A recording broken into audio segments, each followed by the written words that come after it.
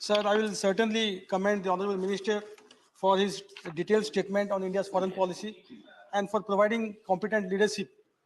Sir, I have a specific query for him. Sir, while all eyes are on the World Cup in Qatar, sir, little is known about the fate of 8 Indian ex-naval officers who are in detenue in that country for close to 100 days now.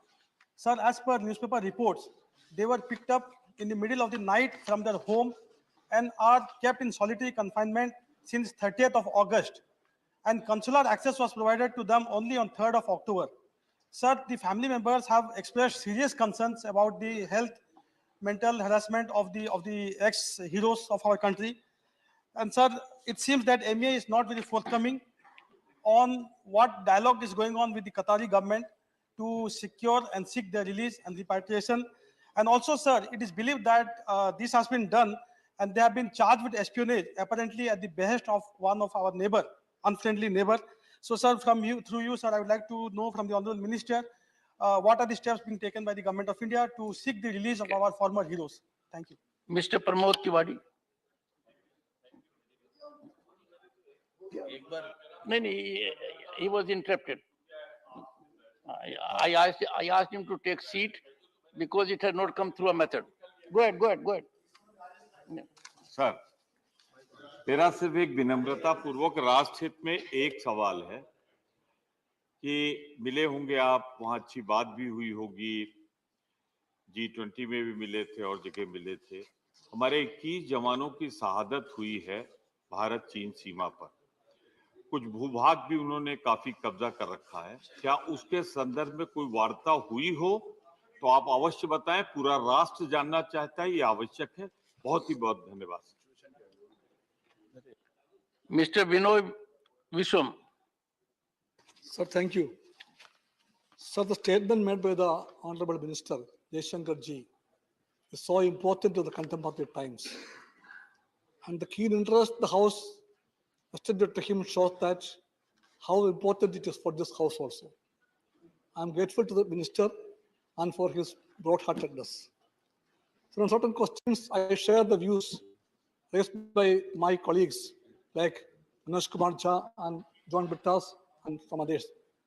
Sir, certain questions, India has to be very clear that when Palestine, always they were having a position.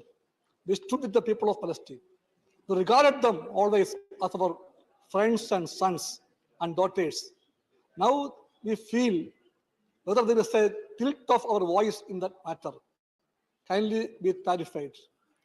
Sir, just like that, the concerns of the students who came from Ukraine is haunting all of us. I know that the minister also tried his level best, but still they are having anxiety of their future, their families too. Kindly adjust them.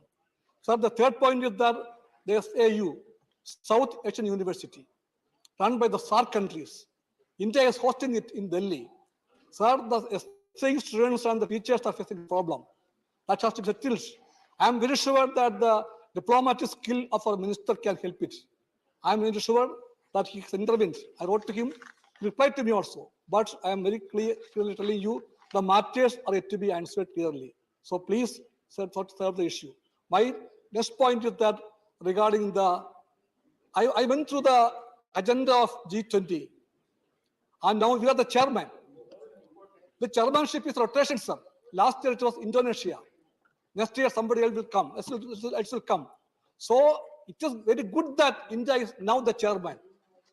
Of course, by rotation. During this chairmanship, we believe that our great country will make its own impact on the G20 countries and all over the world. In that regard, I may ask the government. In the agenda of the G20, I read women empowerment is an important issue. Women empowerment. Will the government be positive enough to enact the women reservation bill during this period? My question. Next question is that regarding the environment. He also mentioned it. The agenda of the G20, environment and climate change is very properly focused. And now we see that in Nicobar Islands, my friends knows it. Subhandar Yadav knows it. Big disastrous steps are being taken there. lakhs and lakhs of trees are being cut off. And the balance of the island and the whole situation area is the Clarification, disturbed. So clarification. I request the, no. So Focus the point. I am focusing on you, sir. I am focusing on you, and I am focusing on you of the protection also. Sir, some friends there, out of their voice or enthusiasm, they want to raise voice and make people silent. Lieutenant General- I can tell you, that's not the way of the house. I want to conclude that. Let me conclude. Let me finish the question. No, sir. Let me finish it. Let me finish it. Let me finish it. I respect the chairman. Okay. One sentence more. Sir, one sentence more. Point of order. One sentence more. 1 second. Sir, rule 240. Rule 240. 240.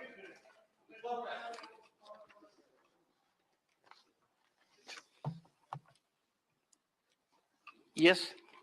Sir, irrelevance. The chairman, after having called the attention of the council to conduct of a member who persist in irrelevance. Sir ये completely जो foreign policy का issue है, हमने regulation से कोई चीज पास करी Go ahead, go ahead. Parliament में मैं क्वेश्चन का जवाब दूंगा जो इनका irrelevant विषय सर पहले वो कार्यवाही से हटाया जाए सर क्योंकि irrelevant चीज आप डिबेट में नहीं बोल सकते sir rule is very much clear Honorable members, it is, I think, third time on the first day, I am required to appeal to you. I seek your cooperation. I have indicated with clarity the kind of anguish, disillusionment which the proceedings are imparting in public at large. More than any other theater of legislature, this theater has to take the lead. This theater has to set standards that are to be emulated by any other center in the country. I would therefore urge you to confine to dignity, decorum, and be in a focused manner. I have carefully gone through the every word is spoken by the Honorable Minister. And you will find a spinal strength of the foreign policy which he has articulated in a focused manner.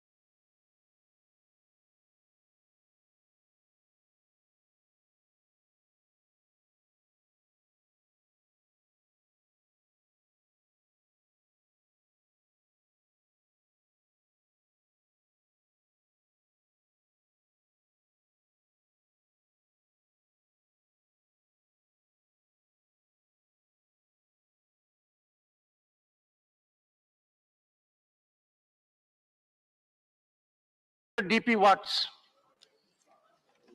Sir, through you, I want to clarify from the MEA. Indian diaspora is the biggest in the world, but still it needs to expand.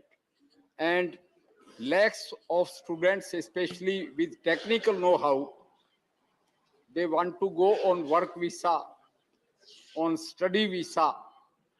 What MEA is doing to encourage such technocrats, who want to achieve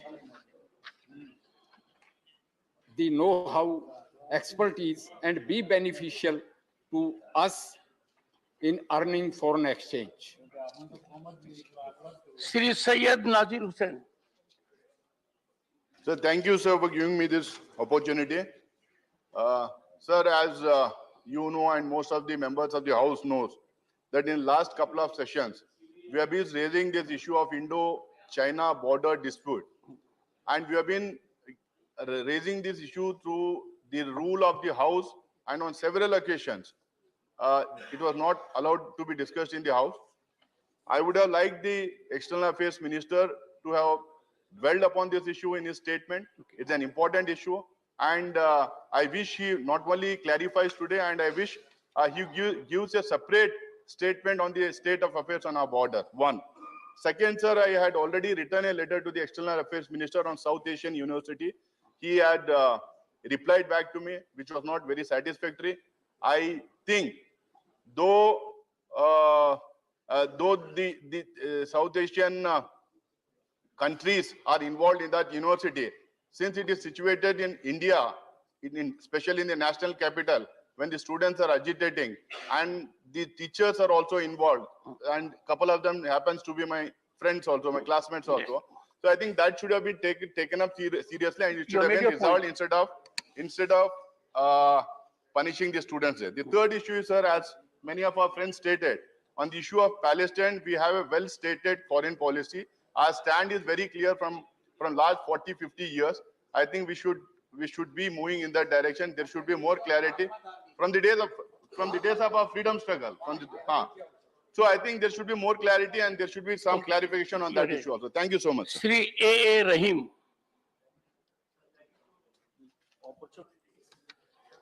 Sir, the MD Heroic Aiden is an oil tanker which is currently detained in Nigeria along with its crew.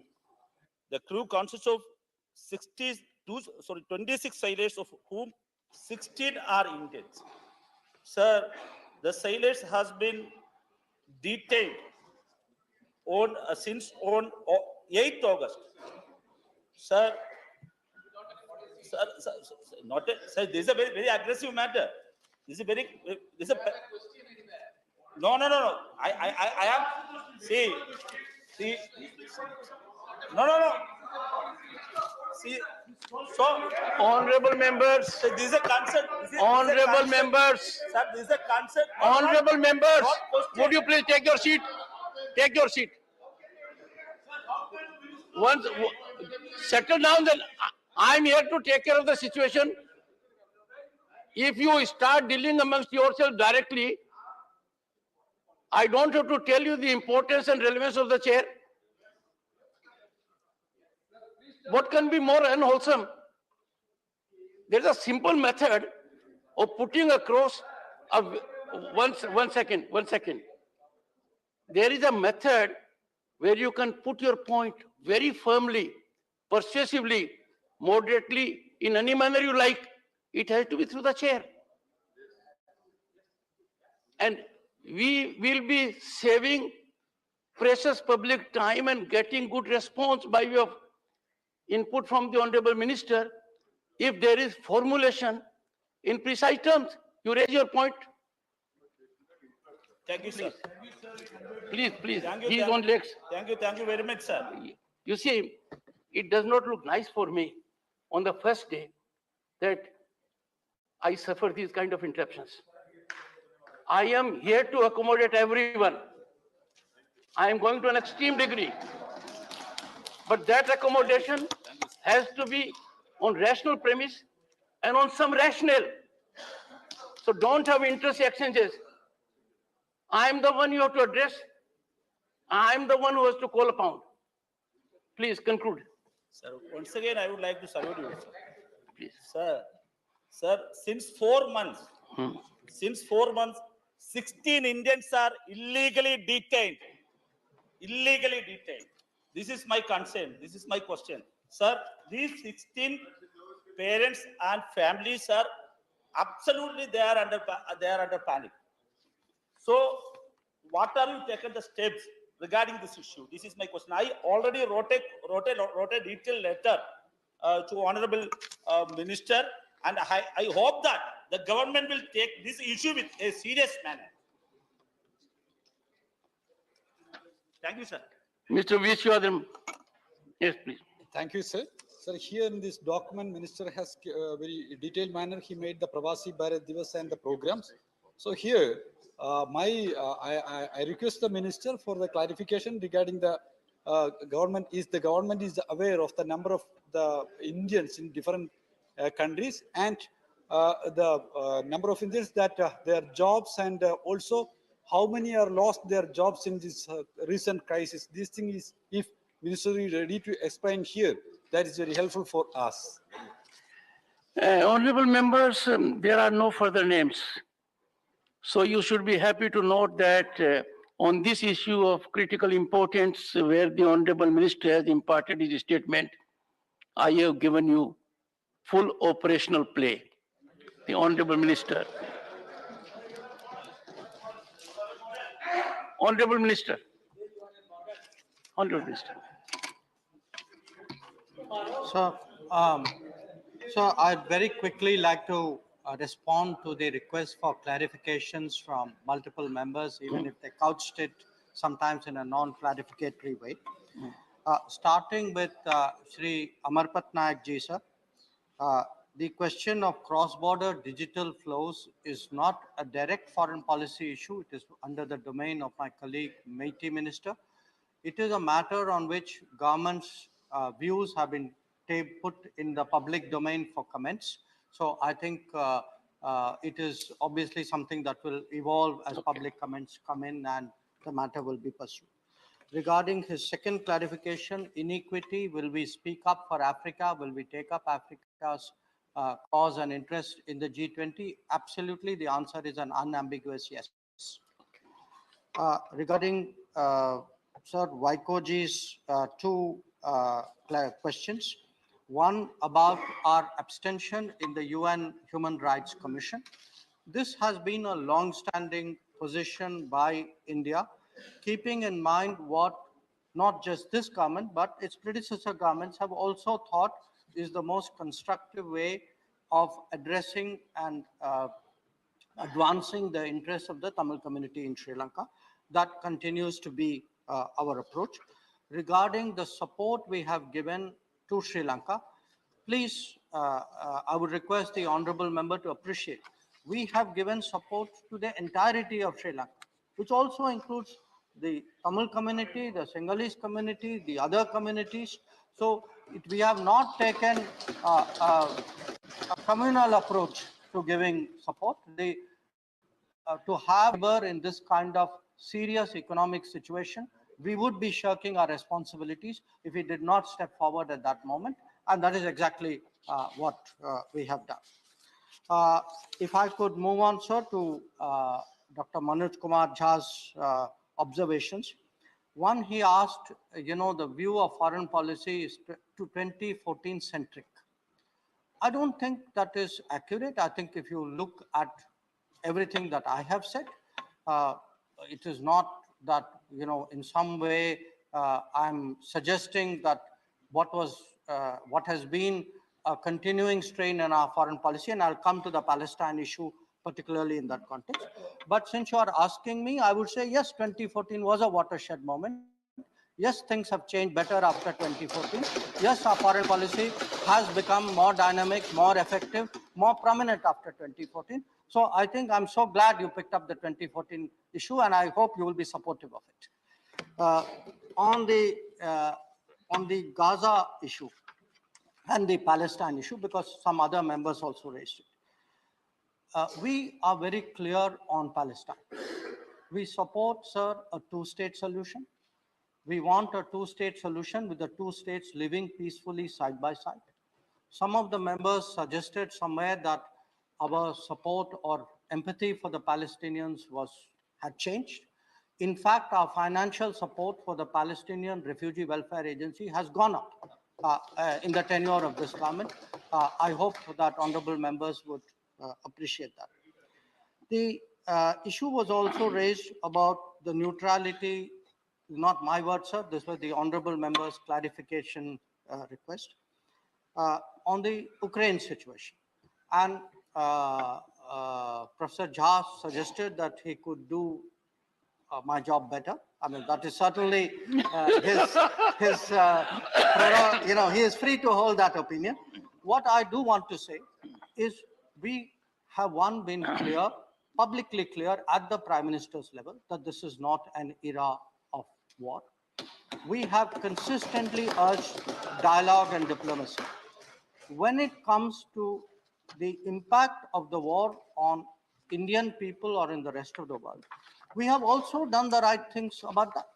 We have taken measures to soften the impact, whether it is of fuel or whether it is of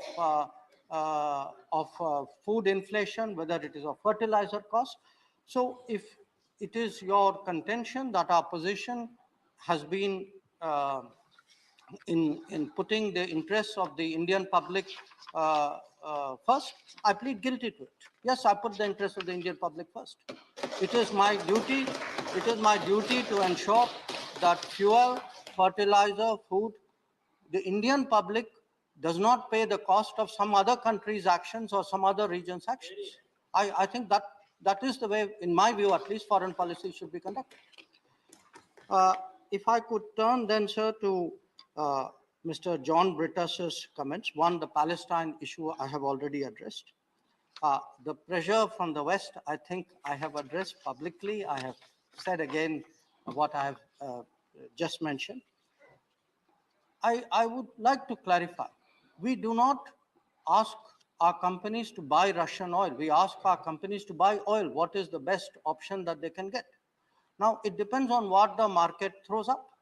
If tomorrow the market gives us more competitive options, again, please do understand, it's not just we buy oil from one country. We buy oil from multiple sources. But it is sensible policy to go where we get the best deal in the interest of the Indian people. And that is exactly what we are trying to do. Regarding the oil cap, the impact of this is not very clear to us. Our concern is really what would it do to the stability and the affordability of the energy markets. That is a concern.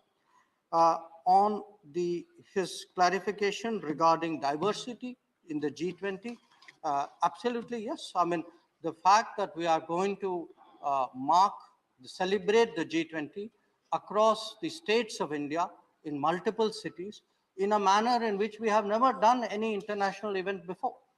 I think that is a greater statement of proof of diversity, of our commitment to diversity that I can make. And it is spread without discrimination across every state of every region of this country. And finally, because again, multiple members asked about this, where on the Ukraine students, some of the students have gone back, some have looked for other solutions. In some cases, the Ukrainian authorities have offered some solutions. So it is a very mixed picture. Unfortunately, there is no clean and simple answer here, but the government is doing what it can in this situation. That is also a concern which Trichy Shivaji raised about the Ukrainian students. If I could turn then, sir, to the clarification sought by Thambi Doreji about the India-Sri Lanka agreement of 1987. It is still an agreement. It is an agreement which has been the basis for changes in Sri Lanka, including provincial councils which have come about as a result. In our view, it is still an agreement that continues to remain the foundation of how both our relationship with Sri Lanka is conducted and how Sri Lanka itself looks at its own future. So I would like to assure him that we continue to. It is very much on our radar. We are very, very supportive of it. Then, sir, if I could turn to the clarification sought by Shri Sujit Kumarji. This is a very sensitive case. I'm referring to the detention of some of our ex-servicemen in Qatar. I can only say, because their interests are foremost in our minds, I can only assure him we have been seized of the matter. We our ambassador, senior officials have been in continuous touch with the Qatari government on this. Our effort is obviously to ensure that they are not treated unfairly and that if the sooner we can bring them back home. So I assure you that they are very much, very strongly in our priorities in respect of Qatar, and it is something that we will be pursuing. Regarding Shri Pramod Tiwari ji's clarification request on China, and I think Nazir Hussain ji also brought up the same issue. Diplomatically, we have been very clear. We have been very clear with the Chinese that we will not tolerate, we will not countenance attempts to unilaterally change the line of actual control, and that so long as they continue to seek to do that, and if they have built up forces which in our minds constitute a serious concern in the border areas, then our relationship is not normal. And the abnormality of that has been in evidence in the last few years. Meanwhile, the military commanders continue to engage each other, and I think given the sensitivity of that matter, it is something which is left to the military commanders to deal with, and I think the House should be understanding of the national sensitivity of such a delicate matter. Regarding Binay Vishwamji's issue, I think the Palestinian issue I have addressed, the Ukrainian issue I have addressed, but I think two members, sir, had concerns about the South Asia University. He did, and Nazir Hussain ji did. I would like to assure the members, we would like, obviously, to not see this kind of situation. But the South Asian University is not under the direct jurisdiction of the Government of India or the Ministry of External Affairs. It is something which is run by a collection of countries. And part of the problem is that some of the countries have not made the payments which they were required to do for the university. So the university is going through a period of very severe financial stress. Now, beyond that, there are issues of management and academic freedom for the university, because it is an international university. It is not the policy of the Government of India to interfere in the workings of an international university. But we will, whatever influence and counsel we can give them to sort out any problems in an amicable and non-stressful way, certainly we would do that. On the issue of agenda of G20, yes, women-led development would certainly be high among our priorities, as will be a set of sustainability issues, including, as my own statement said, lifestyle for environment. I think it's not, again, my direct subject. My colleague Bhupender Yadav ji will bear out that at COP27, what we are doing in environment is, I think, today increasingly recognized. I had the privilege, along with him, to be with the Prime Minister at COP26 as well. So I think we should look really at today at how the world sees our contributions and progress when it comes to climate action and climate justice. So I would not take the very pessimistic view which the honorable member has done.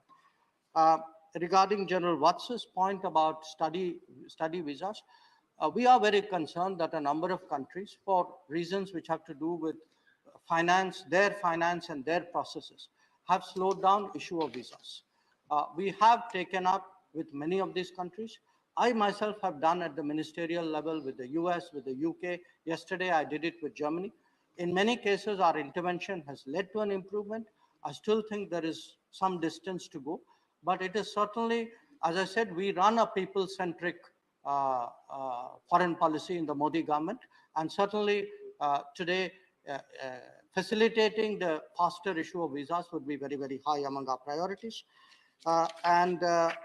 Finally, on the heroic Idum, the ship issue, sir, the one in Nigeria, even though it is not a policy issue, as my colleague recognized, I would like the member to know we have been in touch with the crew since August. It was detained, the people were initially detained in Equatorial Guinea. They were then brought to Nigeria. They are facing charges in court. There are a number of charges, including oil smuggling against them. We have given them consular support. Our High Commissioner has gone to see them. It is again our endeavor to ensure that they are not unjustly treated, that they have full access to all recourse of law, and that they have the ability to communicate with their family. The last question, the loss of jobs. How many Indians are there abroad? Our estimate is that there are 3.2 crore persons of Indian origin and Indian nationals living abroad. But regarding their job loss figures during the COVID, that is not something, because the data is not maintained by Government of India, so I cannot honestly answer the question. I hope, sir, I have provided full clarification to all the questions.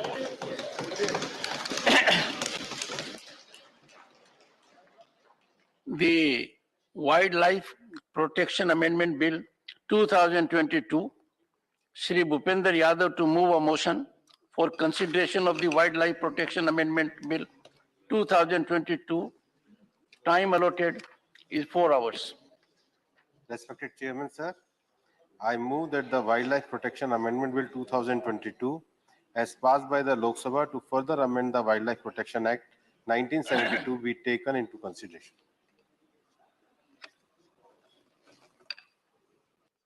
Honorable members,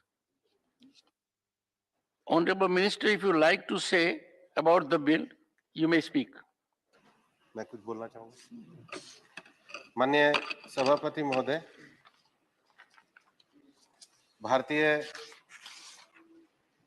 वन्यजीव संरक्षण विधेयक जो 1972 में पारित किया गया था, उसमें मैं संशोधन के लिए विधेयक सदन के समक्ष प्रस्तावित करता हूं। दुनिया में जो एक विभिन्न देशों के बीच में संधि है, convention of international trade on endangered species, जिस प्रकार से वन्य जीव और वन्य संपदा दुनिया में विलुप्त होती जा रही है और कुछ संपदाएं इस कगार पे आ गई हैं कि उनका संरक्षण करना आवश्यक है, इसको लेकर के दुनिया के सभी देशों के अंतर्गत एक संधि 1976 में हुई थी। हम सब जानते हैं कि वन्य जीवों का जो अवैध व्यापार होता है उसको रोकने के लिए और उसके साथ ही साथ उसमें रेगुलेशन लाने के लिए हर देश के अंतर्गत नियमों को बनाने का और कानून को पारित करने का प्रावधान किया गया था। भारत सरकार भी इस अंतर्राष्ट्रीय संधि के सदस्य है। हालांकि हमारे देश में जो इस प्रकार का अवैध व्यापार होता है उसको कस्टम एक्ट के तहत, फॉरेन ट्रेड डेवलपमेंट और रेगुलेशन एक्ट के तहत और EXIM policy and wild life protection act के तहत नियंत्रित किया जाता है। परंतु इस संधि के अंतर्गत दुनिया के सभी देशों के लिए ये कहा गया था कि एक अलग से वन्य जीवों का एक स्ट्रक्चर ढांचा बनाया जाना चाहिए। मैं कहना भी चाहूंगा कि तत्कालीन यूपीए सरकार ने ये एश्योरेंस भी अंतर्राष्ट्रीय स्तर पर दिया था, लेकिन उन्होंने पूरा नहीं किया। और चूंकि इस अंतर्राष्ट्रीय संधि को 2005 में हमने एश्योरेंस दिया था, पूरा करना आवश्यक है और अतएव इस बिल को लोकसभा में रखा गया है, जिसको सर्वसम्मति से पारित किया गया। और मैं ये चाहता हूं कि ये बिल इस राज्यसभा में भी सर्वसम्मति से पारित किया जाए। इस बिल की प्रस्तावना को रखते समय माननीय सभापति महोदय, मैं ये भी कहना चाहूंगा कि अभी हाल ही में 14 से 25 नवंबर 2022 में पनामा में दुनिया में साइटिस की जो कॉप है वो 19 कॉन्फ्रेंस ऑफ पार्टीज हुई थी। हमारे देश में विशेष रूप से फॉरेस्ट में जो हमारे ऑफिसर्स और साइंटिस्ट हैं, उनके प्रयासों के कारण भारत ने जो प्रस्ताव किया और हमारे जो 2 स्पीशीज है टर्टाइल, नेमली रेड क्राउन रॉफ टर्टाइल और सॉफ्ट शेल टर्टाइल, उसको एंडेमिक में अपेंडिक्स 2 से अपेंडिक्स 1 में किया गया। माननीय सभापति महोदय, आप जानते हैं कि विशेष रूप से राजस्थान और हरियाणा के क्षेत्रों में शीशम का वृक्ष बहुतायत से पाया जाता है और स्थानीय कारीगर जो हैं उसके द्वारा विभिन्न चीजों का निर्माण करते हैं और हमारे राजस्थान के भी बहुत अच्छे कारीगर इसका निर्यात करते हैं। हम ये चाहते थे कि ये शीशम निर्यात से पूरी तरीके से इसको जिसको डेल्बर्जियस सिस्को इसका एक बॉटनिक नेम है, हमने इस प्रस्ताव को भी किया, हालांकि प्रस्ताव पास नहीं हुआ, फिर भी हमको इस बार साइंटिस्ट से क्लैरिफिकेशन मिला कि 10 केजी के आइटम तक के निर्यात को हम लोग प्रोवाइड कर सकेंगे और एक तरीके से हमको इस साइटिस में और हमारे जो छोटे कारीगर हैं उनको एक बड़ी अच्छी राहत भी मिली है। इस बार ये भी अच्छा रहा कि भारत को स्टैंडिंग कमेटी में एशिया रीजन की तरफ से भारत ने अपना स्थान पाया। लेकिन एक और विषय जो टाइगर कंजर्वेशन में आजकल दुनिया के कुछ देशों में टाइगर की फार्मिंग भी हो रही है और उसके कारण उसका इलीगल ट्रेड बढ़ रहा है, भारत के उस प्रस्ताव को भी वहां पर रखा गया। माननीय सभापति महोदय, मैं आपके सामने ये भी कहना चाहता हूं कि हमारी सरकार पूरी तरीके से वन्य क्षेत्र के संरक्षण के लिए, वन्य जीवों के संरक्षण के लिए पूरी तरीके से प्रतिबद्ध है। हमने पिछले दिनों में अभी हमारे देश में विशेष रूप से टाइगर कंजर्वेशन के लिए काम किया और मुझे बताते हुए खुशी है कि दुनिया का जो 70% जो वर्ल्ड वाइल्ड टाइगर है वो हमारे देश के अंतर्गत है। अभी हमारे एस्टिमेशन का कार्य चल ही रहा है। उसके साथ ही साथ भारत ने 1950 में जो हमारे यहाँ से चीते विलुप्त हुए थे उनको वापस लाकर माननीय प्रधानमंत्री जी के नेतृत्व में, जिसको इकोलॉजिकल रॉन्ग जो हमारे देश में हुआ था, इकोलॉजिकल हार्मनी को स्थापित करने के लिए कार्य किया है। हमारे देश के जो टाइगर रिजर्व्स है उनको TX2 का अवार्ड भी इंटरनेशनली मिला है। हमारे 16 टाइगर रिजर्व्स को इंटरनेशनल एक्रेडिटेशन भी मिला है। और कई बार मैं ये कहता हूं कि जब टाइगर कंजर्वेशन की बात हम ये कहते हैं तो कई बार ये विषय उठाया जाता है कि हम इतना जोर क्यों दे रहे हैं, लेकिन मैं आपको बताना चाहूंगा कि हमारे नेशनल टाइगर कंजर्वेशन अथॉरिटी ने एक अभी मैप रिलीज किया है कि हिंदुस्तान की जो मुख्य रूप से दक्षिण क्षेत्र में निकलने वाली नदियां है, जो हमारे टाइगर रिजर्व के जो कंजर्वेशन एरिया है, वहीं से उनका उद्गम का स्रोत है और इसलिए उन जंगलों को बचाना, वहाँ की इकोलॉजी को बचाना, वहाँ की इकोलॉजिकल सिस्टम को बचाना, ये बहुत आवश्यक है। इसके साथ ही साथ मैं आपको ये बताना चाहूंगा कि हमारे विशेष रूप से बंगाल के क्षेत्र में जो सुंदरबन टाइगर रिजर्व एरिया है उसको भारत और बांग्लादेश के सहयोग के साथ बायलैटरल पार्टनरशिप हमने करी है, उसको हम आगे बढ़ाने का काम कर रहे हैं। अब चीता इंट्रोडक्शन के साथ ही साथ हमारे देश में प्रोजेक्ट लायन के ऊपर काम किया जा रहा है, जिसको माननीय प्रधानमंत्री जी ने 15 अगस्त 2020 को लाल किले से घोषित भी किया गया था और पूरी दुनिया का जो 100% एशियाटिक लायन है वो भारत के अंतर्गत है। हमारे देश में जो रिवर क्षेत्र में एक बहुत बड़ा जो हमारा एक संरक्षण का क्षेत्र है, वहाँ पे प्रोजेक्ट डॉल्फिन है। प्रोजेक्ट डॉल्फिन को कंजर्वेशन को लेकर भी काम कर रहे हैं। हमारे कई सदस्यों के पत्र भी मेरे को लगातार मैन एनिमल कॉन्फ्लिक्ट के ऊपर, ह्यूमन एनिमल कॉन्फ्लिक्ट के ऊपर लगातार आते हैं। हमारी सरकार के द्वारा फरवरी 2021 में इसको लेकर के एक सर्कुलर जारी किया गया था और उसके साथ ही साथ जो बाकी के विषय हैं उनको भी मैं विस्तार से आपके सामने, जब हमारे सदस्य इस विषय को रखेंगे, मैं आपके सामने विस्तार के साथ रखूंगा। लेकिन इस जो संशोधन है, इस संशोधन को लाने के हमारे 2 उद्देश्य हैं। पहला उद्देश्य जो हमारा इंटरनेशनल ट्रीटी है, उस इंटरनेशनल ट्रीटी का भारत जो सदस्य बना और अभी हाल ही में जो हमारे भारत का प्रतिनिधिमंडल जाके आया है, उसकी आवश्यकता और भारत के नेतृत्व की क्षमता को देखते हुए उसको हमारे लीगल प्रोविजन में लाना आवश्यक था। उसके साथ ही साथ जो हमारे वन्य क्षेत्र में लंबे समय से रहने वाले जो ट्रेडिशनल कम्युनिटीज के जो लोग हैं, जो ट्राइबल लोग हैं, जब हम उनका विस्थापन करते हैं तो उनके जो उनके मवेशियों के लिए और बाकी लोगों के लिए जो उनके परंपरागत अधिकार है, उसमें कुछ हद तक कुछ विषयों पे संरक्षण जब तक उनका पूरी तरीके से पुनर्स्थापन ना हो देना आवश्यक था। इस प्रकार की एक संवेदनशील सरकार के द्वारा कि हम वन के विकास के साथ ही साथ वहां पे रहने वाले जो स्थानीय समुदाय हैं उनके संरक्षण और उनके विषयों को भी आगे लेकर के चलें, क्योंकि हमारे देश में प्रकृति के साथ रहने की एक परंपरागत सोच है, प्रकृति के साथ जीवन जीने का हमारे यहाँ एक जीवन पद्धति है। माननीय प्रधानमंत्री जी ने दुनिया का जो क्लाइमेट चेंज का जो संकट आया है उसके लिए भी पूरी दुनिया को एक मिशन लाइफ का विजन दिया है। वह विजन भी प्रकृति के साथ और हम ज्यादातर जिसको माइंडफुल कंजम्पशन कह सकते हैं, माइंडलेस यूटिलाइजेशन की दर है वो है। और इसलिए ये जो वाइल्ड लाइफ एक्ट है, इसमें ये जो संशोधन है, ये आज के समय के अंतर्राष्ट्रीय संधि के अंतर्गत भी आवश्यकता है, और कुछ हम अपने स्थानीय प्रशासन को सुदृढ़ करने के लिए, अपने एडमिनिस्ट्रेशन को सुदृढ़ करने के लिए, स्थानीय समुदाय को रियायत देने के लिए हम इन संशोधनों को लेकर के आए हैं। मैं सदन से आग्रह करूंगा कि वो सर्वसम्मति से इसको पारित करें। इतना ही कह के मैं इस बिल की प्रस्तावना आपके सामने रखता हूं। Motion moved. Shri Vivek Tankha.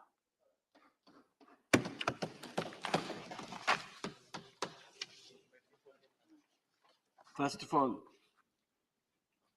this is my first debate before the Honorable Chairman, and I hope the Chairman is still there for the debate.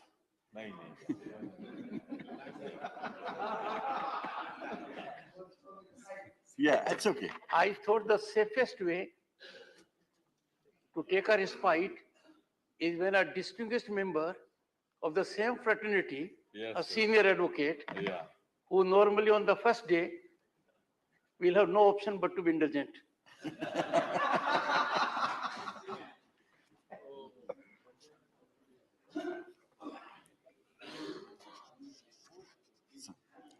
Sir, before I start, let me give a little brief background of this law. I'm sure most of the members would know this. Sir, this wildlife protection concept was the first time enacted by way of a law in 2012 when we brought Wild Birds and Animal Protection Act 2012. And that continued for many, many years. This power to enact on wildlife was basically reserved for the states. ये state का power था, state legislature का, but with the 42nd constitutional amendment in 1977, this power was transferred to the concurrent list from the state list. Earlier it used to be entry 20 of the state list. Now it is entry 17, 17A, 17B of the concurrent list. So आज के दिन on this subject, both the state as well as the center can legislate. But if there is an overlapping field, then the state legislation can only come into effect with the assent of the president. That's the law. 1972, before the amendment of this act, the Wildlife Protection Act was enacted. Even though at that time, the power was with the state, because about 11 states passed resolutions at that time that we want a central enactment. This is an all India subject, and this subject is something which has to be addressed nationally. So that is why in 1972, the parliament, under the constitutional power, made a law in terms of a state subject, which was called the Wildlife Protection Act, 72. इस Protection Act में बहुत सारे amendments हुए बीच में. Now this is one stage at which broad-based amendments have come. These amendments deal with Rio Treaty also. These amendments deal with many, many conventions. But I think the basic facet of this entire amendment is, as the Honorable Minister said, to fill up the loopholes, to fill up the gaps in the various sections across various chapters. But कुछ बातें ऐसी हैं जो मेरे opinion में आपसे छूट गई, क्योंकि कितना भी आप concentrate करके law बना लीजिए, if it doesn't go to a standing committee or a select committee, there will always be areas which get left out. So I'm going to basically be speaking on areas जो छूट गए हैं, which are left out. Now, let me start with section 43.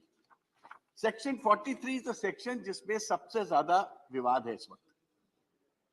This is the section, sir, in which you permit the transfer and transportation of elephants. ये हमारे गणेश जी हैं, और गणेश जी का transfer और ट्रांसपोर्टेशन आपको अगर करना है तो उसके लिए आपको बहुत केयरफुल होना पड़ेगा.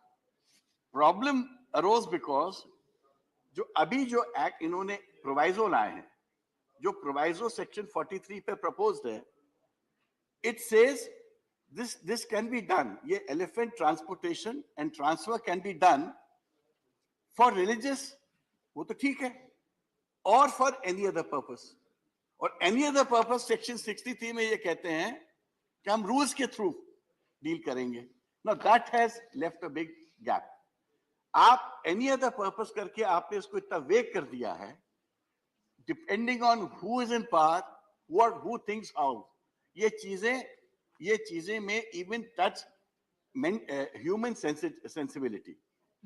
Elephant has been an issue with the, आपको मालूम है पहले elephant used to be, हाथी एक domestic animal जैसे treat किया जाता रहा under the act. It's only the last 30-40 years that the elephant became a endangered species or a protected species. Not an endangered but a protected species.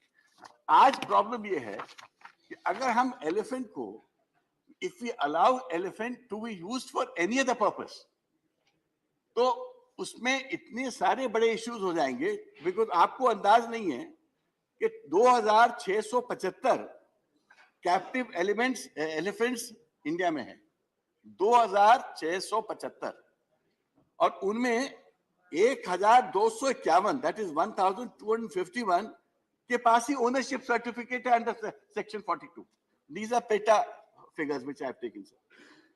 The problem is आपके पास एक huge elephant का congregation है जिसकी ownership certificates भी अभी तक decided नहीं है. The problem which is going to arise is अगर आपने इसको, इस proviso को इतना weak छोड़ा और इतना indeterminate छोड़ा, तो this is going to cause problem in the times ahead. आज तो आप law pass कर देंगे, but आगे चल के ये एक issue इस देश में बनेगा. इसी तरह आपको मैं बताना चाहता हूं कि जो proviso है, actually it's a proviso to 43(1). आप अगर section देखेंगे, ये proviso actually fits into 43(1) and not 43(2). वो कोई बहुत बड़ी चीज नहीं है, but possibly it should have been a proviso to 43(1) and not 43(2). The next point that I would like to make is about section 49M. Now, ये बड़ा interesting है, sir. 49M में you have to give a self declaration. मतलब आपको खुद declare करना पड़ता है कि अगर schedule 4 के animals अगर आपके possession में है, तो you have to make a declaration to the competent authority. देखिए मेरे घर में कोई deer है या tiger cub है या any endangered, वो जितनी species वहाँ specified हैं, बहुत बड़ी list है वो, especially birds की भी बहुत बड़ी list है. आपको एक declaration देना पड़ता है, और how that declaration is to be made, वो 49M के बाद बहुत सारे subsections हैं. Problem इसमें दूसरी भी है कि आपने वो तो आदमी व्यक्ति के लिए तो बोल दिया कि he should give a declaration. The problem is that आपने third party को कंप्लेंट करने का हक नहीं दिया in a sense. तो अगर हमने सपोज डिक्लेरेशन नहीं दिया तो एक्ट में कॉन्ट्रवेंशन होगा. कॉन्ट्रवेंशन में पनिशमेंट होती है अंडर सेक्शन 51. दैट वो किक स्टार्ट तभी होगा जब कोई फॉरेस्ट अथॉरिटी उसको डिस्कवर करेगा. सर, जिस बिल्डिंग में मेरा ऑफिस है सिल्वर आर्च, आज से 10 साल पहले वहां ऑस्ट्रिच मिली थी. सालों से वो ऑस्ट्रिच वहां रहती थी. सडनली एक दिन डिस्कवर किया गया कि ऑस्ट्रिच वहां किसी ने पाल के रखी है. that is an animal or a species that has to be declared. तो somewhere एक ये provision भी अगर आप करें, it might help in the declaration process कि third party जिसको knowledge है, neighborhoods में जरूर knowledge होता है कि आपके neighbor के पास कौन से animals हैं, और neighbor जरूर जाके बता सकता है competent authority को that sir इनके पास ये है और इसके लिए he must be asked to declare. तो कुछ ये provisions को अगर आपको strictly enforce करना है तो आपको possibly public participation को भी इसमें encourage करना पड़ेगा. इसी तरह एक issue है about entry of issue of every national park and sanctuary. Now, this is something जो आपको completely आपने miss कर दिया. Sir, there is what you call a 1 kilometer eco-sensitive zone rule. ये 1 kilometer eco-sensitive जो zone rule है, ये supreme court ने के जजमेंट से आया. अब क्या हो गया? द सुप्रीम कोर्ट ने अभी 30th नवंबर को एक ऑर्डर किया in the context of Tungareshwar wild life sanctuary Mumbai के पास है, that this 1 kilometer eco-sensitive rule will not apply as it is. It is flexible. इसके पहले on 28 September also, supreme court के पास जब ये मैटर गया था, तो supreme court in the context of Sanjay Gandhi National Park and Thane Creek Flaming Sanctuary, it had relaxed this rule. अब आपने as a parliament, you have this opportunity. You have an opportunity to amend. इस issue को आपने deal नहीं किया. अब problem ये है कि ये this will now go by judicial verdict, case by case. National parks के पास जिनको issues आएंगे, वो सुप्रीम कोर्ट जाएंगे.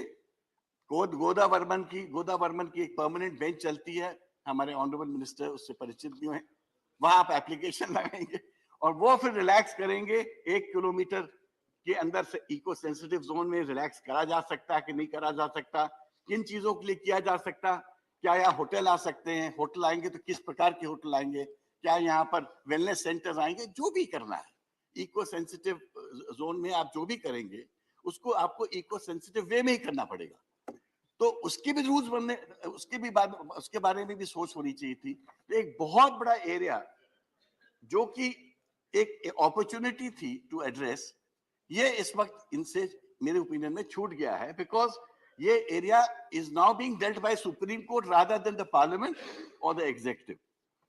And why I am saying this is an opportunity lost, because eco sensitive area जो है इसका it is part of our heritage. Sir, हमारी जो नेशनल हेरिटेज है उसका वो पार्ट है. हम पूरा जो हेरिटेज है 3 प्रिंसिपल्स पे वर्क करते हैं. प्रिकॉशनरी प्रिंसिपल होता है कि हम चीजों को खराब ना होने दें, हम चीजों को बिगड़ने ना दें. दूसरा होता है पॉल्यूटर पेज, जो व्यक्ति इकोलॉजी को खराब करता है उसको आप दंडित करते हो. You take fine from him, you take penalties from him and make it so severe that he will not do it again. And third is intergenerational equity.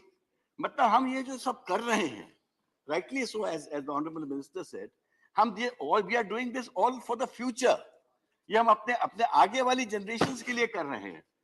And as he rightly said, tiger farming is a concept. Southeast Asia में it's a concept which thousands of people go and enjoy.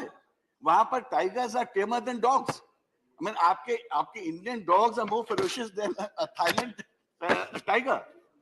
तो as I said, wild life का concept भी change हो रहा है, ecology का concept भी change हो रहा है. Wild life is also now a revenue earning machine. कई African countries through wild life, this is that main economy. असली जो पूरा उनका जो अर्निंग है is out of that wild life. तो हमको उसको भी ध्यान में रखना है, हमको अपनी इकोलॉजी को भी बचाना है, हमको बहुत सारी चीजों पे ध्यान रख के ही इस चीज को आगे बढ़ाना है. तो जितना एग्रेसिव हम इस चीजों को, but this aggression has to be a very consultative aggression. It can't be an aggression जिसमें आप किसी चीज को रोक दो.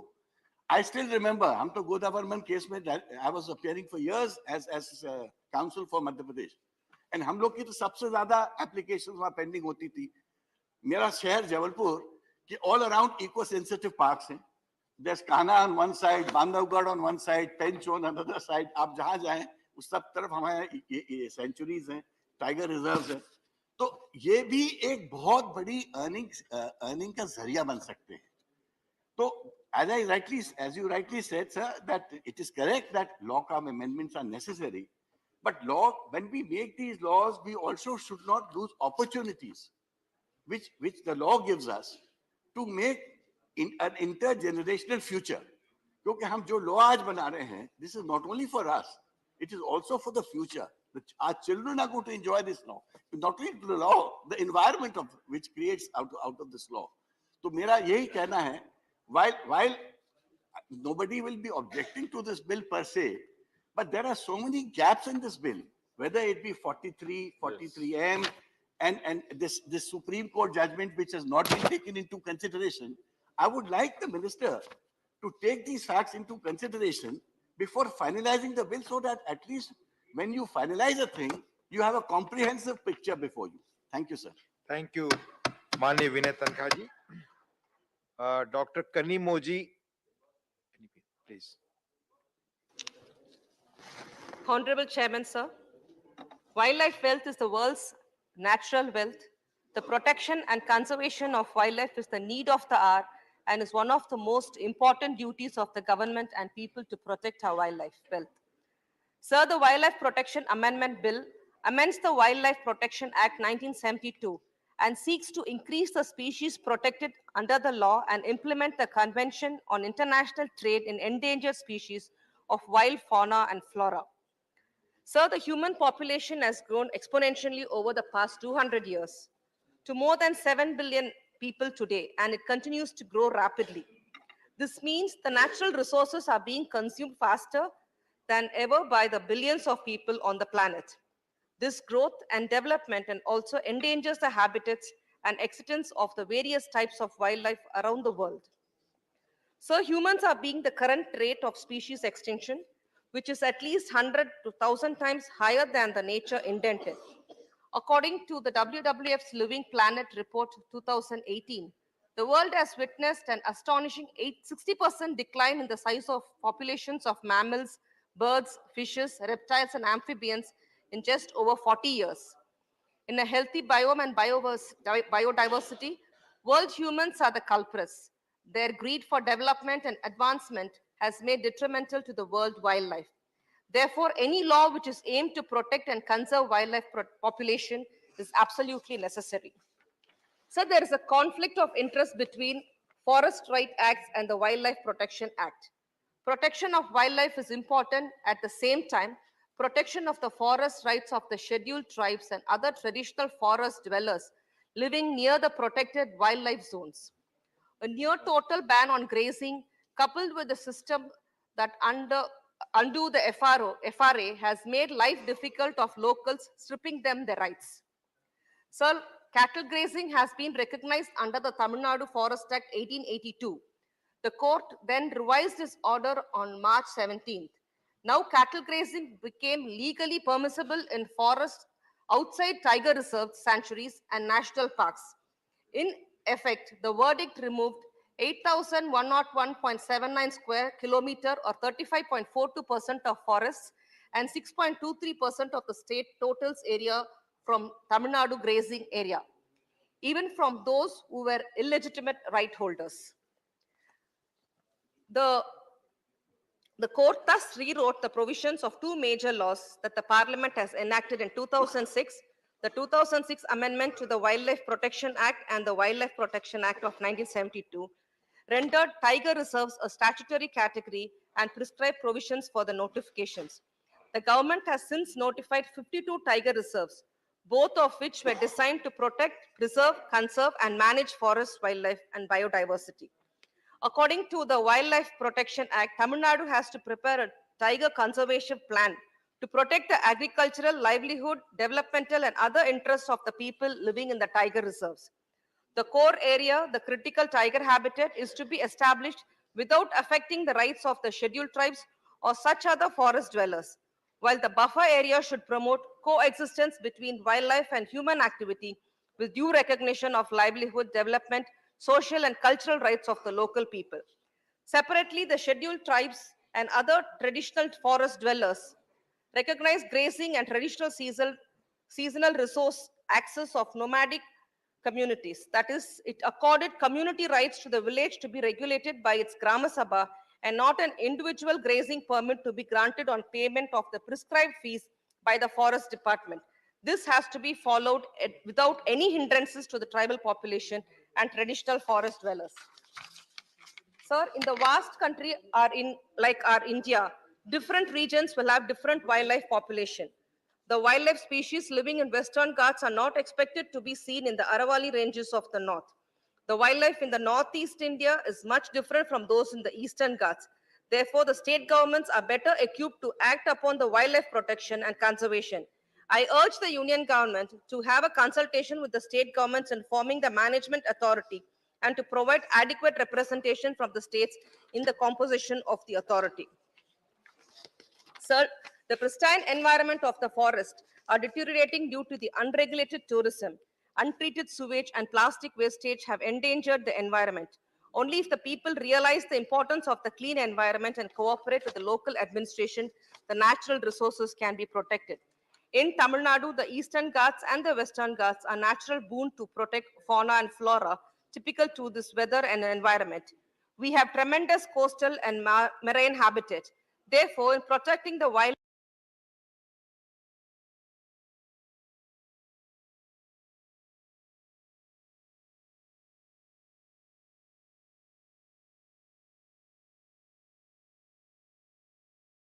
Tamil Nadu plays an important role. For DMK government in Tamil Nadu, several wildlife sanctuaries and wildlife parks, zoos, bird sanctuaries have been established in Tamil Nadu over the last 50 years. The project Save Tigers and Save Elephants have been successfully implemented in Tamil Nadu. Tamil Nadu is one of the best served countries in the countries as far as the wildlife protection is concerned. I take this opportunity to urge the union government to provide rupees 2,000 crores for the government of Tamil Nadu for enhancing its wildlife protection and conservation activities. With this, I conclude. Thank you, sir. Thank you, Dr. Kanimoji. Mani Brijlal ji.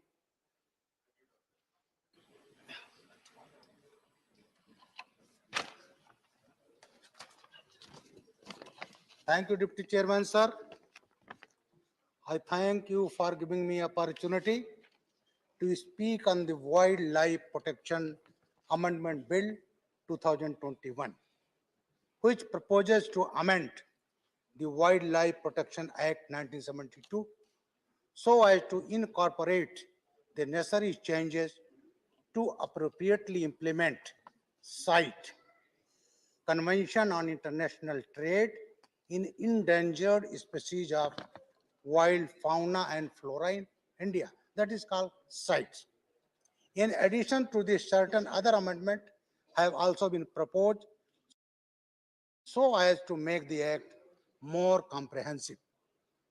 Deputy Chairman, sir, India is a signatory to the Convention on International Trade in Endangered Species of Wild Fauna and Flora, which requires the parties to take appropriate measures to enforce its provision and prohibit trade in violation thereof.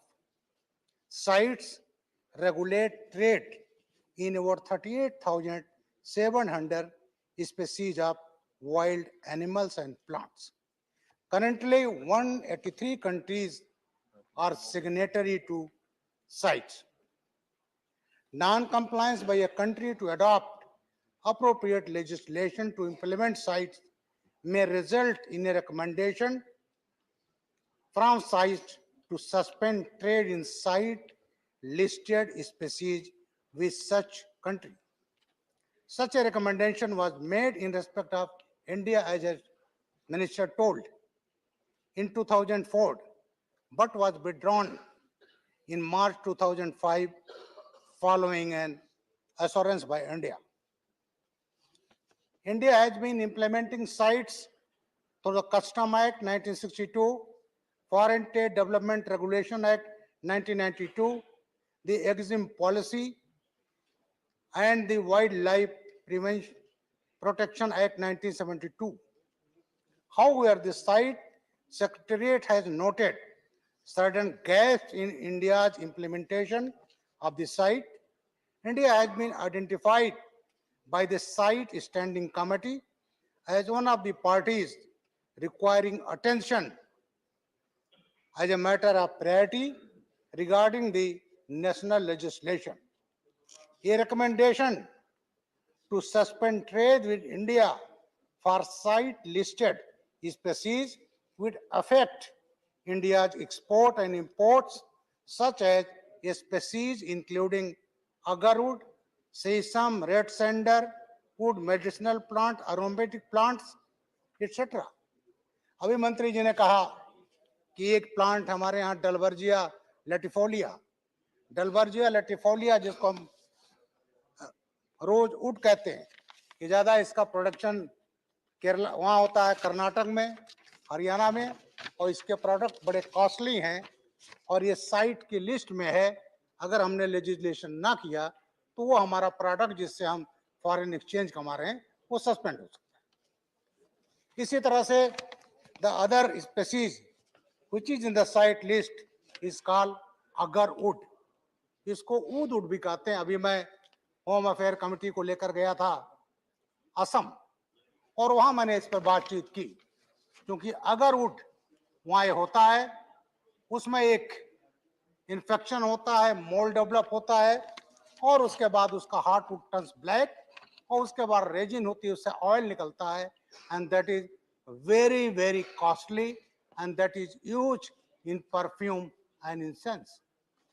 तो ये हमारा जो है और इसका global trade है 6 to 8 billion $। तो ये प्रोडक्ट हमारा अगर हमने नहीं किया तो ये हम उस श्रेणी में आएंगे और हमारा एक्सपोर्ट जो है इससे प्रभावित होगा। महोदय, मैं असम के मुख्यमंत्री को इस हाउस के माध्यम से बधाई भी देना चाहता हूं।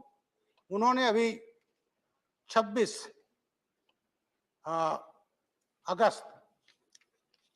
जून he has launched agro forestry development board. इसका पर्पज यह है कि फार्मर्स वहां ऐसे स्पीसीज ग्रो करें जिसका यूज इंडस्ट्री में हो। उसमें अगरवुड भी है, उसमें शीशम भी है, उसमें बम्बूज है, कि ऐसे प्रोडक्ट हों और इस प्रोडक्ट को किसानों को उसको हार्वेस्ट करने के लिए, उसको ट्रांसपोर्ट करने के लिए किसी परमिशन की जरूरत नहीं है और इससे फ्यूचर में असम के किसानों को, नॉर्थ ईस्ट के लोगों को इसमें काफी फायदा मिलेगा।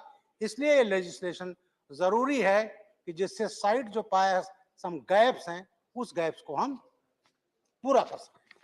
महोदय, इसी तरह से हमारे यहाँ एक प्रोडक्ट है जिससे हम काफी पैसा कमाते हैं और वो है रक्त चंदन।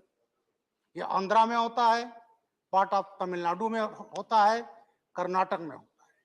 मेनली इसका यूज है म्यूजिकल इंस्ट्रूमेंट, मेडिसिनल पर्पजेस। जब मैं उत्तर प्रदेश में सेवा में था तो अपने होम डिस्ट्रिक्ट सिद्धार्थ नगर जो नेपाल बॉर्डर पर है, करीब 2-3 ट्रक हमने उसको पकड़ा था। उसका वहां कोई यूज नहीं है, केवल पर्पस था वहां से नेपाल और नेपाल के थ्रू चाइना।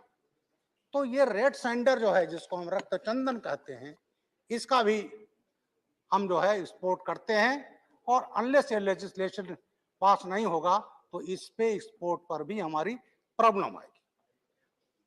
महोदय,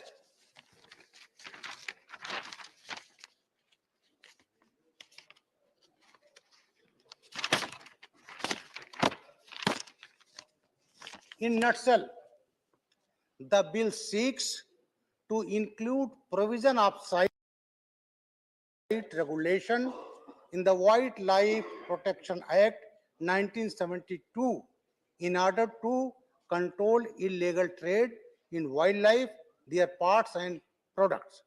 Number 2, it also envisages to constitute a standing committee of SBWL, State Board of Wildlife, rationalize the schedule in the Act from current 6 schedule to 4 schedule, and second for protected animal species, schedule 3rd for specified plants, and schedule 4 for site listed species. In the amendment, the monetary penalties for contravention of the provision of the Act are proposed to the increase so as to ensure that it function as a deterrent in present times. महोदय, इसमें इस act में बात किया गया है about invasive fauna and flora. हम बड़े अच्छी तरह से परिचित हैं, एक प्लांट है जिसको हम कहते हैं वाटर हाइसिंथ, जलकुंभी। और ये कहाँ आया? करीब 1774 के पास आया। और ये लेडी हेस्टिंग्स कलकत्ता में लाई थी और उनको उसके बैगनी फूल बड़े खूबसूरत लगे, चमकीले पत्ते ले आए और लग गया। आज केवल भारत नहीं, पूरे साउथ ईस्ट एशिया के लिए जलकुंभी एक प्रॉब्लम हो गई है। और मैं तो डल झील में गया था, कश्मीर, वहां भी है। तो आज पूरा साउथ ईस्ट एशिया इस इन्वेसिव प्लांट से, और आज चाहे नॉर्थ इंडिया हो, एटलीस्ट मैंने नॉर्थ इंडिया तो देखा ही है, चाहे बंगाल हो, बिहार हो, सब जगह जितने हमारे वाटर बॉडीज थी, गांव में जो तालाब थे, वो फट गए हैं जलकुंभी से। और तमाम जो हमारे किसान उसमें से खेती करते थे, तमाम प्रोडक्ट उसमें से पैदा करते थे, मछली पालन करते थे, सिंघाड़ा पैदा करते थे, वो खत्म हो गए। हमारे कुछ बंगाल के मित्र हैं जिनको मछली बड़ी पसंद थी, मागुर मछली और सिंगी, आज गायब हो गई हैं क्योंकि ये बहुत कम रह गई है। तो ये जो है इन्वेसिव प्लांट जो है, तो इसमें ये भी प्रोविजन है कि कोई हम इन्वेसिव प्लांट को ना ला पाए, उसको अगर लाते हैं उसके सजाओ। महोदय, इसी तरह से इस प्लांट को बंगाल में कहता है टेरर ऑफ बंगाल। इसी तरह से इन्वेसिव प्लांट के बारे में है लेंटाना कैमरा, ये भी साउथ अमेरिका से आया था।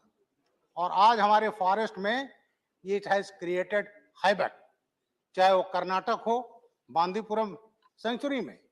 और जब गर्मी आती है तो सूख जाता है, फायर लगता है, और कर्नाटक में फायर से हजारों एकड़ जो फॉरेस्ट था वो जल गया, जिसमें बांदीपुर सेंचुरी का भी 40 हेक्टेयर लैंड था।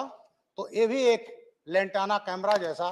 तो ये मेरा कहने का मतलब ये है कि ये जो स्पीसीज हैं, जो फॉरेन स्पीसीज आई, जो हमारे देश की नहीं थी और हमारे लिए प्रॉब्लम क्रिएट कर रही हैं, उसका भी प्रोविजन है और उसके लिए सीरियस पनिशमेंट का प्रोविजन दिए गए हैं, जिसके माननीय मंत्री जी को मैं बहुत बहुत धन्यवाद देना चाहता हूँ। पार्थेनियम, जिसको कहते हैं कांग्रेस ग्रास, इसको ये जो इसको गाजर ग्रास, ये आया था PL 480 से 1954।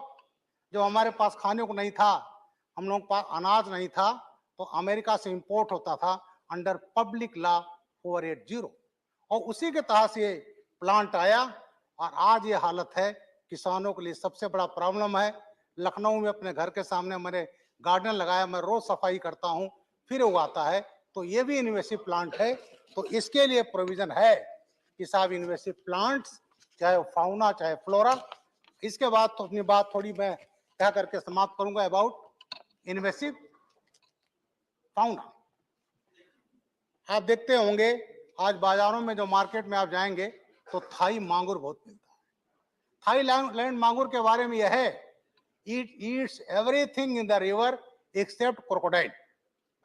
पहले लोगों ने इसको तालाबों में पाला, वाइल्ड में गया, और वाइल्ड में इसकी 6 महीने में इसकी साइज 3-4 किलो हो जाती है, जबकि हमारा देसी मांगुर 250-300 ग्राम का होता है।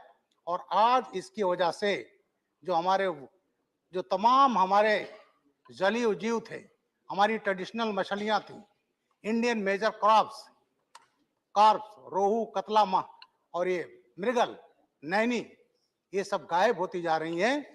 तो इसी का परिणाम है इन्वेसिव एनिमल का भी। इसी तरह से इन्वेसिव दूसरी मछली के बारे में कहूंगा, और उसका नाम है तलपिया।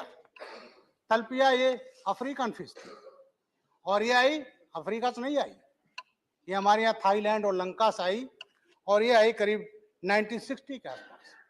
और आज तलपिया का ये हालत है कि हमारी जो देसी मछलियां, चूंकि कई बार ब्रीड करती है, और ये ब्रीड करने के बाद आज जो हमारी देसी मछलियां हैं जो नदियों में हैं, उसको पूरी तरह से ये रिप्लेस करें। तो मंत्री जी को मैं इस पर धन्यवाद देना चाहूंगा कि इसके लिए भी प्रोविजंस इसमें किए गए हैं। महोदय, कुछ चीजें अंत में बात करके मैं बात समाप्त करना चाहूंगा about the vermin species. Vermin species आप सभी परिचित हैं, nilgai. It is not a gai, it is not from a vine family, it is a antelope. इसी तरह से वाइल्ड बोर, तो इसमें प्रोविजन है वर्मिन का, वर्मिन डिक्लेयर करने का, लेकिन अभी जो तमाम है कि परमिशन मिल जाएगा, तमाम फॉर्मेलिटीज हैं जिससे उसका पालन नहीं हो पा रहा है। तो माननीय मंत्री जी से कहना चाहूंगा कि इस एक्ट में जो वर्मिन स्पीसीज हैं उसके बारे में clear cut directions state government के दिया जाना चाहिए, जिससे किसानों को जो खेती का नुकसान हो रहा है उस पर भी कंट्रोल किया जा सके। Thank you very much deputy chairman sir, आपने मुझे टाइम दिया, थैंक यू वेरी मच। धन्यवाद माननीय ब्रिजलाल जी। श्रीमती सुल्टा देव, मेडन स्पीच। नमस्कार ऑनरेबल डिप्टी चेयरमैन सर, मैं आपका तहे दिल से शुक्रगुजार हूँ मुझे इस बिल के जरिए कुछ बोलने के लिए देने के लिए, और मैं तहे दिल से शुक्रगुजार हूँ मेरे चीफ मिनिस्टर नवीन पटनायक जी का, जिन्होंने मेरे ऊपर आस्था रख के मुझे इतने बड़े सदन में भेजा, जो अगस्त हाउस में, जहाँ मैं कुछ बोल सकती हूँ। सर, हम लोग वसुधैव कुटुंबकम में विश्वास रखते हैं। ये एक ऐसा टर्म है, बस आदमी ही नहीं है वसुधैव कुटुंबकम में, इसमें मेरे ख्याल से पशु भी है, पेड़ पौधे भी है, नदी नाल भी है, सब कोई है। इस वजह से क्या होता है कि ये वसुधैव कुटुंबकम, हम सबका केयर करना चाहिए, हम लोग को सबको हमको बांध के रखना चाहिए, सबको जोड़ के रखना चाहिए। ऐसा नहीं है कि ये जो wild life protection amendment bill हम लोग डिस्कशन कर रहे हैं, इससे पहले डिस्कशन नहीं हुआ या इससे पहले नियम नहीं बना। नियम भी बना है, कानून भी है, मगर तब मुश्किल होता है जब नियम को हम लोग पालन नहीं करते, इम्प्लीमेंटेशन नहीं करते। तो जितना भी कड़े से कड़े नियम बनाया जाए, नियम हम लोग बनाते हैं, लोकसभा में भी डिस्कशन करते हैं, अपर हाउस राज्यसभा में भी करते हैं।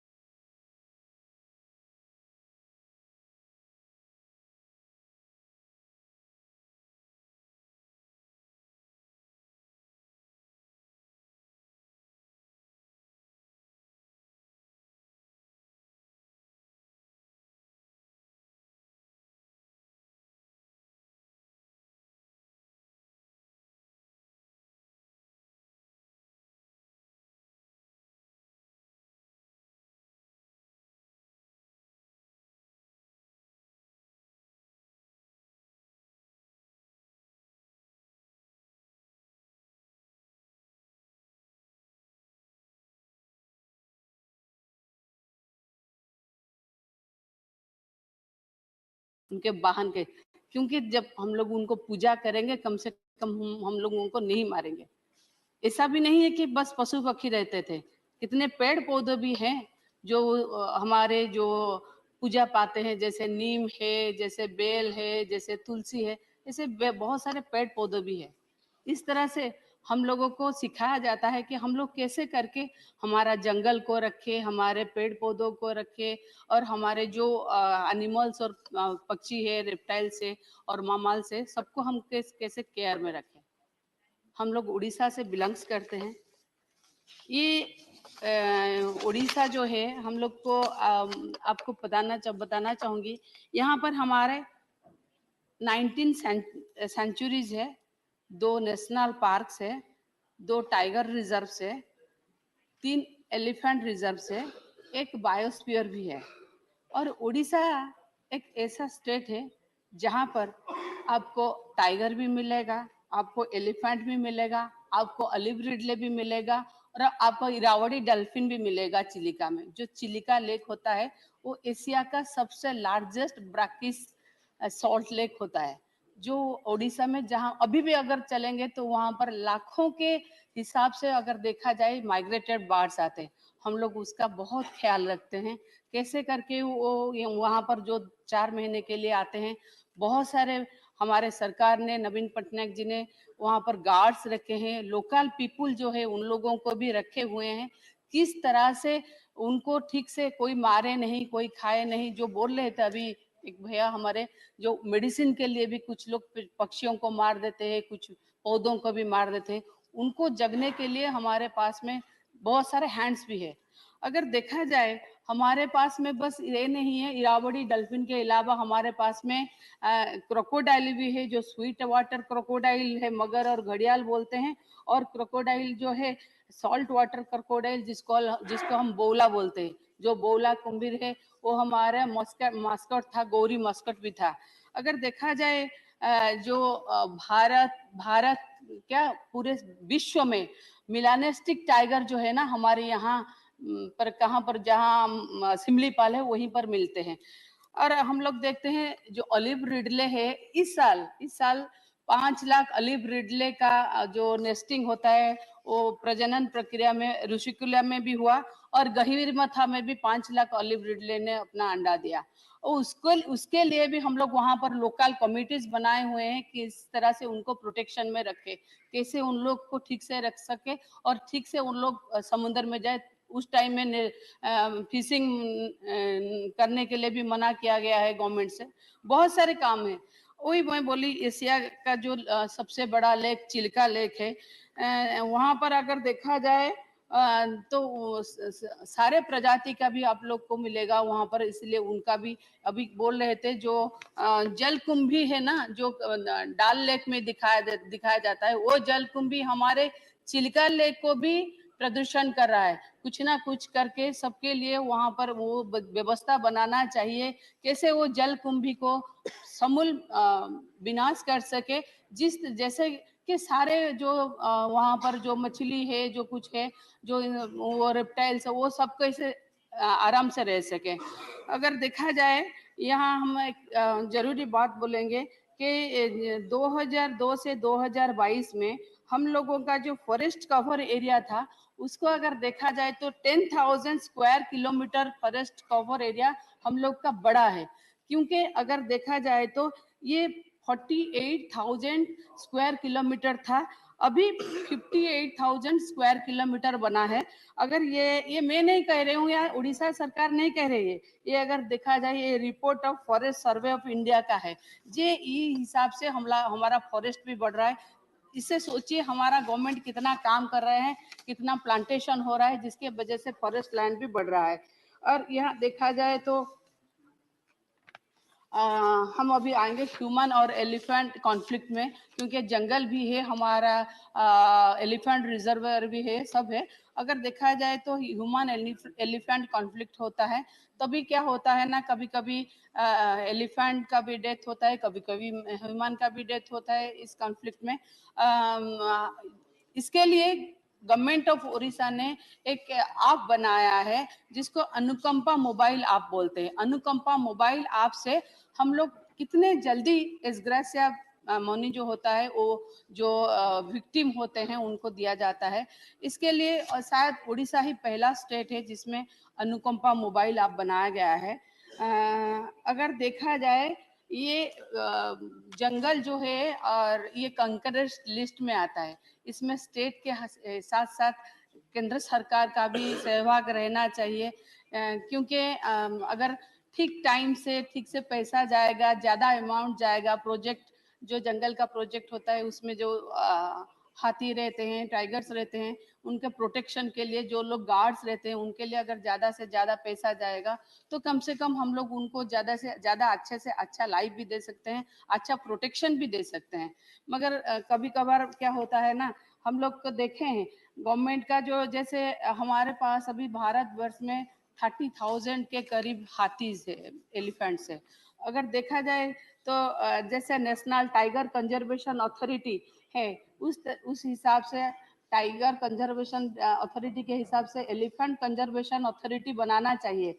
क्योंकि ये जो एलिफेंट कंजर्वेशन अथॉरिटी बनाने के लिए पहले अगर देखा जाए एलिफेंट टैक्स फोर्स इसको पहले 2010 में एक प्रपोजल दिया था। पता नहीं क्यों वो प्रपोजल के हिसाब से कुछ अभी तक कुछ हुआ नहीं, कुछ सोचे नहीं। ये बड़ा दुखद की बात है, क्योंकि हम लोग अगर टाइगर के लिए करते तो हम लोग को एलिफेंट के लिए भी करना चाहिए। अगर देखा जाए तो फिर हम लोग देखते हैं कि जो टाइगर कंजर्वेशन अथॉरिटी के माध्यम से जो पैसा खर्चा होता है, अगर देखा जाए तो इस साल 300 करोड़ का बजट आया है टाइगर कंजर्वेशन अथॉरिटी के लिए, मगर पिछले साल जो था वो 350 करोड़ का था। इस साल थोड़ा कम हुआ है। 350 करोड़ जिस टाइम था, 1400 टाइगर को बढ़ा के वो लोग 3000 टाइगर कर चुके हैं। मगर अगर पैसा अगर कम होगा तो सभी कभी ना कभी टाइगर के ऊपर भी उसका इम्पैक्ट आएगा। अगर ये देखा जाए तो हाथी भी इतना है, मगर इस बार हाथियों के सुरक्षा के लिए, हाथियों के लिए खर्चा करने के लिए 35 करोड़ ओनली दिया गया है, पर लास्ट टाइम उसके लिए 70 करोड़ दिया गया था। ये जो 35 करोड़ का भी हम लोग बोल रहे हैं, ये शायद अभी तक, मैं तो सितंबर में भी बात की थी, सितंबर तक भी हमारा जो सब बजट था वो बजट नहीं पहुंचा था। अगर बजट भी जो जितना, एक तो कम बजट होता है, अगर दूसरे देखा जाए अगर बजट इन टाइम में नहीं पहुंचेगा तो सबके लिए फिर भी प्रॉब्लम होता है, काम करने के लिए प्रॉब्लम होता है। यहाँ पर क्या होता है ना, 18-19 में 350 करोड़ बजट था, और तभी व्याघ्र जो टाइगर कंजर्वेशन है वो बढ़ के बहुत ज्यादा हुआ था। इस हिसाब से अगर देखा जाए जो ट्रेन और हाथी और टाइगर के हिसाब से ट्रेन लाइन में आपके सबके नजर में आया होगा, ज्यादातर हाथियों का डेथ हो जाता है ट्रेन लाइन से कट के। हम लोगों को उसको बहुत जोर से ध्यान देना चाहिए, किस तरह से कि वो जो उनके जो यातायात का रास्ता है उनको किस तरह से अंडरपास बनाना चाहिए। जो हमारा देहरादून का जो वाइल्ड लाइफ इंस्टीट्यूट है ना, वो इसके विषय में प्रपोजल भी दिया था। अगर देखा जाए पेंच टाइगर रिजर्व जो आता है मध्य प्रदेश और महाराष्ट्र में, उसमें नेशनल हाईवे अथॉरिटी ने किस तरह से अंडरपास किए गए हैं, NHI दोनों स्टेट मिलकर, वहां पर देखा जाए तो टाइगर को भी सेफ रखा जा सकता है।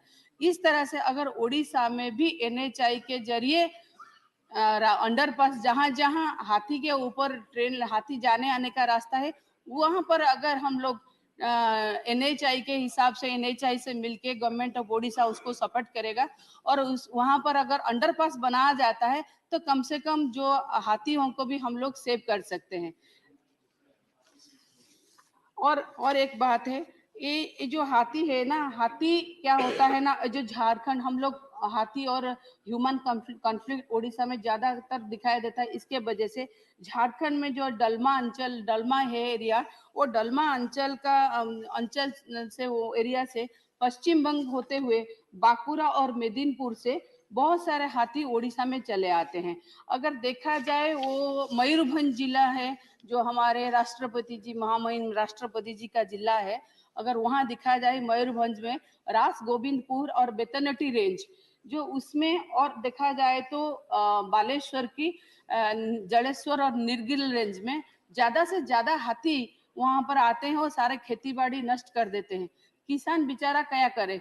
अगर देखा जाए जो वो फसल लगाता है, जब वो काटने का वो बोता है कितने मुश्किल से और इतना परिश्रम करता है, फिर उसका सब कुछ परिश्रम खत्म हो जाता है जब हाथी आकर उसका जो सुनहरा फसल है उसको सारा नष्ट कर देते हैं।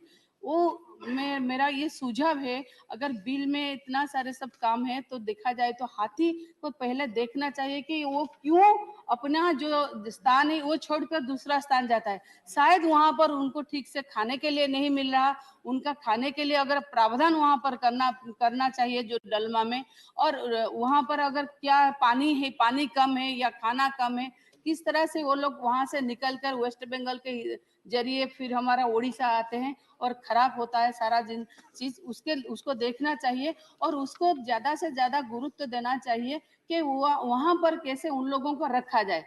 पता नहीं, मैं तो सोचती हूँ एक सर्वे भी होना चाहिए। पहले हाथी लोग कितना दूर चलते थे खाना खाने के लिए, अभी और हाथी कितना दूर चलते हैं, इसका मतलब कहीं खाने के लिए कम होता है उनके आसपास।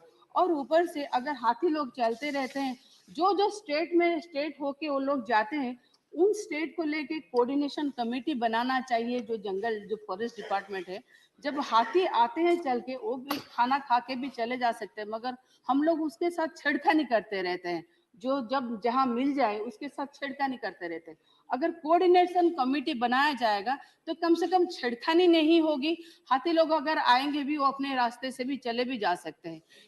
ये बहुत सारे ये है, मगर हम लोग के स्टेट में हम अभी भी बोलते हैं कि स्टेट में हमारा जो बिजू पटनायक के नाम से माननीय मुख्यमंत्री नवीन पटनायक जो लोग अच्छे काम करते हैं उनके नाम से हम लोग उनको अवार्ड करते हैं। कम से कम ऐसा अवार्ड होना चाहिए सारे भारतवर्ष में।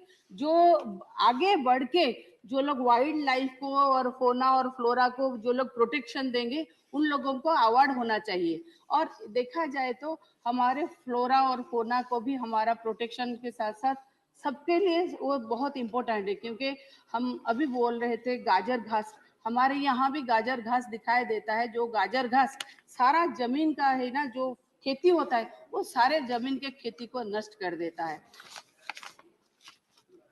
ये हमारा शेड्यूल एरिया, हाँ हम एक मिनट में चाहते हैं, जो शेड्यूल एरिया दिया गया है बहुत सारे अच्छे विचार भी है इसमें। जैसे आर्म्स का जो रिन्यूअल होने के लिए 5 किलोमीटर था, वो भी 10 किलोमीटर क्या दिया गया है, ये बहुत अच्छा है।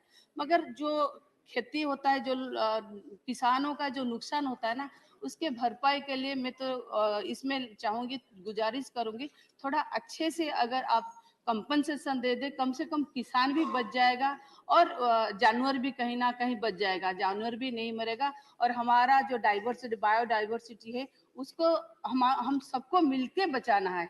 ये हम सबका दायित्व है और ये सबका रिस्पॉन्सिबिलिटी है, सरकार का भी है, हमारा भी है। हमारा सरकार कर रहा है, उड़ीसा सरकार। मैं चाहूंगी कि केंद्र सरकार का हाथ अगर आगे थोड़ा आए तो हम लोग और ज्यादा अच्छा काम कर सकते हैं। नमस्कार। वंदे उत्कल जननी, जय जगन्नाथ। धन्यवाद Shrimati सुल्टा Dev ji.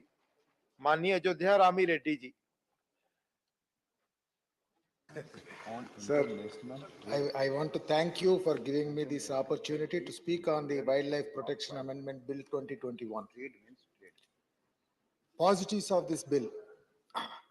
The Act prescribes imprisonment terms and fines for violating the provisions of the Act. The bill increases these fines from up to 25,000 to up to 1 lakh rupees for a general violation and 10,000 rupees to 25,000 for especially protected animals. Such a provision is a good step towards reducing incidences of poaching, cruelty towards animals, or any other related violations. Implementation of CITES.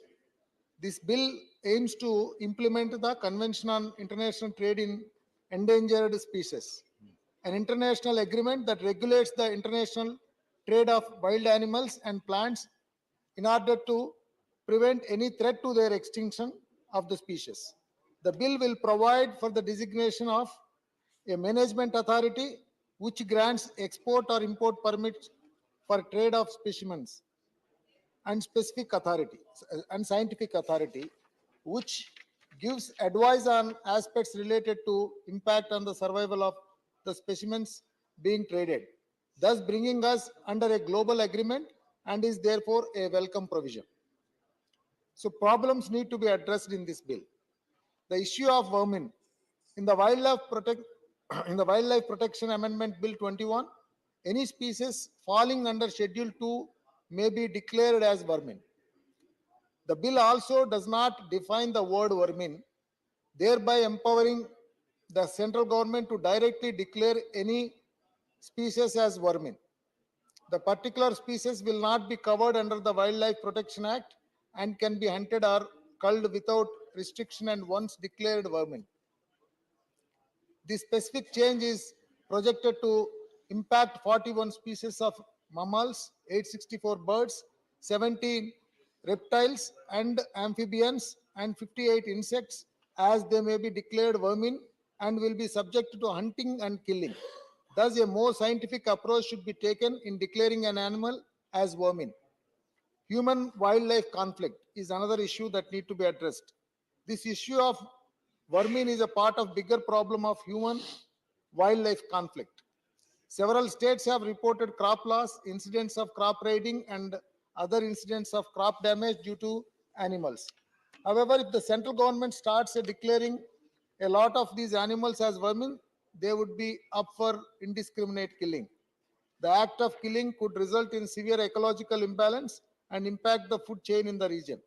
Thus, a more specific approach has to be taken up in declaration of any species as vermin, and also the human-wildlife conflicts have to be addressed in a better way. So human-wildlife conflicts are also increasing due to habitat destruction and encroachment and the developmental works, industrialization and agricultural expansion, which leads to reduced forest cover and reduced land for wild animals. Therefore, these issues have to be addressed. In this regard, Andhra Pradesh has taken several steps involving the local community from different areas to help in reducing the animal-human conflict and ensuring protection of their wild habitat. Elephant trade is one of the issue that is effectively addressed in the state.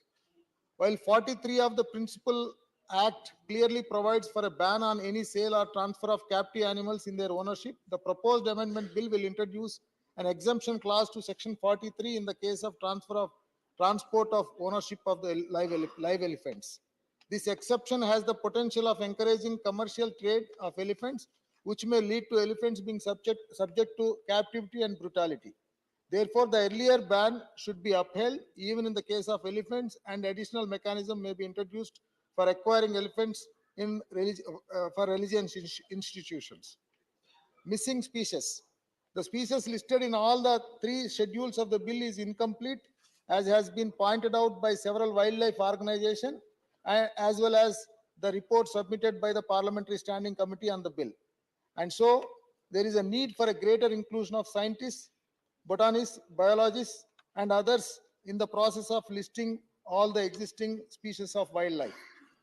Elimination of State Board for Wildlife. As per the existing Act, there exists a State Board for Wildlife headed by the Chief Minister as the chairperson, and the Minister in charge of Forest and Wildlife as the Vice Chairperson. The proposed amendment bill renders the State Board to defunct and instead provides for establishing of a standing committee of the Board for Wildlife, which is to be headed by the Vice Chairperson, that is the Forest Minister, and not more than 10 members to be nominated by the Forest Minister. Therefore, it decreases the state's involvement and ability to make decisions in matters of wildlife. Andhra Pradesh wildlife conservation efforts are worth mentioning, sir. I would like to state that this opportunity to highlight some of the successful endeavors undertaken by the Andhra government toward wildlife conservation. Tiger numbers are on the rise. The tiger numbers in the state have seen a 60% rise from 47 in the year 2018 to 75 in 2022, with 64 in Nagarjuna Sagar Srisalam Tiger Reserve, 9 in Seshachalam Corridor, and 2 in Papikondalu, through a process of taking censuses with a more scientific method of employing drones and cameras. We are also proud to have the country's largest tiger reserve, NSTR, in Andhra Pradesh, spread over 3,727 square kilometers. The first time the black buck survey has been conducted by the Andhra Pradesh State Wildlife Department, started the first ever survey of black bugs along a stretch of islands between the Godavari and Dhavaleswaram and Yanam, with the goal of drawing up a conservation plan to protect the endangered species. Nodal officers are being deployed, especially in places like Vijayawada, Vizag, to prevent cases pertaining to cruelty against animals. The district police have appointed a circle inspector as the nodal officer to protect animals. People may contact the officer to register complaints pertaining to cruelty against the animals or cases of smuggling. There is also an ongoing plan for upgradation of infrastructure in Indira Gandhi Zoological Park in Visakhapatnam. The state has also been focusing on rescuing the king cobras in North Coastal Andhra Pradesh with King Cobra Conservation Program, rescuing a good number of cobras in the past 3 years to minimizing man-animal conflict across the state. The Forest Department has been working on several areas to address wildlife conservation and would appreciate the assistance of the central government in scaling up these efforts. While inclusion of sites is a welcome step, it is more focused on regulation of trade of wildlife rather than its conservation. Protection of wildlife has to be seen along with protection of their wild habitat, and therefore we need to see the bill in accordance with the Forest Conservation Act and the Environment Protection Act. With these suggestions, we on behalf of YSR Congress Party support the bill. Thank you, sir.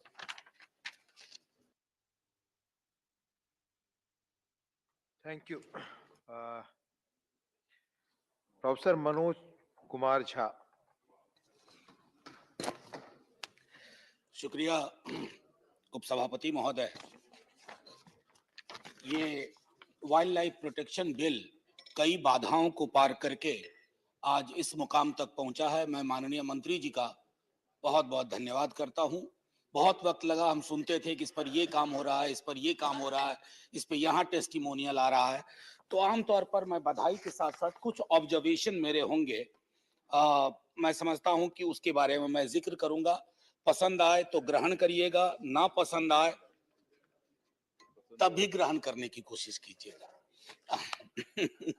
हाँ, संग्रहण कीजिएगा। माननीय उपसभापति महोदय, इस bill का क्यों आना हुआ, क्या वजह है, ये हम सब जानते हैं। मंत्री महोदय ने अपने आरंभिक संबोधन में इस पर बातें रखी।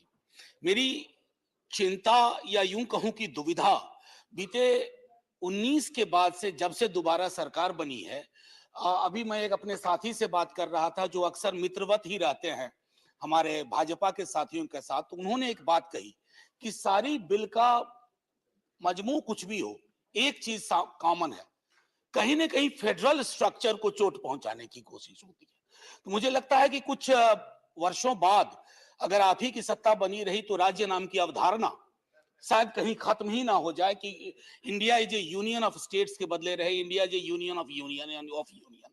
तो वो एक पहली चिंता है, क्योंकि सब कुछ आप जानते हैं, आप ही मैनेजमेंट अथॉरिटी बनाएंगे, आप ही साइंटिफिक अथॉरिटी बनाएंगे, आप ही को एम्पावर किया जाना चाहिए। माननीय मंत्री महोदय ने एक बात कही, और जो बात उन्होंने सही कही, कि ये यूपीए के दौरान का ही कमिटमेंट था। जाहिर है हमारा कुछ इंटरनेशनल कमिटमेंट, बीते दिनों अंटार्कटिका वाला बिल इसी सदन से पास हुआ, कहा गया कि ये कमिटमेंट है। तो मैं सदन के समक्ष आपके मद्देनजर, आपके माध्यम से कुछ वैसे कमिटमेंट्स भी रखता हूं जिस पर फौरी तौर पर पहल होनी चाहिए, because we have largely been silent on those. Couple of them I just note. International covenant on economic, social and cultural rights, which talks about no distinction. The Committee on Elimination of Racial Discrimination. The International Covenant on Civil and Political Rights. United Nations Convention Against Torture and Other cruel, inhuman or degrading treatment or punishment. International Convention on Elimination of all forms of racial discrimination. Blah, blah, blah. Lot many. अभी आज सुबह ही माननीय प्रधानमंत्री जी ने भी कहा, फिर माननीय विदेश मंत्री साहब ने भी कहा, माननीय सभापति महोदय जिन्होंने आसन ग्रहण किया, G20 की बात की। एक पृथ्वी, वन अर्थ, कहते हैं ना, वन फैमिली वन फ्यूचर। तो सर उसके अंदर सबसे महत्वपूर्ण चीज ये है कि दुनिया में दीवार गिराने से पहले अपनी दीवारें भी गिराई जाए। अब वो एक हमारा उद्देश्य होना चाहिए इसको, क्योंकि ये वाइल्ड लाइफ प्रोटेक्शन में भी जब आप G20 में और बाकी देशों के साथ बात करेंगे तो बहुत सारी चीजें आपके लिए एक्सचेंज की बात होगी। अब एक मसला जिसको आपने कमोबेश एड्रेस नहीं किया है पूरी शिद्दत से माननीय मंत्री महोदय, अभी सितंबर के महीने में 8 चीते आए इस देश में, कुनो, बड़ी चर्चा हुई, चीते ने कब खाया, चीता कब उठा, चीता ठीक से नहीं सोया, चीता आज रात बढ़िया से सोया, अब चीते ने जवाब देना शुरू कर दिया है। तो चीतामय हो गया था पूरा देश। चीते क्या, चीतामय। अब चीतामय देश में हम भूल गए कि सहरिया ट्राइबल्स के साथ क्या हुआ। बगचा गांव के सहरिया ट्राइबल्स को डिस्प्लेस किया गया।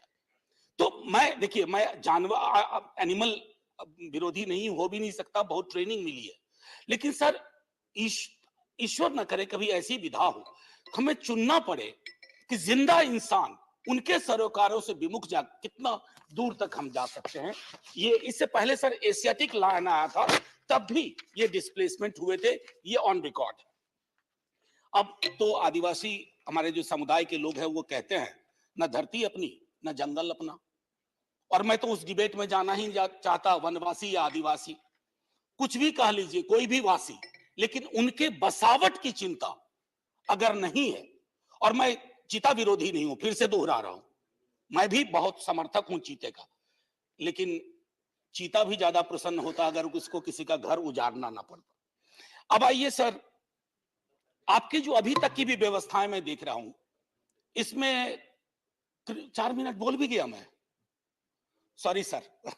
क्रिमिनलाइजेशन ऑफ ट्राइब्स, ये मैं एक आग्रह करूंगा माननीय मंत्री महोदय से, जब कभी ऑफेंस, आपने पेनल्टी बढ़ाई है, जेल टर्म बढ़ाया है, आप एक बार एफआईआर पढ़िए, किस तरह की एफआईआर लिखे जाते हैं और कौन फंसता है उसमें। बड़े एफआईआर जब क्योंकि वायलेट किया उसने इस कानून को, उस संदर्भ में कह रहा हूं। माननीय मंत्री महोदय का सवाल पूछने का अधिकार है, मैं उनको यही कह रहा था कि narratives of how offences are constitute and the actions of accused person, please read the FIR. नहीं, जो वाइल्ड लाइफ जो लॉ के वायलेशन की बात होती है, आप इन्वेस्टिगेटिव एजेंसीज की आपकी अनचेक्ड पावर्स हैं, आप उस पर थोड़ा काम करो। और wild life protection act specifically targeting and prosecuting forest dwellers, ये कई लोगों की जो ह्यूमन मानवाधिकार के लिए काम कर रहे हैं, उन्होंने भी लगातार एक बात कही है। एक आग्रह करूंगा कि दुनिया के, खास करके यूएस का भी देखा है कि एक establishment of national wild life corridor system, बस 1 मिनट लूंगा सर, 1 मिनट हो चुका उस तरह की जो यूएस की तरह का है एक वाइल्ड लाइफ कॉरिडोर सिस्टम हम विकसित करें। और आखिरी में कहूंगा, मैं ये कहना नहीं चाहता था, सेक्शन 1 कई साथियों ने कहा 43, हाथी पे बड़े मेहरबान है आप, मतलब मेरी समझ में नहीं आया, हाथी मेरे साथी फिल्म कितना पहले रिलीज हुई थी, लेकिन हाथी के महिमा मंडन में आपने एक रिलीजियस एंड अदर पर्पसेस, तो बाकी के स्पीसीज ने क्या बिगाड़ा है। और कभी अगर हाथी अपनी जुबान से बोल पाए तो वो भी ये रिलीफ नहीं चाहता होगा, क्योंकि हाथियों के संदर्भ में भी कहा जाता है कि पोस्ट ट्रॉमेटिक डिसऑर्डर जब उसका डिस्प्ले होता है, एग्जिबिशनिज्म की पॉलिटिक्स होती है, तो उसका क्या होता है। बहरहाल सर, मैं यही खत्म करूंगा, माननीय मंत्री महोदय को धन्यवाद देते हुए, और जैसा शुरू में कहा था, ग्रहण करना हो करिए, लेकिन चीते और हाथी की कीमत पर अपने आदिवासी समुदाय और बिछड़ न जाए। शुक्रिया सर, जय Hind. Doctor John Brittas. Thank you, sir. So much has been talked about the various provisions, and the Honorable Minister has concluded his initial remarks by saying that he was reciprocating to the international treaty to which we are part of. Yes. So I have no qualms about it. Sir, my concern is that there is a deliberate design in every action of this government to usurp into the powers of the states. Shivaji is here. Sir, I am astonished that my colleagues from Andhra Pradesh, Orissa, they're all welcoming this bill without understanding the so-called scheme of this government to get into the powers of the states. Bhupendra Saab, you are a nice man, though I don't agree with your politics. You shouldn't be part of this scheme of distorting the federal principles of this country. There are 3 U's. What are they, sir? One is unitary. They don't want a federal constitution. Thereafter, unitary, unilateral, and they want another thing, that is uniformity. Shivaji, you are here. He represents Tamil Nadu. Sasmithji, I was slightly, I would say, disillusioned. Your party colleague didn't even see through the game. I will come to that point, sir. I will come to the point. Tambidureji, you are also a federal man. You should understand that. Sir, in the Principal Act, Section 29 permits state governments being satisfied in consultation with the state board to authorize the chief wildlife warden to issue a permit to destroy, exploit, so and so. Sir, the clause 11 of new amendment bill tries to take away this right of the consultation with State Board of Wildlife by proposing to substitute the same with National Board, not only infringing the cooperative federalism, the principles, but also having far-reaching consequences as the National Board can effectively block any proposal from the state. Sir, do you think that this country should be run only by the central government? You want only the union government, you dismiss all the state governments. Even other ways, you have a dangerous scheme of destabilizing opposition-led state governments. If you can't do that, you disrupt the government, you defame the government. Even the bill camouflages your intention of taking away every right of the state government, sir. I strongly oppose this bill because of this. Sir, one more thing, sir. I will come to another clause. Sir Smithji, you should be supporting my bill. You are supporting the government without knowing the nuances of this bill. Now, clause 27 of the new amendment bill proposes for adding a new proviso to section 43 of the Principal Act. Transfer or transport of captive elephant for religious. Okay, I will know. And this should be prescribed by the central government. Sir, हम कहां sir? आप बिहार से sir? Bihar government का कोई इरादा नहीं है क्या सर? है? Sir, should we surrender all the powers to them? Don't we have a federal constitution? They harp on cooperative federalism every time from Prime Minister. But even for a bill like this, they get into the small nitty-gritty where the state government has some flexibility. Sir, I would say there are so many clauses which infringes on the rights of the state government. Sir, give me, it's very important. This deals with the federalism of this country. Sir, the chairman has been very liberal today. You should also talk this. According to chairman, I am going by the rules. Declare in the Please vermin. conclude. Sir, declare in the vermin. Sir, whenever we meet the minister, he says, no, we cannot allow the wild boar to be killed in Kerala because the tiger has to be given its feed. Sir, aap tiger ke liye kya? You're not for the human beings. You know the havoc being played in Kerala? See, I would say, in a single year, 88 people have been killed. Incidence of crop damage is more than 2,000, despite the fact that we have increased the forest cover. So don't blame us. We have been deliberately, consciously trying to, nurture the forest cover. But what are we being paid at? You don't allow us. Farmers are fleeing their cultivated land. Thakur Sahib, you are a farmer. Today you are being harping about the Dhartiputra, Karshyaputra, what more? You don't want the farmers to survive here? I would request the Honorable Minister, he should strike a balance. He should try to make sure that the rights of the states are protected. He should also make sure that the lives and the livelihood of the people are protected. And all these clauses which are detrimental to the principles of federalism should be withdrawn. Thank you very much. Thank you. Thank you, John Britas. Very good, very good.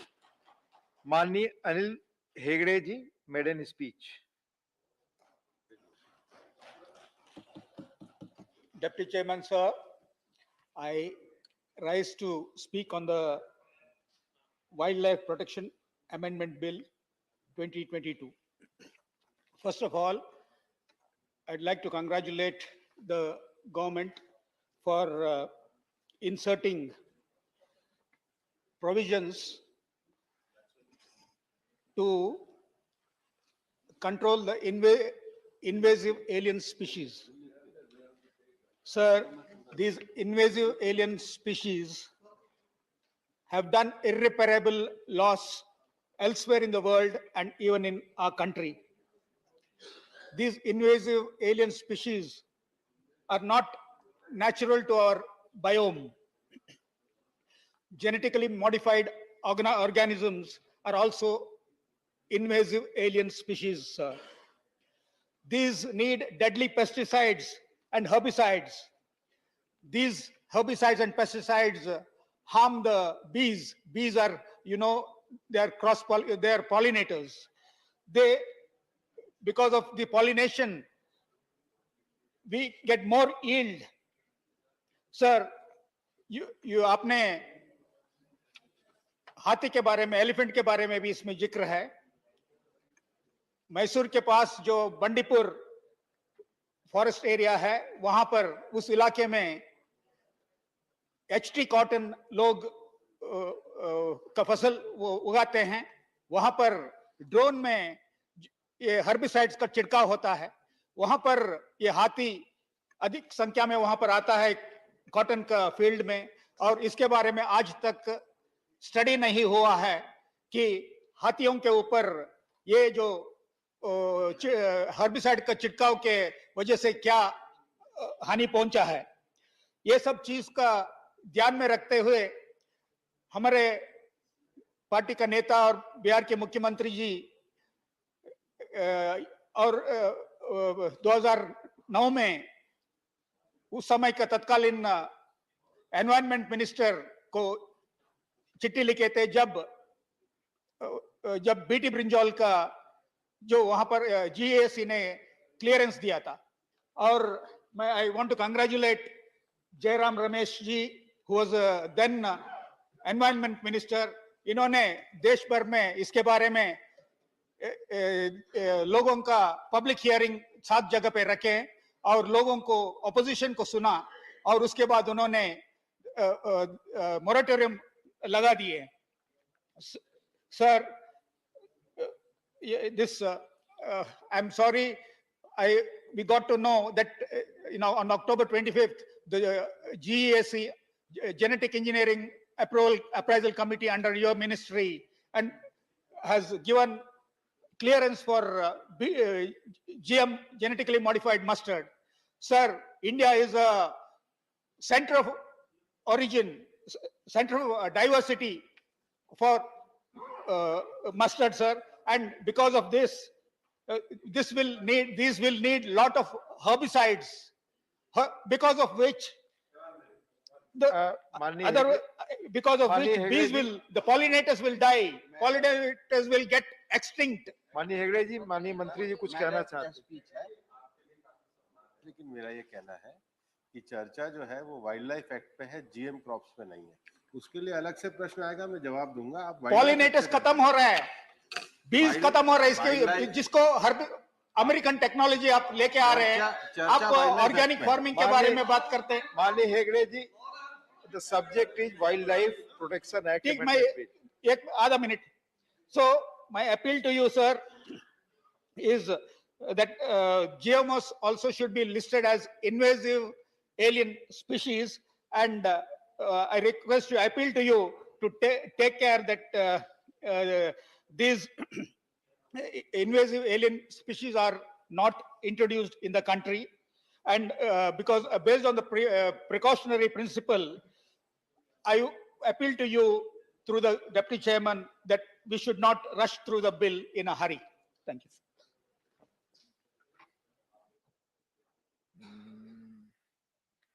माननीय जोस के money.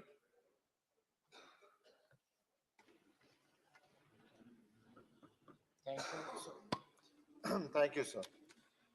Sir, this Wildlife Protection Bill amendment has a lot of concern in general and also in particular to the state of Kerala. As you know, Kerala is a small strip of land of the national level extent. 1.1% only Kerala has. And population, densely populated about 3.13% when you compare to the national level population. And we have about the forest area of approximately 27-28%, which is more than the national forest. And also the forest cover, it is 54% when you compare to the national level. The government of India is aiming at 33%, we have 54%. Sir. So it is evident that the state government or the Kerala state or the farmers, the people protect the forest and also the environment. Now, this bill has totally neglected the human-animal conflict is neglected by the bill. Kerala is one of the densely populated states in the continent. It has, as I said, the forest cover is very high. Since 2011, 34,875 instances of wildlife conflict were reported in Kerala.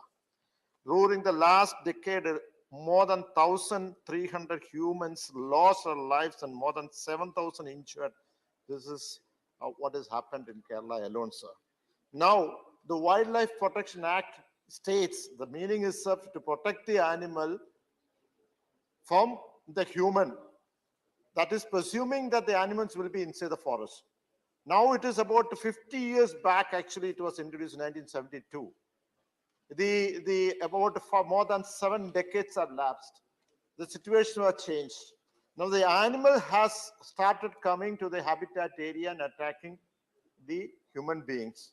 Suppose for self-protection, if we kill the animal, we are behind the bar and the animal is protected. As the Vita said, if you ask the government why even if you take up the wild boar, it's a huge population. The wild boar actually after the 2018, the flood, you see 40% of the wild boar animals are not in the forest, they have come to the habitat area. Now it is food for the tiger. Actually, the tigers are coming out to the habitat area to catch the wild boar and they attack the human beings. This is the fact of life actually. Now, for this, we need to amend some suggestions are there to the government. That is one, declare the animals like wild boar as vermin, as that population has multiplied in 1,000 times, now lives in human habitations. Government should amend the Wildlife Act 1972 to allow the state government to declare wild animals as vermin as when the situation arises. Second, based on the existing wildlife law, people are not able to protect themselves against the attack from wild animals that encroach into their life space or agriculture lands. Amend the law to give protection to people who attack animals in self-defense and exempt from their charges.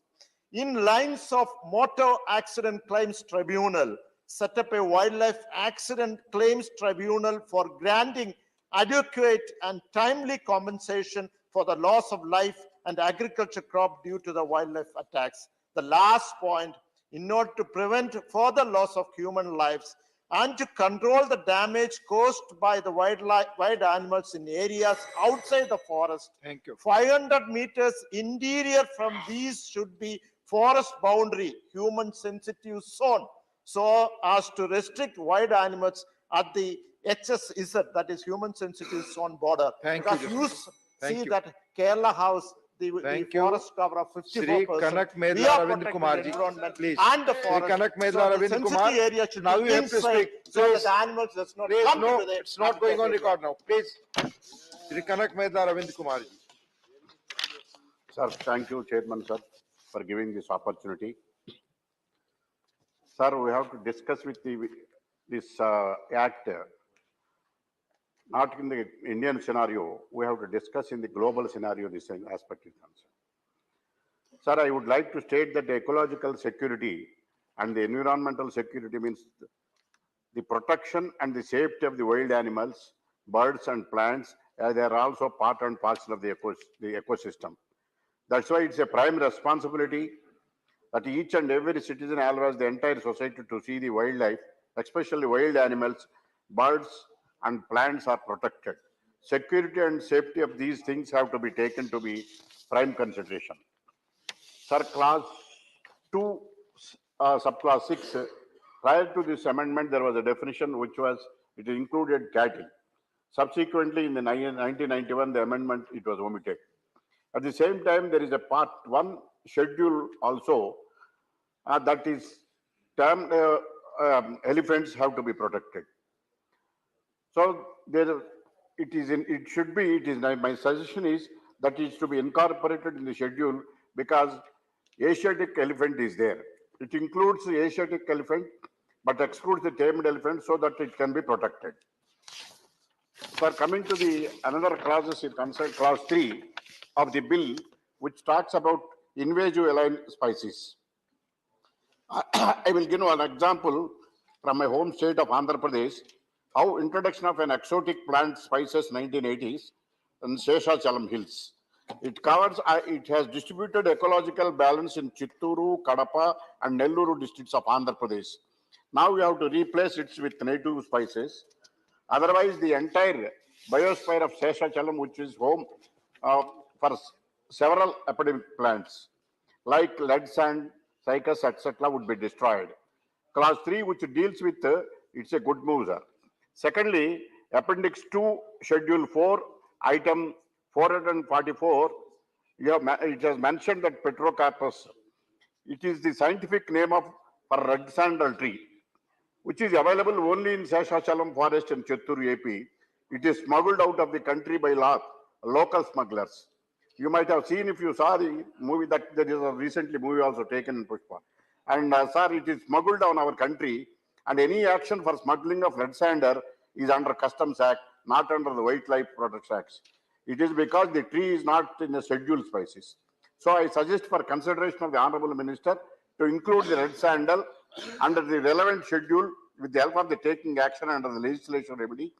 Thereby, we can reduce smuggling and save the red sandal from extinction. Because in Andhra Pradesh is a large, huge amounts, crores of rupees are getting by the smugglers, and the local government is also not taking care of to curb that practices. Sir, the next point are clause 62 of the bill empowers the government of India to declare any animal as vermin. Sir, we call it vermin as a nuisance animals, as they destroy our crops and kill livestock and spread diseases. It does not mean that we kill them and left and right. Nothing has been mentioned in this clause on the process to be followed, identified by animals vermin. No transparency and accountability process based on ecological and social evidence has been prescribed. Sir, the movement of wild animal is declared as a vermin.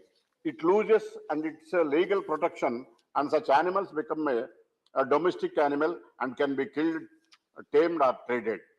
So I feel it is ecological consequences which led to imbalance. Even the Supreme Court, please conclude. Animal Wildlife Board also that are given, categorically given certain directions. So the bill proposes to increase the penalties. That is also welcome move. So, sir, these are the points I wish to bring to the notice of the Honorable Minister and would act accordingly, take the appropriate decisions. Thank you. Thank you. Sri Ramji. धन्यवाद श्रीमान जी कि आपने मुझे इस bill पर बोलने का अवसर प्रदान किया। Wild life protection amendment bill 2022 के बीच में जो सरकार के द्वारा माननीय मंत्री जी ने कहा कि साइटिस के बीच में इंटरनेशनल एग्रीमेंट होगा सरकार के द्वारा, जिसमें कुछ शंकाएं मन में आती हैं कि हम इंटरनेशनल लेवल पे क्या अपने वाइल्ड एनिमल्स का या प्लांट्स का कोई ट्रेडिंग करने की शुरुआत करने जा रहे हैं। इसको रोकने के लिए क्या कोई व्यवस्था इसके अंदर है, क्योंकि साइटिस में ये बात देखी गई है कि कहीं ना कहीं से पूरे देश वर्ल्ड में लीगल या इलीगल रूप से वाइल्ड एनिमल्स या प्लांट्स का भी एक ट्रेडिंग की शुरुआत हुई है।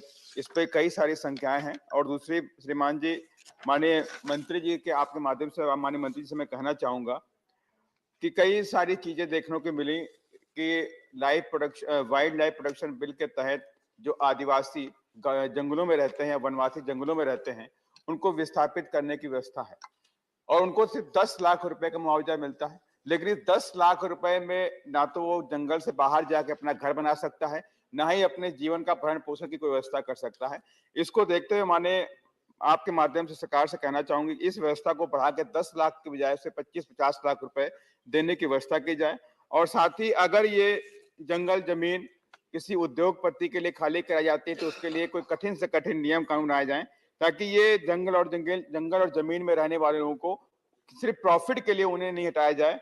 और चूंकि अभी एक ऐसी घटना देखने को मिली है छत्तीसगढ़ के जंगल में हासदेव अरण्य को बचाने के लिए पूरे वहां पे छत्तीसगढ़ के आदिवासी भाई लोग एक हुए, लेकिन वो अपने हासदेव अरण्य को नहीं बचा पाए। उसमें 4.5 लाख पेड़ काटने का आदेश हुआ, 10,000 आदिवासियों को विस्थापित करने का आदेश हुआ, जबरन फोर्सफुली उनको विस्थापित किया गया जबकि वो नहीं चाह रहे थे। उसके बाद वहां से बड़ी बड़ी कंपनियां आएंगी, वहाँ के वन संपदा के साथ ही जो वहाँ पे भूमि संपदा है, खनिज संपदा है, उसका दोहन करने का काम करती हैं। ये चीजों को मैं माननीय मंत्री से आपके माध्यम से कहना चाहूंगा कि इसके लिए कोई ना कोई ठोस कदम उठाए, कोई ठोस व्यवस्था की जाए, ताकि उनका जो वन आदिवासी या वनवासी हैं, आदिवासी समाज के लोग हैं, उनको बचाया जा सके। साथ ही मैं आपके माध्यम से माननीय मंत्री जी का ध्यान मैं अपने लखीमपुर खीरी की तरफ लाना चाहता हूं कि लखीमपुर खीरी का जो अधिकतम क्षेत्र है वन आच्छादित है और तराई क्षेत्र होने की वजह से वहां पर कई सारे जीव जंतु वहां पे जंगलों में देखने को मिलते हैं। टाइगर भी हैं, भालू भी है, हाथी भी है और वहां पे चीतल भी है, हिरण भी, तमाम तरह के वन्य जीव देखने को मिलते हैं।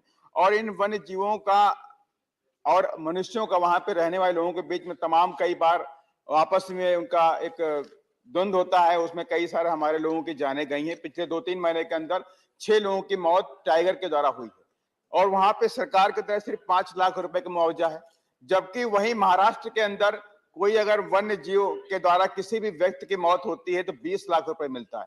तो ये प्रावधान सरकार लेके आए कि एकरूपता होनी चाहिए। एक मनुष्य की जो जीवन है महाराष्ट्र में 20 लाख रुपए है, उसी मनुष्य का जीवन उत्तर प्रदेश में 5 लाख रुपए का है। इस पर भी एकरूपता होनी चाहिए। मैं माननीय मंत्री जी की तरफ आपकी तरफ ध्यान देना चाहूंगा। थोड़ा सा एक लास्ट पॉइंट में कहना चाहूंगा कि चूंकि मैं लखीमपुर से ही हूं तो 2 बातें मैं लखीम कर रहा हूं। एक तो ये बात, तो दूसरी बात कहूंगा कि तराई क्षेत्र होने की वजह से वहां पर बहुत सारे वेटलैंड इकट्ठे हुए बन जाते हैं बरसात के समय और उन वेटलैंड के में तमाम तरह की जैव विविधता उत्पन्न होती है। तमाम तरह के बाहर से साइबेरियन पक्षी आते हैं जो ठंडक में वहां पे रहते हैं। यहाँ तक कि सारस और हंस जैसे पक्षी भी वहां पे अपना बसेरा बनाते हैं। लेकिन कुछ दिनों के अंदर देखने को मिल रहा है कि बड़े बड़े भूमाफिया अधिकारियों से मिली भगत करके उन वेटलैंड को पार करके वहां पर प्लॉटिंग करते हैं, मकान बनाते हैं। इसको भी रोकने की व्यवस्था मैं आपके माध्यम से सरकार से चाहता हूं। धन्यवाद। धन्यवाद माननीय राम जी। माननीय honourable Shri G K. Vasan. It's our collective responsibility to protect the environment, sir, which is essential for the survival of flora and fauna, sir. Sir, I would seek a clarification from the Honorable Minister, sir. One aspect, sir, traditionally, the declaration of wild animal and vermin has been done without any scientific assessment or study. In the case of this bill, sir, it could now mean that species such as striped hyena, Indian fox, Bengal fox, etc., could be declared as vermin very easily. This could have far-reaching consequences for the environmental ecosystem and may result in an imbalance. It could also affect other endangered species, which could be harmed due to traps set out for hunting and sale of vermin.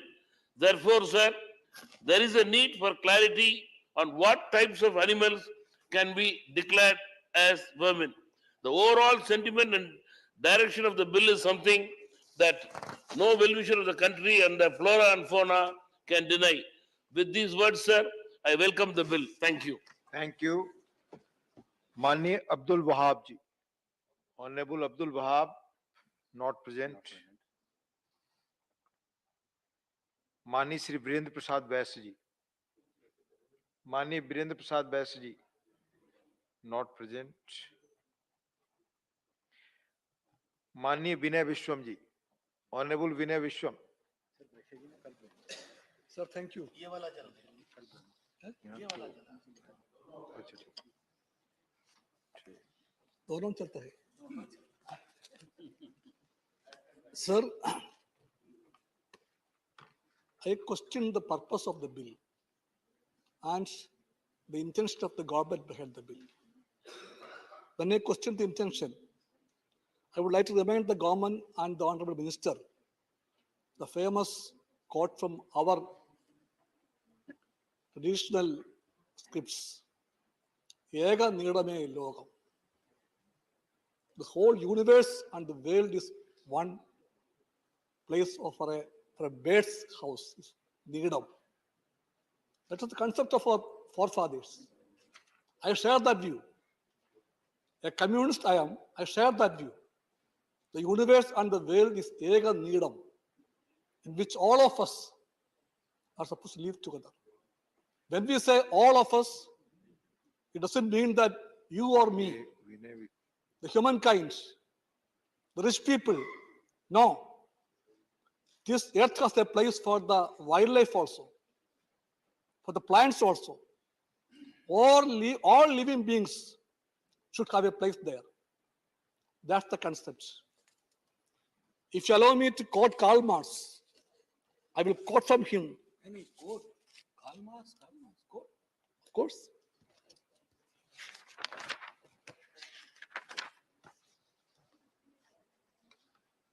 Sir, Marx wrote, man lives on nature, means that nature is his body, with which he must remain in continuous interchange if he is not to die. That means physical and spiritual life is linked to nature, means simply that nature is linked to itself, not man is a part of nature. This is the importance of nature, sir. I'm asking you whether this idea is being shared by your bill. Indian scripts, modern scientific outlook, all are ignored. Sir, again from Marx, even an entire society, a nation, or all simultaneously existing societies taken together are not owners of the earth.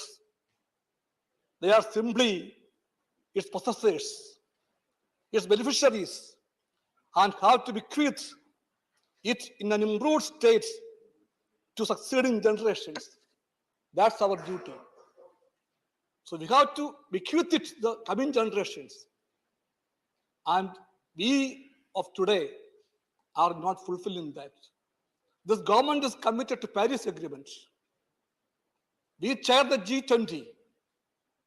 In that way, we are committed to biodiversity, to the environment.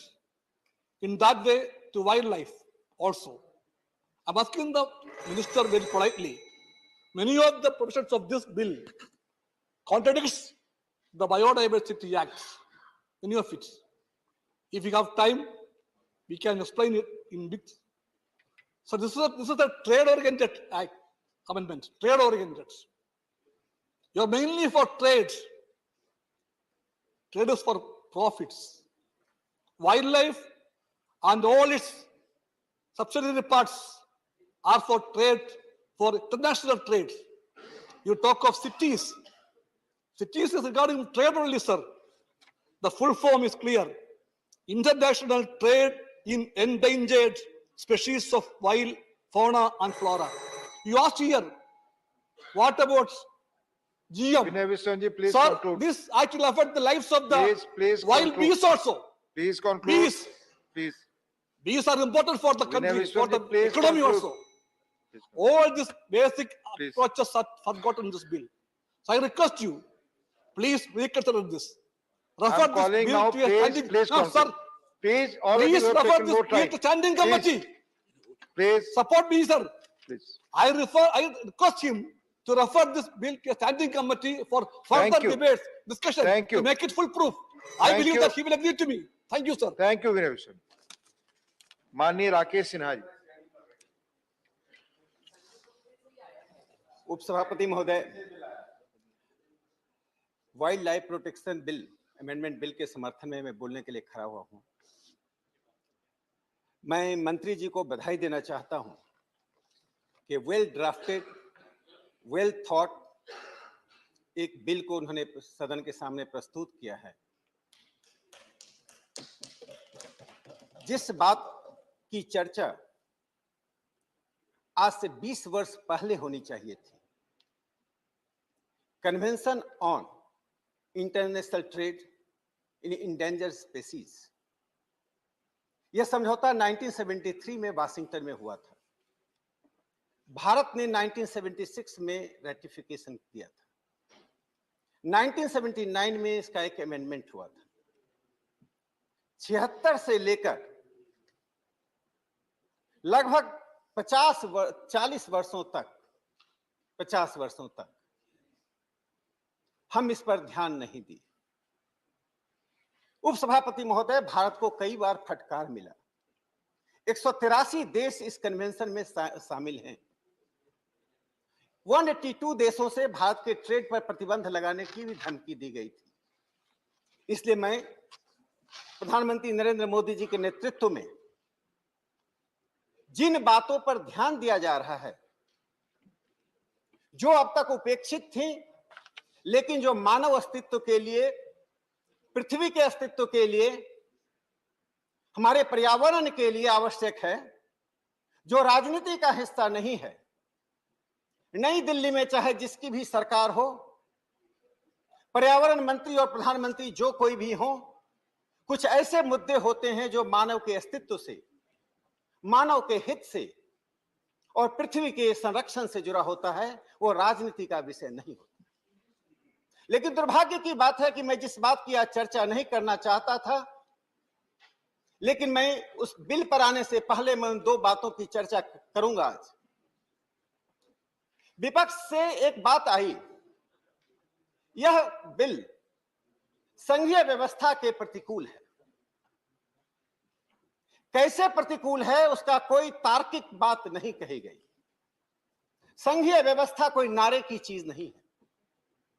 संघीय व्यवस्था की पवित्रता को यह देश जानता है कि राज्य और केंद्र के बीच हमारा संबंध एक पवित्र संबंध है। वह रिश्ता कोई अपॉर्चुनिज्म का नहीं है, अवसर का नहीं है। वह रिश्ता संवैधानिक बातों से सिर्फ स्थापित नहीं है, वो हमारी भावनात्मक बातों से स्थापित है। भारत ने 60 वर्षों से इन्वेजिव प्लांट्स और एनिमल्स के कारण 127 बिलियन रुपए का नुकसान पहुंचाया है। 60 साल 127 बिलियन का तात्पर्य आप समझते हैं? खरबों रुपया आपने खो दिया। जिन ट्राइबल की बात कही जा रही है, इन खरबों रुपया में तो जिस सहरिया ट्राइबल की चर्चा करते हुए कहा गया कि चिता के लाने से वे ट्राइबल खतरे में आ गए हैं, उनको विस्थापित कर दिया गया है। गलत सूचनाओं के आधार पर सदन में ऐसी बात नहीं करनी चाहिए। सहरिया ट्राइब वहां पर है। मैं माननीय प्रधानमंत्री जी को इस बात के लिए अभिनंदन करना चाहता हूं। जो चिता पहली अंतिम बार 1947 में देखा गया, 1952 में ऑफिशियली कहा गया कि चीता की समाप्ति भारत से हो गई, 8 चीता को लाया ही नहीं गया। हमारा जो पृथ्वी का परिवार है, जो हम अर्थ को मां मानते हैं और अर्थ में रहने वाला, चाहे पशु पक्षी हो, चाहे वनस्पति हो, चाहे मनुष्य हो, उस भारतीय संस्कृति और परंपरा में जो हम एक दूसरे से जुड़े होते हैं, उस चिता को लाने का काम प्रधानमंत्री जी ने जब किया, तो सहरिया ट्राइब के कुछ परिवारों को व्यवस्था के तहत, 20 से 22 परिवारों को व्यवस्था के तहत वहीं पर उन्हें विस्थापित किया गया। और सहरिया ट्राइब की स्थिति क्या हुई? जो सहरिया ट्राइब 2 जून खाने के लिए तरसते थे, पर्यटन के कारण सहरिया ट्राइब के लोगों की आमदनी, उनका पर कैपिटा इनकम बढ़ा है, जिस बात के लिए माननीय प्रधानमंत्री जी का अभिनंदन किया जाना चाहिए, भारत की सरकार का अभिनंदन करना चाहिए। सहरिया ट्राइब आज उन 8 चितों के आने के बाद से, 8 चितों के आने के बाद से उनकी पूरी पर्यावरण बदल गई है, जीवन का पर्यावरण बदल गया है। इससे पूरे देश और दुनिया को जानना चाहिए, सिर्फ 8 चिते नहीं आए हैं। भारत के वन्य जीवन के संरक्षण के दिशा में ये एक महत्वपूर्ण कदम है, और इस महत्वपूर्ण कदम को उन ट्राइब के कंधे पर हम पर बंदूक नहीं चलानी चाहिए। आप जाकर सहरिया ट्राइब से मिलकर आइए, जो नहीं गए हैं जाकर देखें। पर्यटकों की संख्या बढ़ने का प्रभाव क्या होता है, शायद हम नहीं जानते हैं।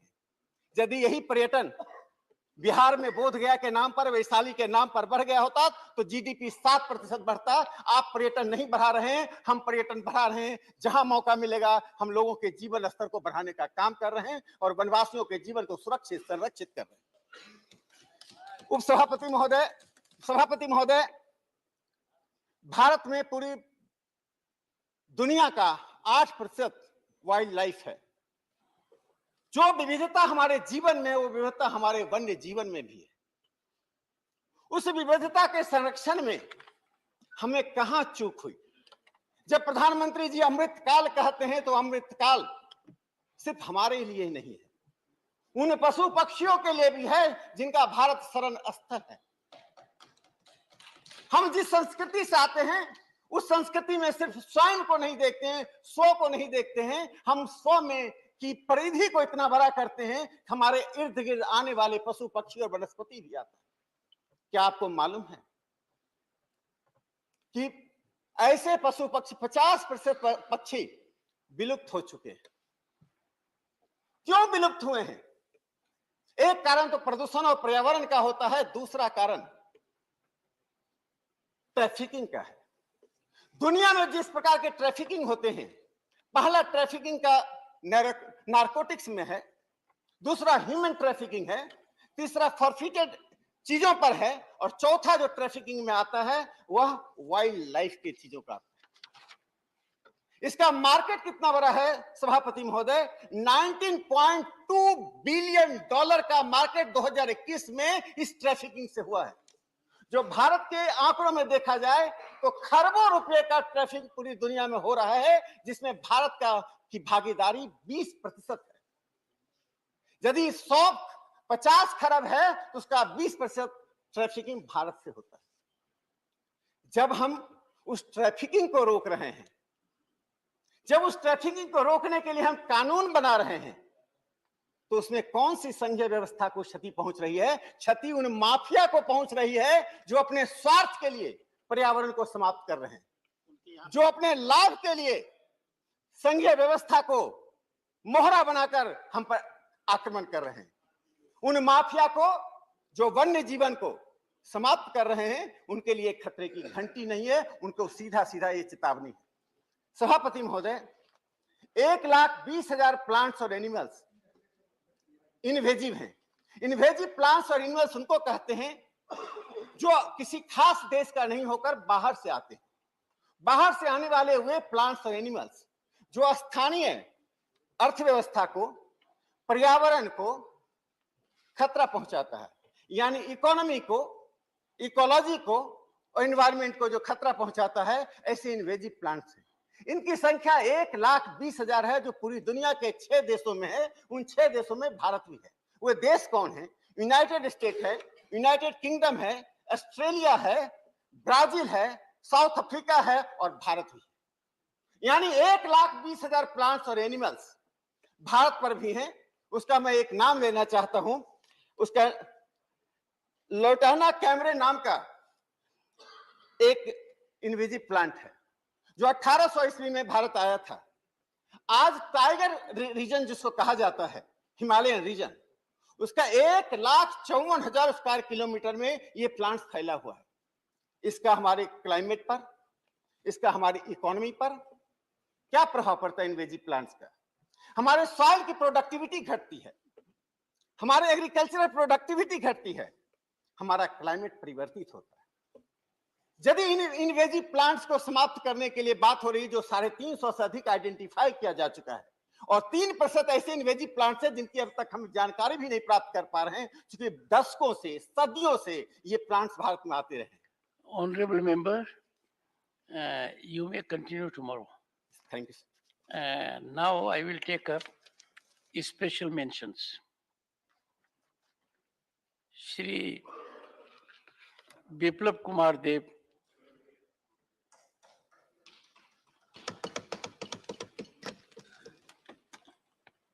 मैं पहले सभापति महोदय को प्रणाम करता हूं, और साथ ही साथ मैं राज्यसभा में नया आया हूं और मेरा पहला दिन है, और जो हाउस में है आप सभी को मैं अभिवादन करता हूं, प्रणाम करता हूं। honorable member, like you, मैं जानता हूं, no, like you, it is also my first day.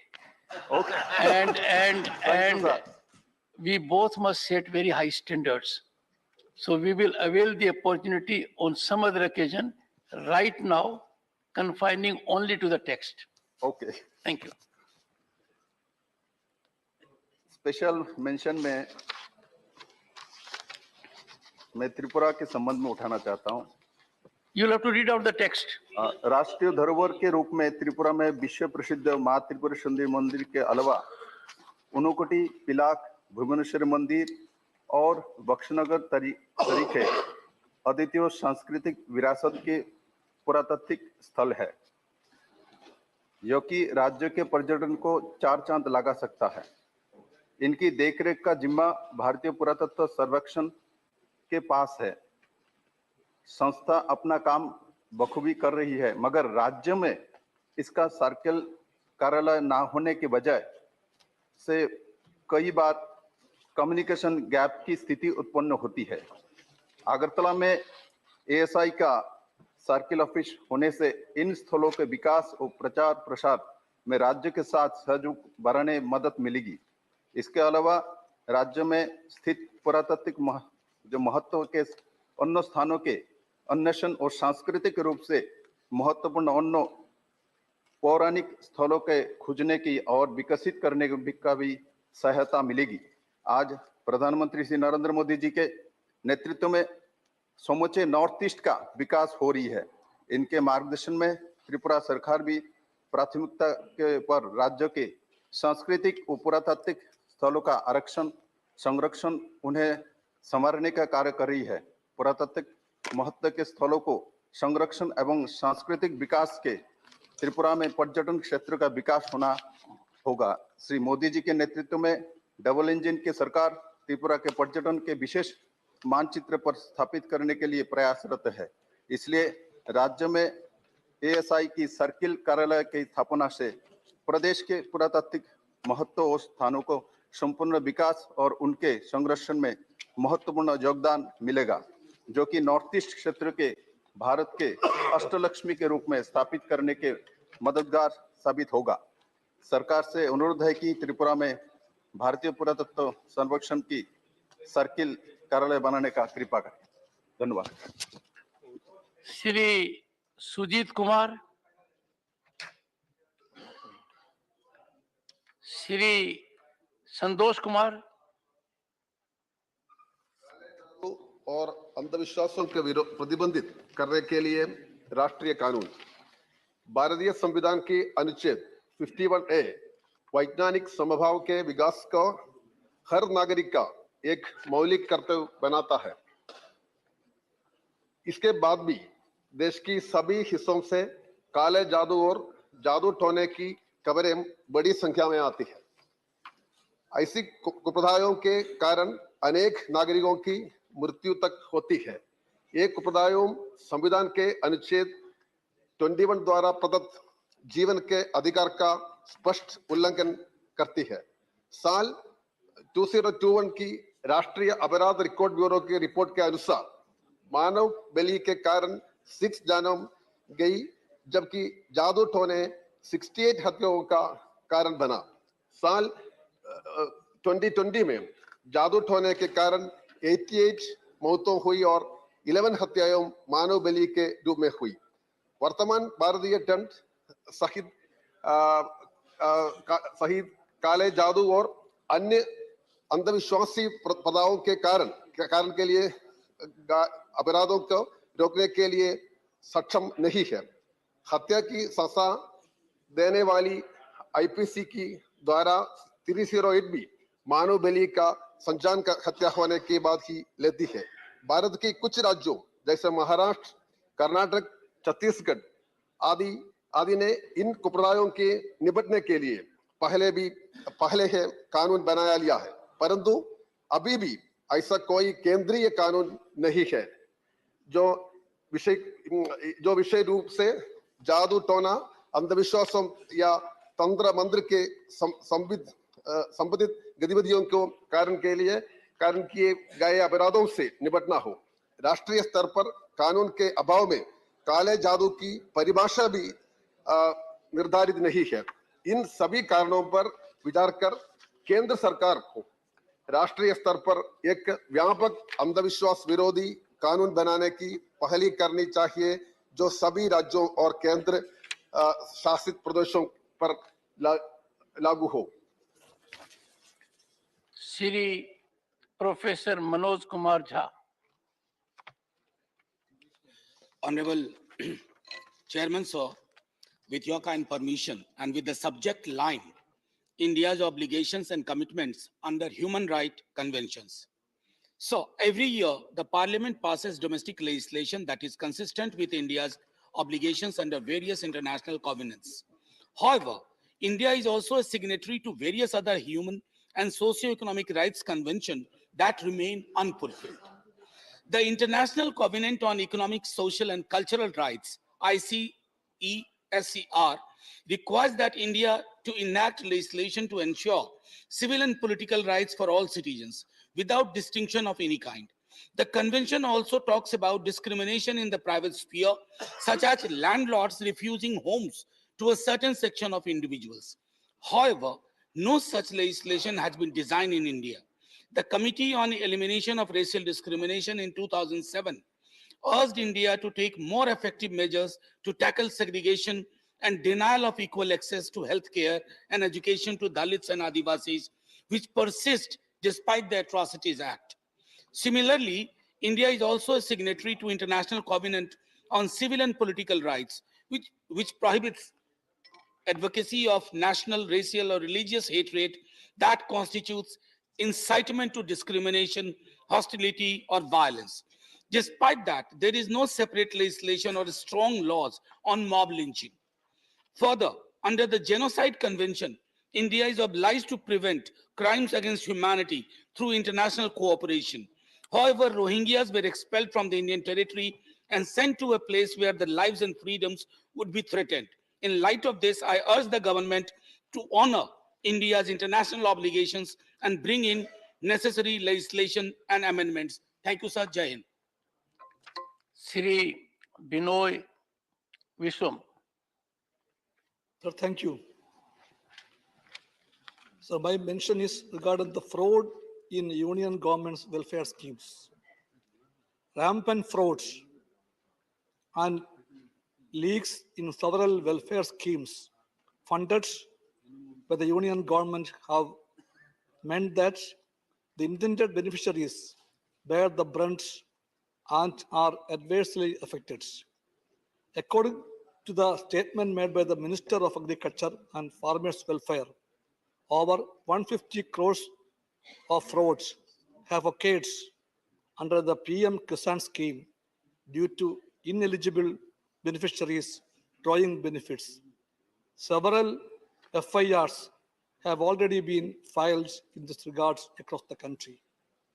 Similarly, the Pradhan Mantri Bima Fasal Yojana, a scheme to provide insurance protection to farmers who face crop loss, have given abysmally low sums. Farmers have had to face harrowing distress due to such low payouts. Their distress is further compounded by the frauds done by private insurance companies who have pocketed a large part of the money spent by the central government and state governments. Another project of the union government that was portrayed as one of the flagship schemes was the Pradhan Mantri Awas Yojana, which aimed to aid economically weaker sections of the society in building homes by providing subsidies, home loans, etc. This scheme has also fallen prey to fraud, with the CBI having uncovered thousands of crores of scams where loans have been granted under fictitious and fake names. Considering this magnitude of scams in question, the government can no longer afford to remain silent. There is an urgent need for the government to immediately conduct an independent audit by the CAG into the working of the schemes, prosecute the culprits, and restructure the schemes to check such frauds. Thank you. Sri GVL Narasimha Rao. Sri Ilham Ram Karim. Sri Sushil Kumar Modi. Sri M. Shanmugam, Dr. John Bitas, Shri P. Wilson. Chairman, sir, I wish to raise a matter of urgent public importance relating to the revising of the income ceiling limit for OBCs. Chairman, sir, the expert committee headed by R.N. Prasad on 10/3/1993 identified creamy layer for exclusion of socially advanced persons, and the committee submitted a report categorizing the list of creamy layer persons for exclusions from OBC reservations, which was accepted by the DOPT on 8 September 1993 and adopted for implementation of the scheme of reservation for OBC in central services as well as state services. And regarding the exclusion of creamy layer, the income limit threshold was initially fixed at rupees 1 lakh in 1993, and the same was increased and last revised from rupees 6 lakhs to 8 lakhs in September 2017 by DOPT. The said income ceiling has not been revisited for more than 5 years and does not take into account the inflation and changes in monetary value and time, leading to OBC persons from achieving equality, thereby hampering the goal to social justice. The 3-year period for revision of the ceiling of rupees 8 lakhs for OBCs has already ended on 1/9/2020, and therefore it is a dire need of the hour to revise the income ceiling to rupees 15 lakhs as per the recommendation of NCBC in 2015, with explicit mention that income from salaries, agriculture, and traditional artisanal professions are excluded from the income test. This will enable the OBC students to apply for admissions in higher educational institutions as well for the government employment from the academic year 2023 onwards. Alongside, the factors determining creamy layer should also be amended to include more than just the economic factors alone. I therefore urge upon the government to take necessary steps for revising the income ceiling limit for the OBC. Much obliged. Honorable members, if the House permits, the sitting be continued till the completion of his special mentions. Shri Abdul Wahab. Sir, my special mention is on minimum pension for ex-service men who fought for Bangladesh liberation war in 1971. In 1971, India and its army played a significant role in the liberation of Bangladesh. However, after the war, many of the soldiers who bravely fought the Pakistan army were forced to retire, citing various reasons. For a long time, these ex-service men were demanding for minimum pension and include them in ECHS scheme. On February 22, 2019, our Honorable Prime Minister, though agreed to their request to be accepted for medical expenditures under the ECHS, but the demand for consideration of minimum pension for ORS personnel, other rank service, were not taken into account. I urge the government, particularly the Office of Prime Minister, to consider the demand of all who took part in Bangladesh Liberation War, particularly the other rank service personnel with a service of 7 years, be considered for minimum pension scheme and full coverage under the ECHS medical plan. Thank you. Shri K.R.N. Rajesh Kumar. The Honorable and respected Chairman, sir. First, I thank you, sir, to allow permitted the special mention after 6 p.m. And I am also convey my wishes to you. This day is in your life is a historical day. First session of this day of in RAJYA SABHA. Yeah, my special mention in the smart education and the telemedicine program at Kolli Hills for the tribal population under the Article 270/1, Namakkal district in Tamil Nadu. The Kolli Hills in Namakkal district, Tamil Nadu is full of tribal population, approximately 35,000 people living in 14 hamlets, villages at an altitude of 4,500 feet, spread across approximately 280 kilometers.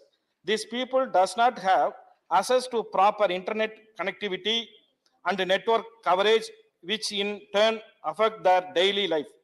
People from this village are climbing up and down daily for their medical, commercial, and another needs, assessing employment and job portal, receiving the email communications, internet banking facilities, online education are a nightmare for them.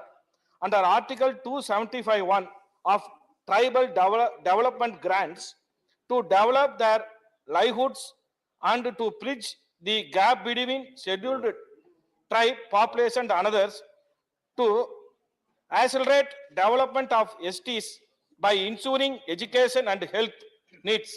The Chief Secretary of Tamil Nadu sent a proposal to develop the infrastructure to attain the below goals, giving a high-speed internet connectivity through long-distance wireless points, to and monitoring the tribal student through online interaction from different parts of the world by experts to bring them at par with urban students, connecting primary health center to give telemedicine facilities with the help of the community assistants, the addressing the many nutrition and another basic health issues for tribal student and the community. The total estimate for the 122 hamlet village places, approximately 5 crores and 0.69 lakhs.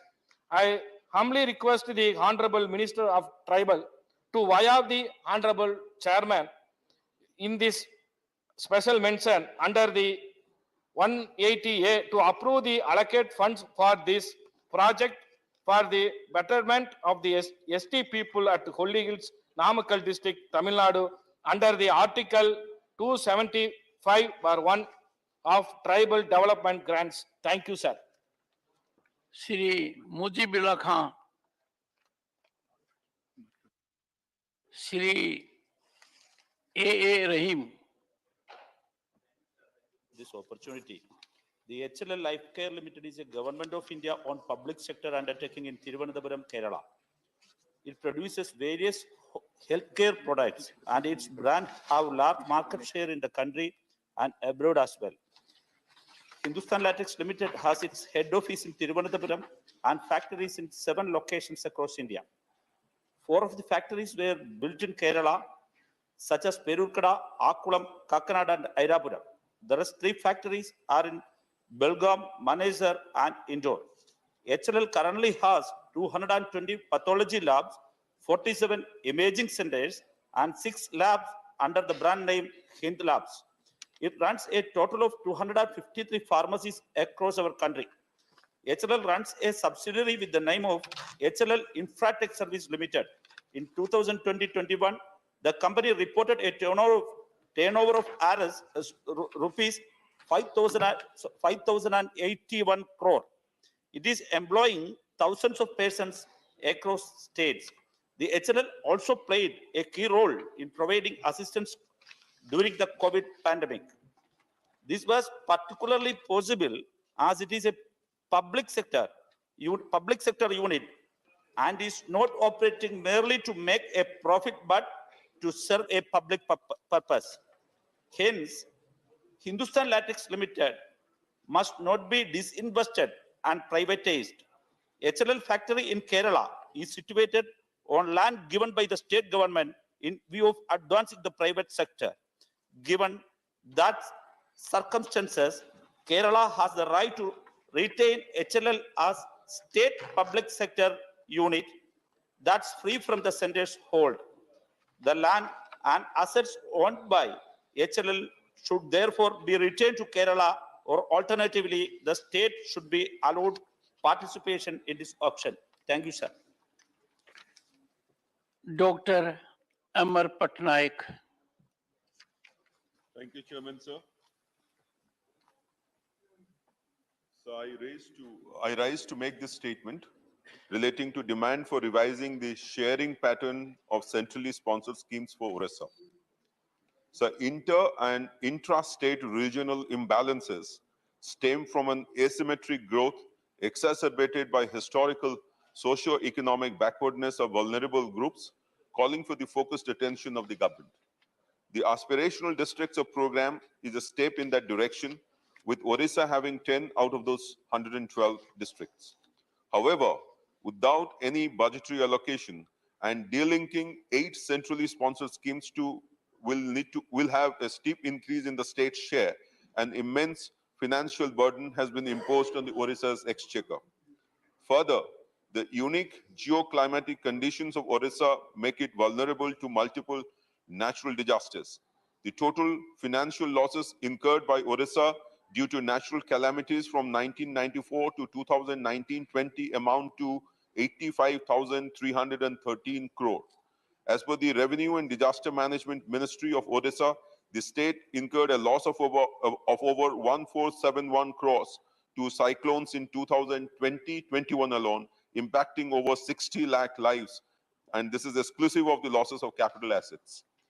Honorable Chief Minister Naveen Patnaik, representing 4.5 crore people of Odisha for the last 22 years, has been demanding natural calamity to be included as a criterion for special category status, or have the status of special focus states with benefits at par with northeastern and Himalayan states. Thus, sir, through you, I urge the central government to rework the sharing patterns of centrally sponsored schemes in line with the geoclimatic, economic, and sociological necessity of states like Orissa. A special allocation should accompany this on developing disaster-resilient power infrastructure with underground cabling connections and a coastal embankment for guarding against ocean water surges. Thank you, sir. Shri Sanjeev Arora, Dr. V. Shivdasan. Here, my special mention on Kannur railway station. Kannur railway station, situated at the heart of the city, is an important gateway to the historic land of Kannur. Kannur has one of the largest network of cooperatives in India, and the district has an educated and skilled population. Kannur is unique in having largest network of public libraries in India. The land has immense tourism potential, as the less explored areas of the district is attractive to those who pursue experience tourism. The railway station at Kannur becomes an important connecting point in ensuring outward and inward mobility, and hence there is a need to develop it to international standards. The government should pay a special attention to the railway station by improving the facilities which are quite minimal now. A railway station of international standards will be a great boost to the economical potential of the land of looms and loads. The development of Kannur railway station will also enhance the potential of the Kannur airport. A synergy of all these avenues of mobility will help in the all-round development of Kannur. The immediate action by the railways in this regard is essential for the land to achieve its true potential. Thank you for this opportunity. Thank you, sir. Thank you.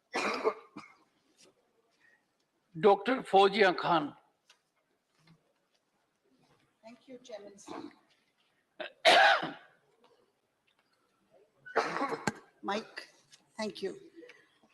A study conducted by Toxics Link, a Delhi-based NGO in November, concluded that 2 of the most popular sanitary pads of the country contain 6 kinds of phthalates. Phthalates are most popularly employed as plasticizers in several products, referring to chemicals that ensure a product is soft, flexible, and has reduced friction on the surface. Their usage has dominated the production of plastic products for a long time now, sir. Their presence in sanitary pads can induce endometriosis, complications in pregnancy, underdevelopment of the fetus, hypertension, etc. The presence of VOCs used to add fragrance has further alarmed the situation, as they can potentially have harmful effects on human health. These chemicals are easily procured by the manufacturers due to a loophole in the Bureau of Indian Standards 1980 prescribed test. This test is to evaluate the absorbent filters and pad texture, but remains silent on the toxicity of ingredients so utilized, sir. The optional nature of the test, which determines the toxicity of the ingredients, is also witnessed in the US food and drugs regulations and in countries like France, Australia, and China. Hence, a structured approach accompanied by a study or a test of the sanitary pads available in the market should be our top priority. The consumers should be made aware of the presence of such chemicals by labeling these products. It is high time that the government commences to improve and strengthens the standards prescribed, suiting the modern day scientific advancements, which would ultimately protect the women and the mothers of our country, sir. Thank you. Shri Ajay Pratap Singh.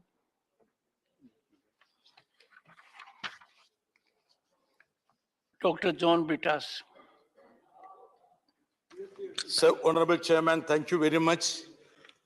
And please don't take objection to what I'm going to say now, because this is with regard to the role of governors and center-state relations. Dr. Ambedkar, during Constituent Assembly debates, referred to the governor's position as ornamental and said that he has no functions which he can discharge by himself. Article does not confer power to overrule the ministry on any particular matter. According to the principles of the new constitution, he is required to follow the advice of his ministry in all matters. I'm quoting Dr. Ambedkar, unquote. Sir, 73 years later, the status quo is anything but what has been envisaged by the framers of the constitution.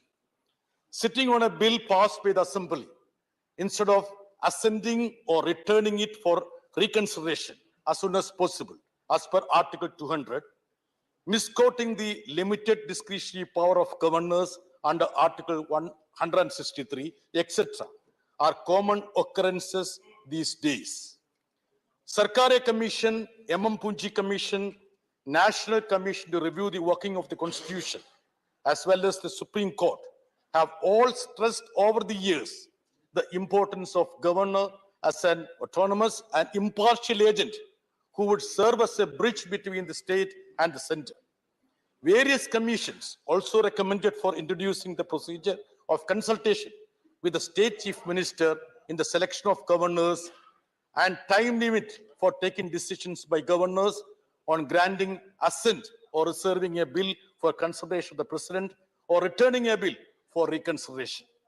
But none of these recommendations have been accepted by the government in letter and spirit so far. I urge upon the government to take urgent steps to implement the recommendations of the said commissions vis-a-vis the governors for upholding the principles of the Constitution and ensuring harmonious relations between center and state, sir. Thank you very much, sir.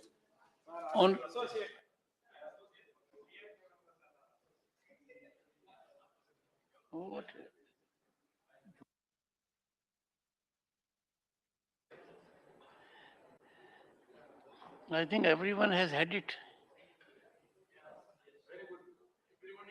Honorable members, the House stands adjourned to meet at 1100 hours on Thursday, the 8th December 2022.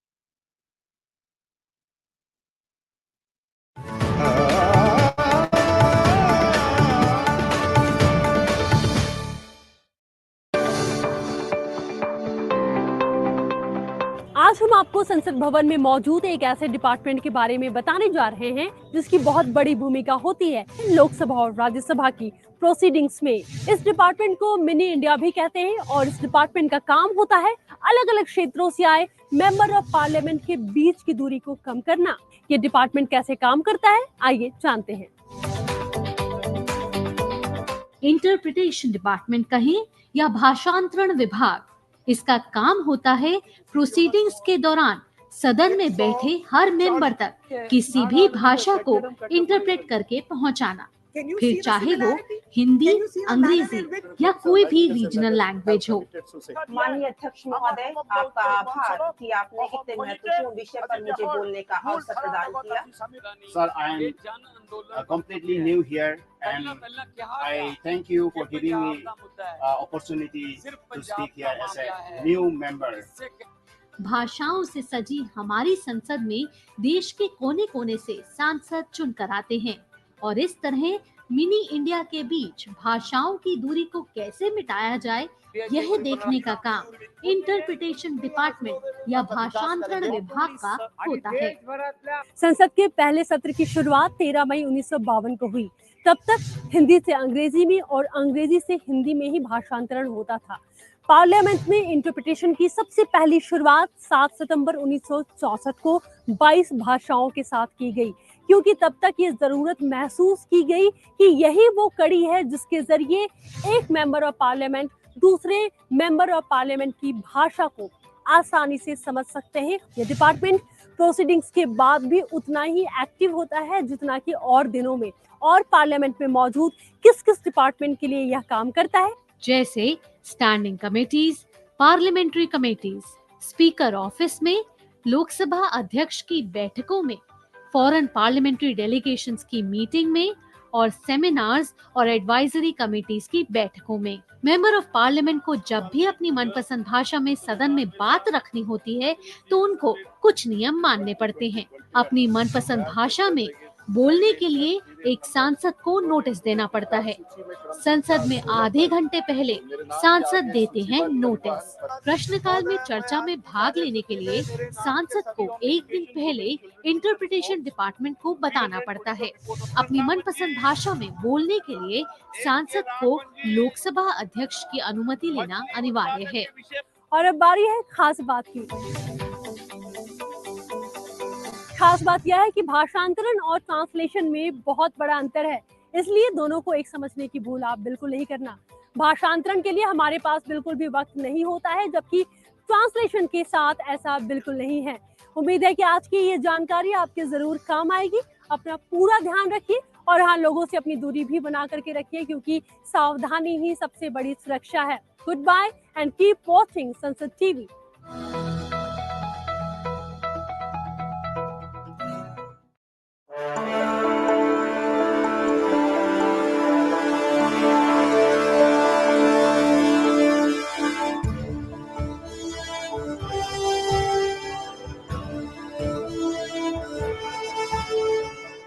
Those in favor please say aye. जो सदस्य विरोध में ना गए, I think the ayes have it. हवालों के पक्ष में हुआ, ayes have it. The bill is passed.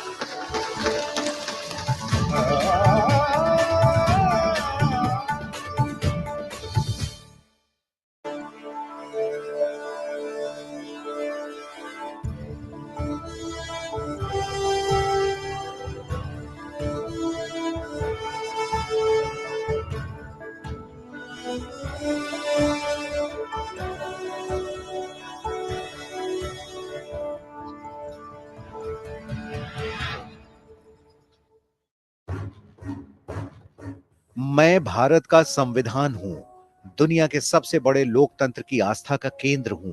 मुझे याद है जब मेरे निर्माण के दौरान मेरे तमाम शिल्पकार एक बुनियादी बात को लेकर एक मत थे कि भविष्य का भारत तमाम तरह के भेदभाव से मुक्त हो।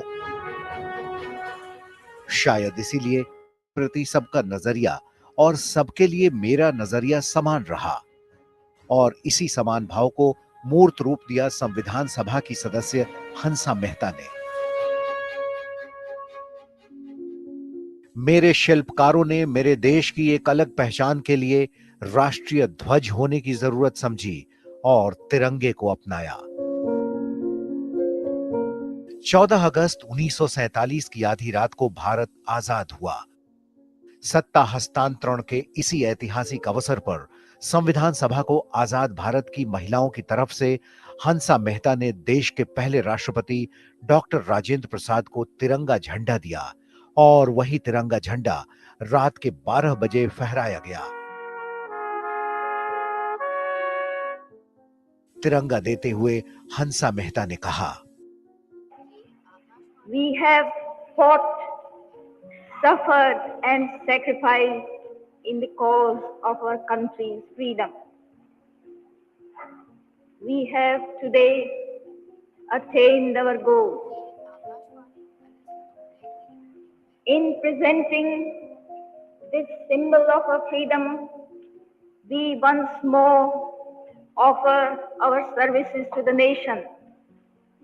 We pledge ourselves to work for a great India, for building up a nation that will be a nation among nations.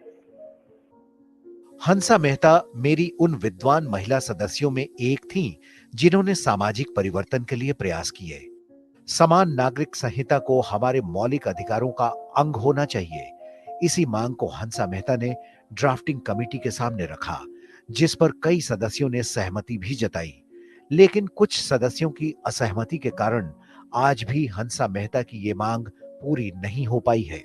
सामाजिक बुराई को लेकर संविधान सभा में हुई चर्चा के दौरान हंसा मेहता ने अपनी राय रखी। शराबबंदी पर हुई चर्चा के दौरान हंसा मेहता ने कहा कि शराब बनाने और खुलेआम इसकी बिक्री पर पाबंदी लगाना फायदेमंद होगा।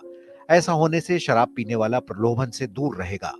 हंसा मेहता के कई प्रयासों में से एक सबसे महत्वपूर्ण प्रयास था बेटियों के लिए आर्थिक आजादी की मांग। आजादी के बाद संसद में हिंदू कोड बिल पर बहस के दौरान पुरजोर तरीके से पिता की संपत्ति में बेटी और बेटे के समान अधिकार की बात कही।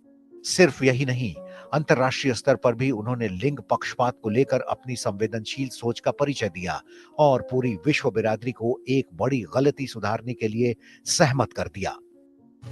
I cannot say that I feel as exhilarated as I did when we adopted the draft Universal Declaration of Human Rights.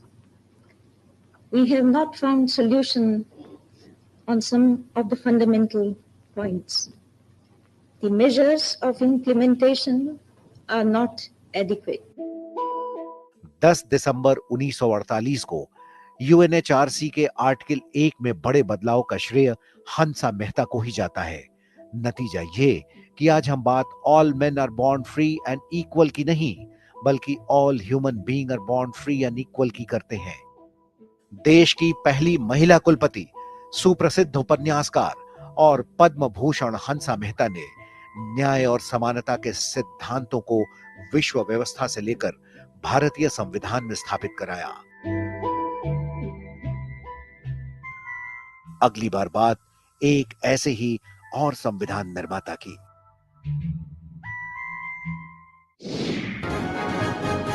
We are discussing the anti-defection law of 1985. Anti-defection law is one of the most important ways that we in this largest democracy in the world maintain and ensure that there is political discipline and most important that the trust of the electorate is maintained.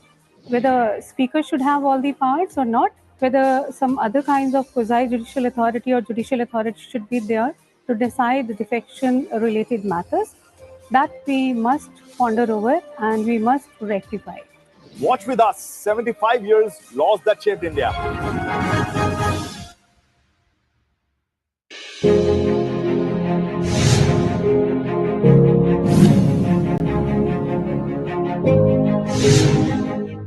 किसी मुद्दे की ओर संबंधित मंत्री का ध्यान दिलाने के लिए ध्यानाकर्षण प्रस्ताव लाया जाता है। ध्यानाकर्षण प्रस्ताव को प्रश्नकाल के तुरंत बाद लिया जा सकता है। प्रस्ताव पर एक दिन में 30 से 45 मिनट का समय दिया जाता है। प्रस्ताव लाने वाले सदस्य को अपने विषय को रखने के लिए 10 मिनट का समय मिलता है। प्रस्ताव के लिए बाकी सदस्यों को चर्चा के लिए 5-5 मिनट का समय मिलता है। प्रस्ताव का उद्देश्य महत्वपूर्ण मुद्दे की तरफ संबंधित मंत्री ध्यान दें और समय से मामले का समाधान निकालें। ध्यानाकर्षण प्रस्ताव पर चर्चा और मतदान नहीं होता है। सदन में ध्यानाकर्षण प्रस्ताव के लिए लोकसभा अध्यक्ष अनुमति आवश्यक होती है। सदन में ध्यानाकर्षण प्रस्ताव का प्रचलन 1954 से चला आ रहा है।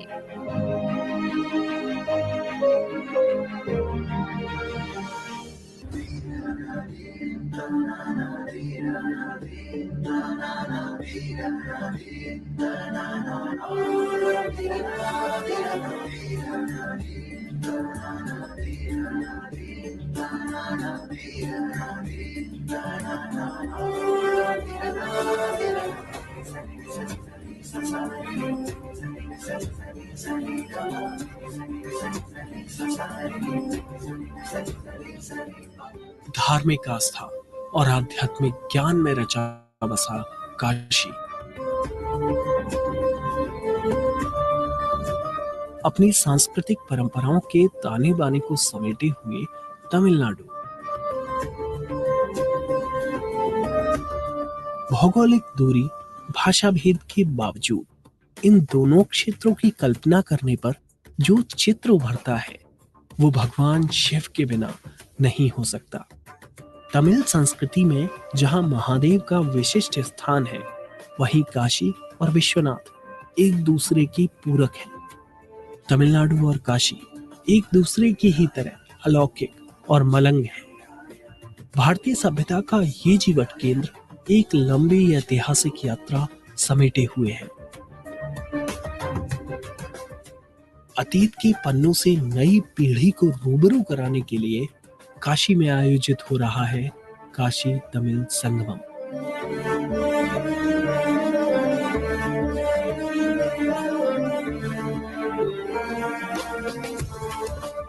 अतीत वो है जहां हम जीवन के लिए शिक्षा लेते हैं और भविष्य वो है जहां हम उस शिक्षा का प्रयोग करते हैं। काशी और तमिलनाडु ये भारत की प्राचीन सांस्कृतिक विरासत के प्रमुख केंद्र हैं। दोनों के बीच सदियों से अटूट रिश्ता है। इस रिश्ते को पुनर्जीवित करने के लिए, इस रिश्ते को और मजबूत करने के लिए काशी तमिल संगमम का आयोजन किया जा रहा है। नमस्कार, स्वागत है आपका संसद टीवी में। मैं हूं नविक्रम सिंह। आज अपने विशेष कार्यक्रम में आपको बताएंगे काशी तमिल संगमम के बारे में। काशी और तमिलनाडु की विशेषताएं, विचारधाराएं, दर्शन और पौराणिक धरोहर इन क्षेत्रों को विशिष्ट बनाती है। ये जो आज यहाँ विरासत मौजूद है, दरअसल वो सैकड़ों वर्षों की यात्रा है। इस विरासत को सहेजने और जन जन तक पहुंचाने के लिए सरकार ने एक अहम शुरुआत की है। प्रधानमंत्री नरेंद्र मोदी ने 19 नवंबर को वाराणसी में 1 महीने तक चलने वाले कार्यक्रम काशी तमिल संगमम का उद्घाटन किया। इस मौके पर उन्होंने कहा कि चाहे वो नदियां, विचारधारा, विज्ञान या ज्ञान का संगम हो, भारत में संस्कृति और परंपराओं के हर संगम का उत्सव मनाया जाता है। उन्होंने कहा कि वास्तव में ये भारत की शक्ति और विशेषताओं का उत्सव है और इस प्रकार ये काशी तमिल संगम को अद्वितीय बनाता है। हमारी सांस्कृतिक राजधानी काशी है, तो दूसरी ओर भारत की प्राचीनता और गौरव का केंद्र हमारा तमिलनाडु और तमिल संस्कृति है। ये संगम भी गंगा यमुना के संगम जितना ही पवित्र है। ये गंगा यमुना जितनी ही अनंत संभावनाओं और सामर्थ्य को समेटे हुए है। इस कार्यक्रम के दौरान प्रधानमंत्री ने पुस्तक तिरुक्कुरल का 13 भाषाओं में अनुवाद का भी विमोचन किया। प्रधानमंत्री ने कहा कि काशी तमिल संगम आजादी के अमृत काल के दौरान हो रहा है। उन्होंने कहा कि अमृत काल में हमारे संकल्प समूचे देश की एकता से पूरे होंगे। उन्होंने कहा कि भारत एक ऐसा राष्ट्र है जो हजारों वर्षों से सहज सांस्कृतिक एकता को जी रहा है। प्रधानमंत्री ने जोर दिया कि काशी तमिल संगमम हमें हमारे कर्तव्यों का बोध कराने और राष्ट्रीय एकता को मजबूती देने वाले संकल्प का एक मंच बनेगा। हमें आजादी के बाद हजारों वर्षों की इस परंपरा को, इस विरासत को मजबूत करना होगा। इस देश का एकता सूत्र बनाना था, लेकिन दुर्भाग्य से इसके लिए बहुत प्रयास नहीं किए गए। काशी तमिल संगमम आज इस संकल्प के लिए एक प्लेटफॉर्म बनेगा कि हमें हमारे इस कर्तव्यों का बोध कराएगा और राष्ट्रीय एकता को मजबूत करने के लिए ऊर्जा देगा। स्वाहा तत्सवितुर्वरेण्यं भर्गो देवस्य धीमहि धियो यो न प्रचोदयात्। काशी तमिल संगमम का मकसद देश के दो सबसे महत्वपूर्ण और प्राचीन शिक्षा केंद्रों तमिलनाडु और काशी के बीच सदियों पुरानी संबंधों का उत्सव मनाना, फिर से इसे मजबूत करना और खोज करना है। तमिलनाडु से 2500 से ज्यादा प्रतिनिधि काशी की यात्रा कर रहे हैं। राष्ट्रीय शिक्षा नीति 2020 के तहत ये कार्यक्रम आयोजित किया जा रहा है, जिसमें आधुनिक प्रणालियों के साथ भारतीय ज्ञान परंपरा भी युवा पीढ़ी तक पहुंच रही है। शिक्षा मंत्रालय की ओर से किए जा रहे प्रयासों के सार्थक परिणाम काशी में दिख रहे हैं। अलग रहन सहन, अलग भाषा यहाँ कोई मायने नहीं रखती। भाव और अपनत्व ने तमाम दूरियों को खत्म कर दिया है।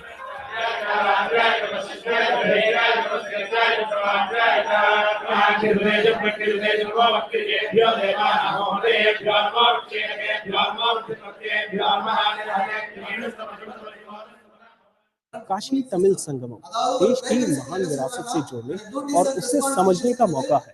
यहाँ कला संस्कृति के अलग अलग रंग दिखाई दे रहे हैं। काशी तमिल संगमम उस भावना को मजबूत करता है जहाँ एक भारत और श्रेष्ठ भारत की भावना को प्रगाढ़ करने का संकल्प है।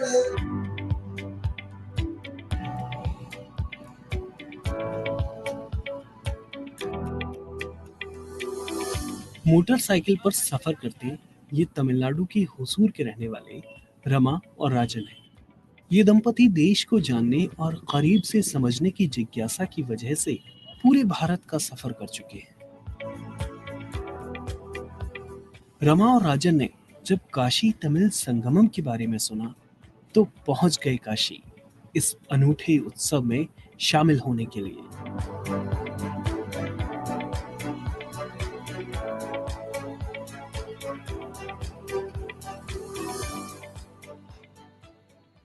हमें यहाँ आने को कैसा प्लान करे सो वाराणसी में तमिल संगम जाकर देखभाल को फिर नेपाल जाने को प्लान करे।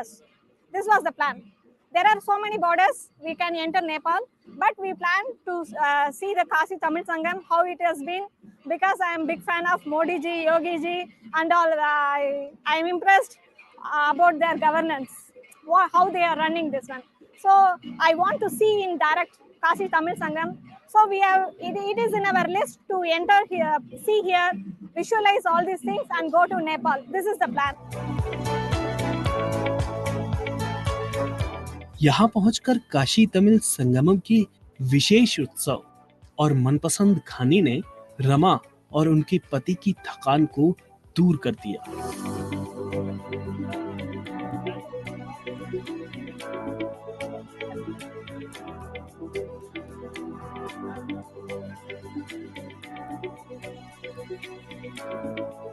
रमा और राजन की यात्रा सिर्फ खुद के लिए नहीं बल्कि समाज को संदेश देने के लिए भी है।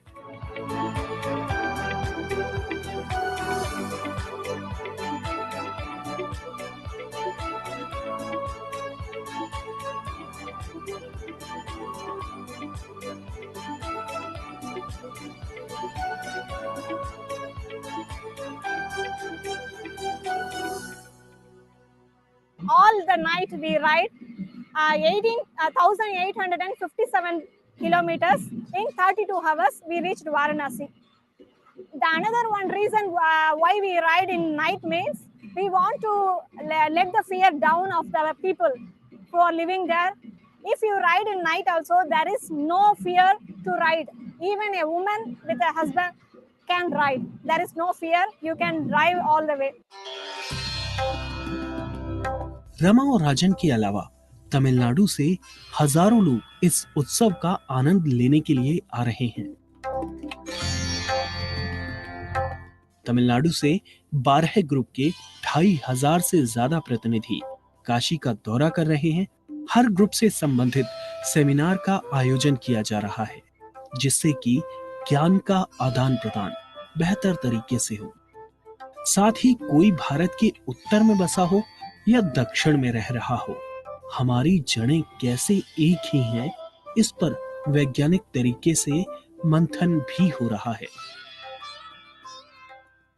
If we talk about the Kasi and Tamil, specifically the DNA ancestry, you see there are 4 colors.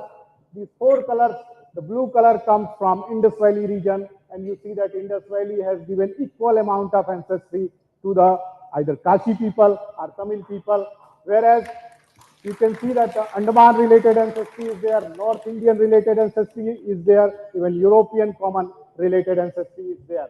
So overall, if we talk about the commonality between cuisine, commonality between languages, commonality between culture, then there is one more thing which connects Kashi and Tamil, that is our DNA. Thank you very much for your kind attention.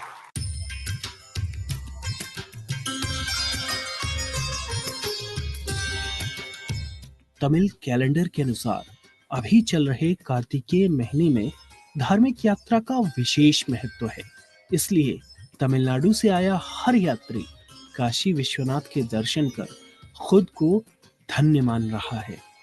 Actually, I visited Kashi for the first time during the year 2012. Now, when I'm visiting Kashi, I rethink or I am not able to categorize whether I visited the same place. So we all belong to the same country. We we respect each other, and I'm personally so happy to be part of this particular festival. Rather, it's not the trip, rather it's just a festival. It was all organized meticulously, so nicely that even smallest grievances also has not arisen. So thanks to Narendra Modi ji and Yogi Adityanath for such event, and we are proud to be participant here, and this will definitely in the future it will confluence of various people from Tamil Nadu to Kashi and Kashi to Tamil Nadu. दरअसल मान्यता है कि दक्षिण में बसे हुए हर शिव भक्त को काशी की धार्मिक यात्रा करना बेहद जरूरी है। दक्षिण भारत से प्रचुर मात्रा में जो दक्षिण भारतीय जो दर्शनार्थी तमिल, दक्षिण कन्नड़, मलयालम, कई प्रकार के जो दक्षिण भारतीय जो भक्त हैं, वो भगवान के परम भक्त होते हैं। उन की दृढ़ इच्छा रहती है कि 9 दिन 9 महीना 9 वर्ष काशी में निवास करेंगे, तो क्योंकि काशी काश्याम मरणान्मोक्ष जीविते अन्नदातृत्वम मृते मोक्ष ददामि हम, भगवान विश्वेश्वर तथा माता अन्नपूर्णा प्रतिज्ञाबद्ध है कि जब तक व्यक्ति जीवित रहेगा मैं अन्न प्रदान करती रहूंगी, मृत्यु को प्राप्त करेगा तो उसको मैं मोक्ष प्रदान करूंगा, भगवान विश्वेश्वर कहते हैं। तमिलनाडु में भले ही भाषा का अंतर हो, लेकिन वहां भक्तों में काशी को लेकर अगाध श्रद्धा प्राचीन काल से रही है। जो काशी नहीं आ सकते थे उस जमाने में, तो तेंकाशी, वृद्धकाशी, शिवकाशी ऐसे कई स्थान हैं तमिलनाडु में जहां चोल राज और अन्य राजाओं ने ऐसे काशी विश्वनाथ मंदिर बनाए। उसके बाद भी ऐसे है तमिलनाडु में सैकड़ों नगरों में काशी विश्वनाथ मंदिर है, और सभी मंदिरों में जो विष्णु मंदिर हो, शिव मंदिर हो, मुरुगन मंदिर हो, कार्तिकेय, सभी मंदिरों में काशी विश्वनाथ का एक छोटा सा मंदिर रहता है। गांव-गांव में व्यक्तियों का नाम रहता है काशीनाथ, विश्वनाथन। ये तमिलनाडु में जितना ये पॉपुलर नाम है वो पूरे देश में शायद अन्य प्रांतों में इतना नहीं मिलेगा, वहां इतना मिलता है। तो ऐसे देखिए तो कई प्रकार के काशी में जब विश्वविद्यालय था तब कांची में विश्वविद्यालय था, और व्यापारिक संबंध था। कांची की बनारस साड़ी। काशी तमिल संगमम का मकसद ये है कि प्राचीन भारत में दोनों के संबंधों पर अनुसंधान हो और प्रगाढ़ता भी आए। तमिल संगमम यह कार्यक्रम माननीय प्रधानमंत्री जी की संकल्पना का परिणाम है। ये दोनों का बहुत बड़े हजारों सालों से संबंध है, आदिकाल से ही। जैसे तमिल ग्रामर जो लिखे अगस्त्य जी, वो काशी से शिव जी के प्रेरणा से वहां जाके तोलकाप्यम नाम का तमिल व्याकरण पुस्तक लिखा 5000 साल पहले। और पूरे दक्षिण भारत से जो काशी यात्रा करते हैं वो पहले रामेश्वरम जाके वहाँ कोटि तीर्थ स्नान करके वहाँ से वो तीर्थ लेकर काशी आते हैं। यहाँ विश्वनाथ जी का अभिषेक करते हैं उस तीर्थ से, और यहाँ से गंगा जल लेके रामेश्वर जाके वहाँ रामेश्वर जी का अभिषेक करते हैं। इससे ही, इस पद्धति से करने से तीर्थ यात्रा पूर्ण होती है। ये इस प्रकार की एक श्रद्धा तब से अभी तक। काशी में तमिलनाडु से आए यात्रियों का स्वागत बाहें फैलाकर किया जा रहा है। तमिल यात्री वाराणसी के मंदिर, घाट के अलावा सारनाथ का भी दौरा कर रहे हैं। भव्य काशी विश्वनाथ कॉरिडोर बनने के बाद बाहर से आने वाले श्रद्धालुओं की यात्रा में सहूलियत हुई है। साथ ही मंदिर प्रशासन भी यात्रियों के स्वागत में कोई कोर कसर नहीं छोड़ रहा। वहीं प्रयागराज संगम और अयोध्या दर्शन भी इस यात्रा में शामिल है। अभी तो जो अगर तमिल संगमम की हम बात करते हैं तो तमिल संगमम जो प्रतिभागी आ रहे हैं उनको हम लोग गेट पे रिसीव करके न्यास की तरफ से उनका फूल माला से स्वागत करते हैं, बाकायदा डमरू वादन से उनको स्वागत करते हैं। फिर शास्त्री वाचन करा करके और बढ़िया दर्शन करा के फिर जो न्यास की परंपरा के अनुसार उनको अंग वस्त्र वगैरह भेंट करके पूरा धाम दिखाते, और जो दोपहर में हमारे अन्य क्षेत्र चलता है उसमें भोजन कराते। ये हमारा एक पूरा ग्रुप, हर एक ग्रुप के साथ रूटीन बनाया गया।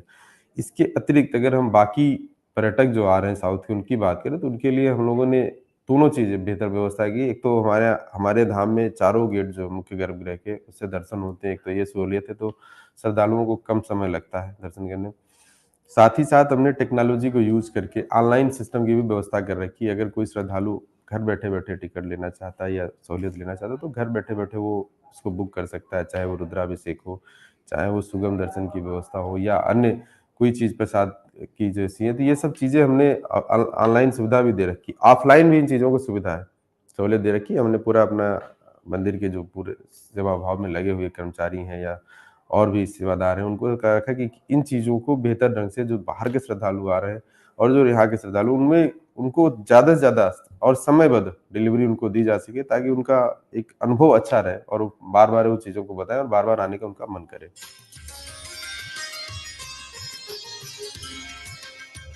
तमिलनाडु के लोगों को यहाँ की हस्तशिल्प को भी करीब से जानने और समझने का मौका मिल रहा है। ये मंच दोनों क्षेत्रों में व्यापार को गति देने का जरिया भी बन रहा है। We are also very happy to see the newly renovated Kashi Vishwanath Mandir in full grandeur. I was there yesterday evening, and it is really nice to see that the temple is now very clean and there is a direct access from the temple to Ganga. So we consider ourselves fortunate to be here. The Kanchipuram silk, which is very famous in Tamil Nadu, it is actually world famous, and the Banaras silk is also world famous. So there are many commonalities between the Tamil Nadu ecosystem, the Tamil Nadu culture, and the culture here, at Varanasi. So this will definitely, I think, open up many doors for entrepreneurs. Many entrepreneurs have come from Tamil Nadu to see what are the business opportunities here. Trade links can be established. Many folk artists have come. Many women entrepreneurs have come. So this will definitely create opportunities in the future for trade and commerce to increase between Kashi and Tamil Nadu.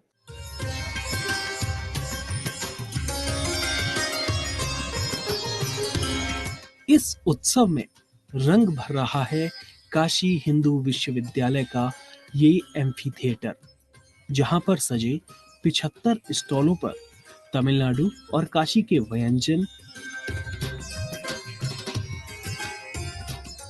हस्तकला, साहित्य, वास्तुकला, सब कुछ एक ही परिसर में मौजूद है।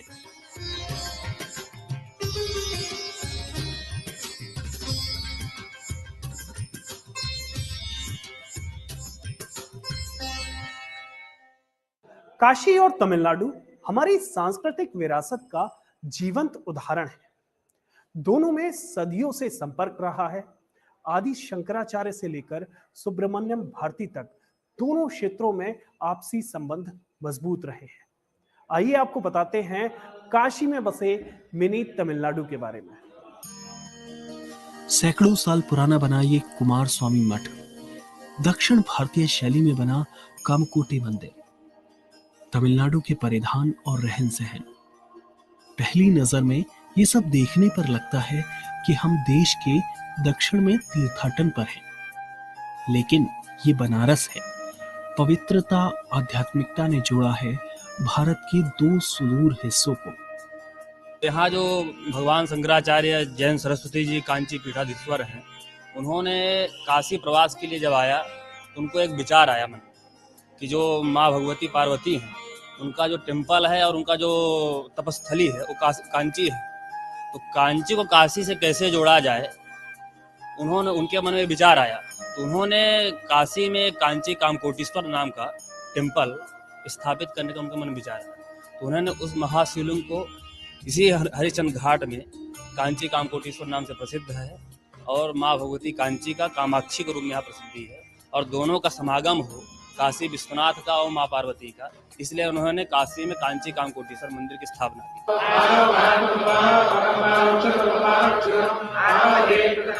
इस मंदिर में चल रहे अतिरुद्र महायज्ञ में देश भर से 75 से ज्यादा, खासतौर पर दक्षिण भारत के पुजारी एकत्रित हुए हैं, जिसका मकसद होता है कि विश्व में शांति और सद्भाव हो।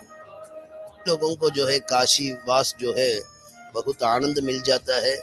गंगा भी जो है बहुत पहले से अभी साफ है, हम लोगों को मदद मिल रहा है, मर्यादा मिल रहा है और भगवान का कृपा भी मिल रहा है। इधर सभी जो है आसे तो हिमाचल पर्यंत जितने भी लोग हैं, सब सुख शांति रहने के लिए, अखंड भूमंडल में युद्ध न होने के लिए, सब लोग मैत्रता मित्र भाव से रहने के लिए हम प्रार्थना पूर्वक जो है ये अतिरुद्र महायज्ञ चल रहा है। कोई देश के सुदूर हिस्से में बसा हो या दुनिया के किसी कोने में, अगर उसके अंदर धर्म के प्रति आस्था है तो वो काशीवास जरूर करना चाहता है। देश ही नहीं, दुनिया भर में बसे भारतीय काशी आकर पूजा अर्चना करते हैं। We came like 4 days ago to India. We went to other pilgrimage places like Gokarn and Lakshmi Kshetra in other places, but we decided to come here to stay 15 days to conduct 12 days program because Kashi is the utmost religious place.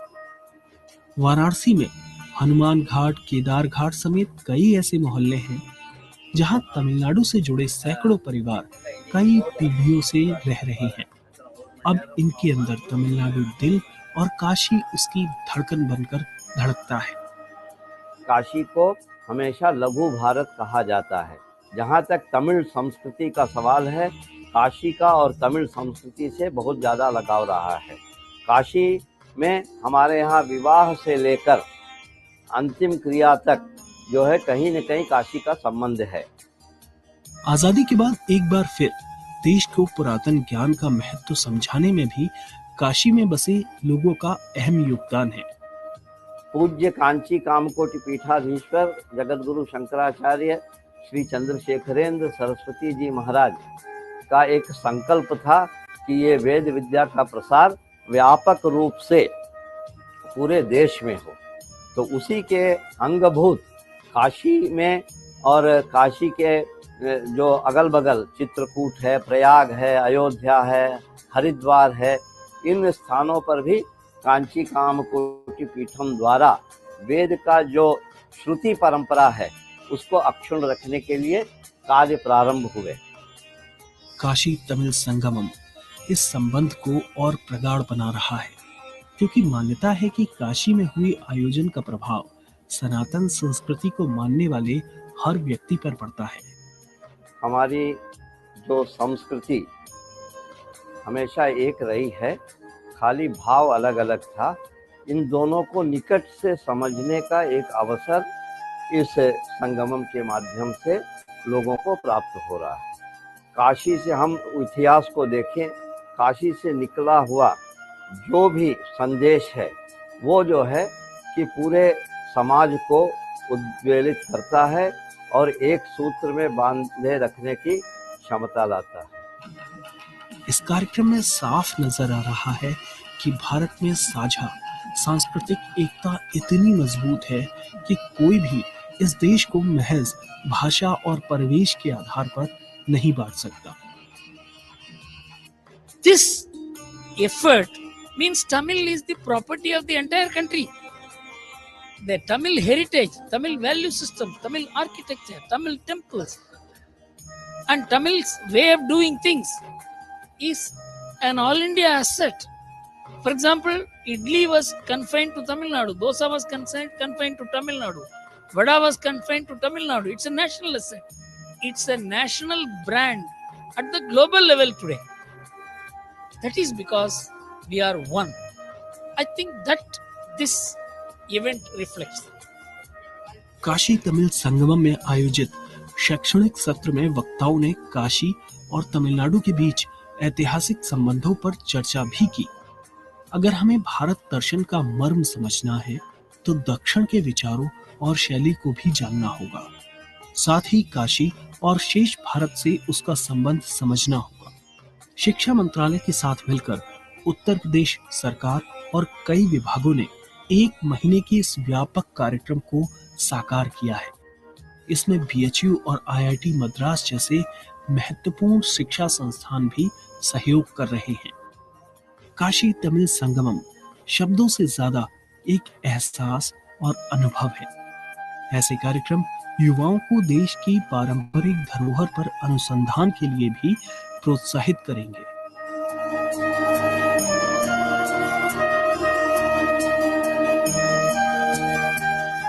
Kashi Tamil Sangamam से जो यात्रा प्रारंभ हुई है वो देश की एकता के सूत्र को और मजबूत करेगी।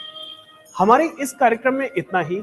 आप हमारा ये कार्यक्रम संसद टीवी के YouTube चैनल पर भी देख सकते हैं। मुझे, मेरे साथी कैमरा पर्सन DK पांडे और साथी ललन यादव को दीजिए इजाजत। आप देखते रहिए संसद TV.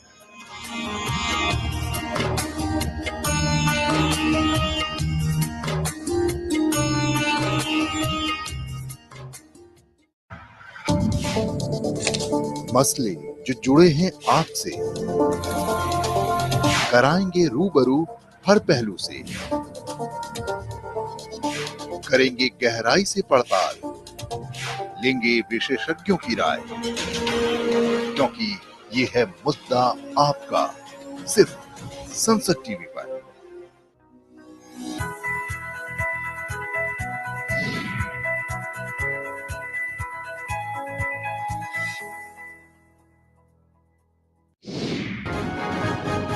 We are discussing the anti-defection law of 1985. Anti-defection law is one of the most important ways that we in this largest democracy in the world maintain and ensure that there is political discipline, and most important, that the trust of the electorate is maintained. Whether speakers should have all the powers or not, whether some other kinds of quasi-judicial authority or judicial authority should be there to decide the defection-related matters, that we must ponder over and we must rectify. Watch with us 75 years laws that shaped India.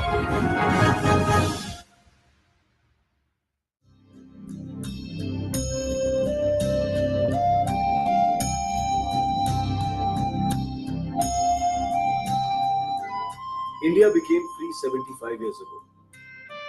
We all know that we have fundamental rights. But we also have fundamental duties. duty towards our nation. Bharat के सभी लोगों में समरसता और समान भाईचारे की भावना का निर्माण करें, जो धर्म, भाषा, प्रदेश या वर्ग पर आधारित सभी भेदभावों से परे हो। ऐसी प्रथाओं का त्याग करें जो स्त्रियों के सम्मान के विरुद्ध हैं।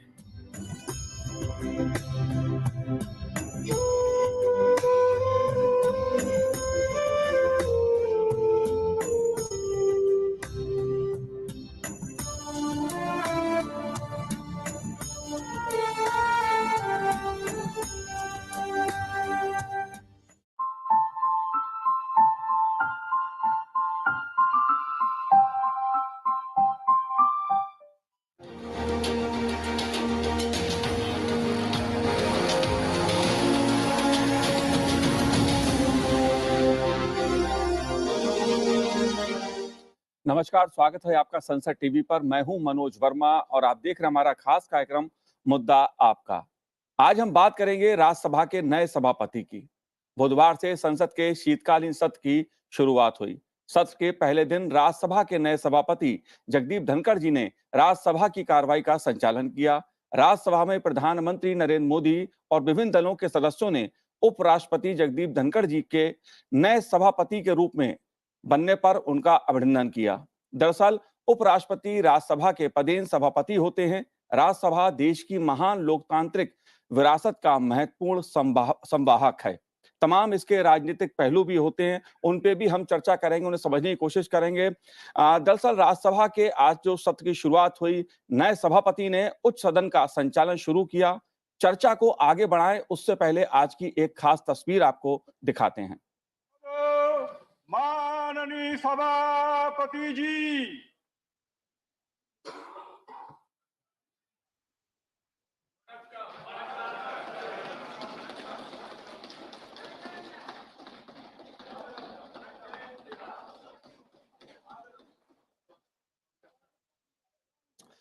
अब एक नजर डालते हैं जब नए सभापति के रूप में जगदीप धनखड़ जी ने कार्रवाई का संचालन किया। प्रधानमंत्री नरेंद्र मोदी, उपसभापति हरिवंश जी, नेता सदन पीयूष गोयल, राज्यसभा में विपक्ष के नेता मल्लिकार्जुन खड़गे सहित विभिन्न दलों की ओर से नए सभापति जगदीप धनखड़ जी का अभिनंदन किया गया।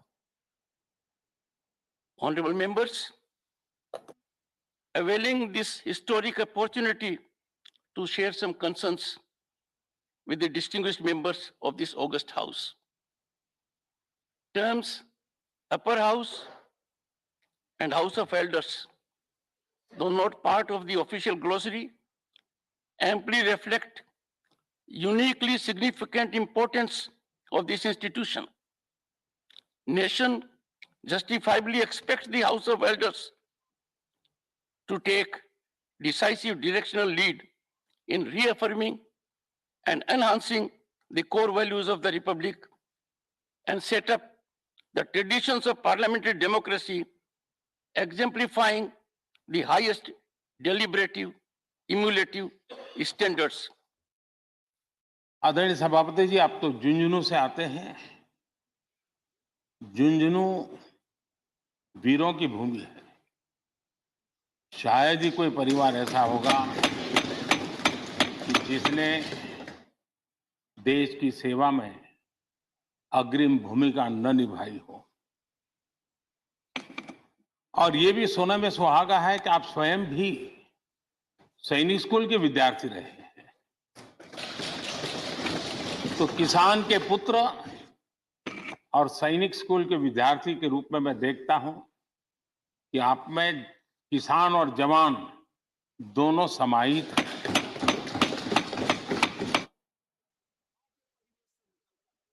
लीगल और संसदीय क्षेत्रों का लंबा और समृद्ध अनुभव लेकर आज आप इस मुकाम पर पहुंचे हैं।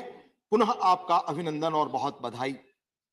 ऐसा मानता हूं कि आपके रिच एक्सपीरियंस के साथ लंबा सार्वजनिक जीवन आपको इस सदन के संचालन एवं माननीय सदस्यों के संरक्षक जैसी चैलेंजिंग भूमिका का बहुत बेहतर ढंग से निर्वाह में मदद करेगा।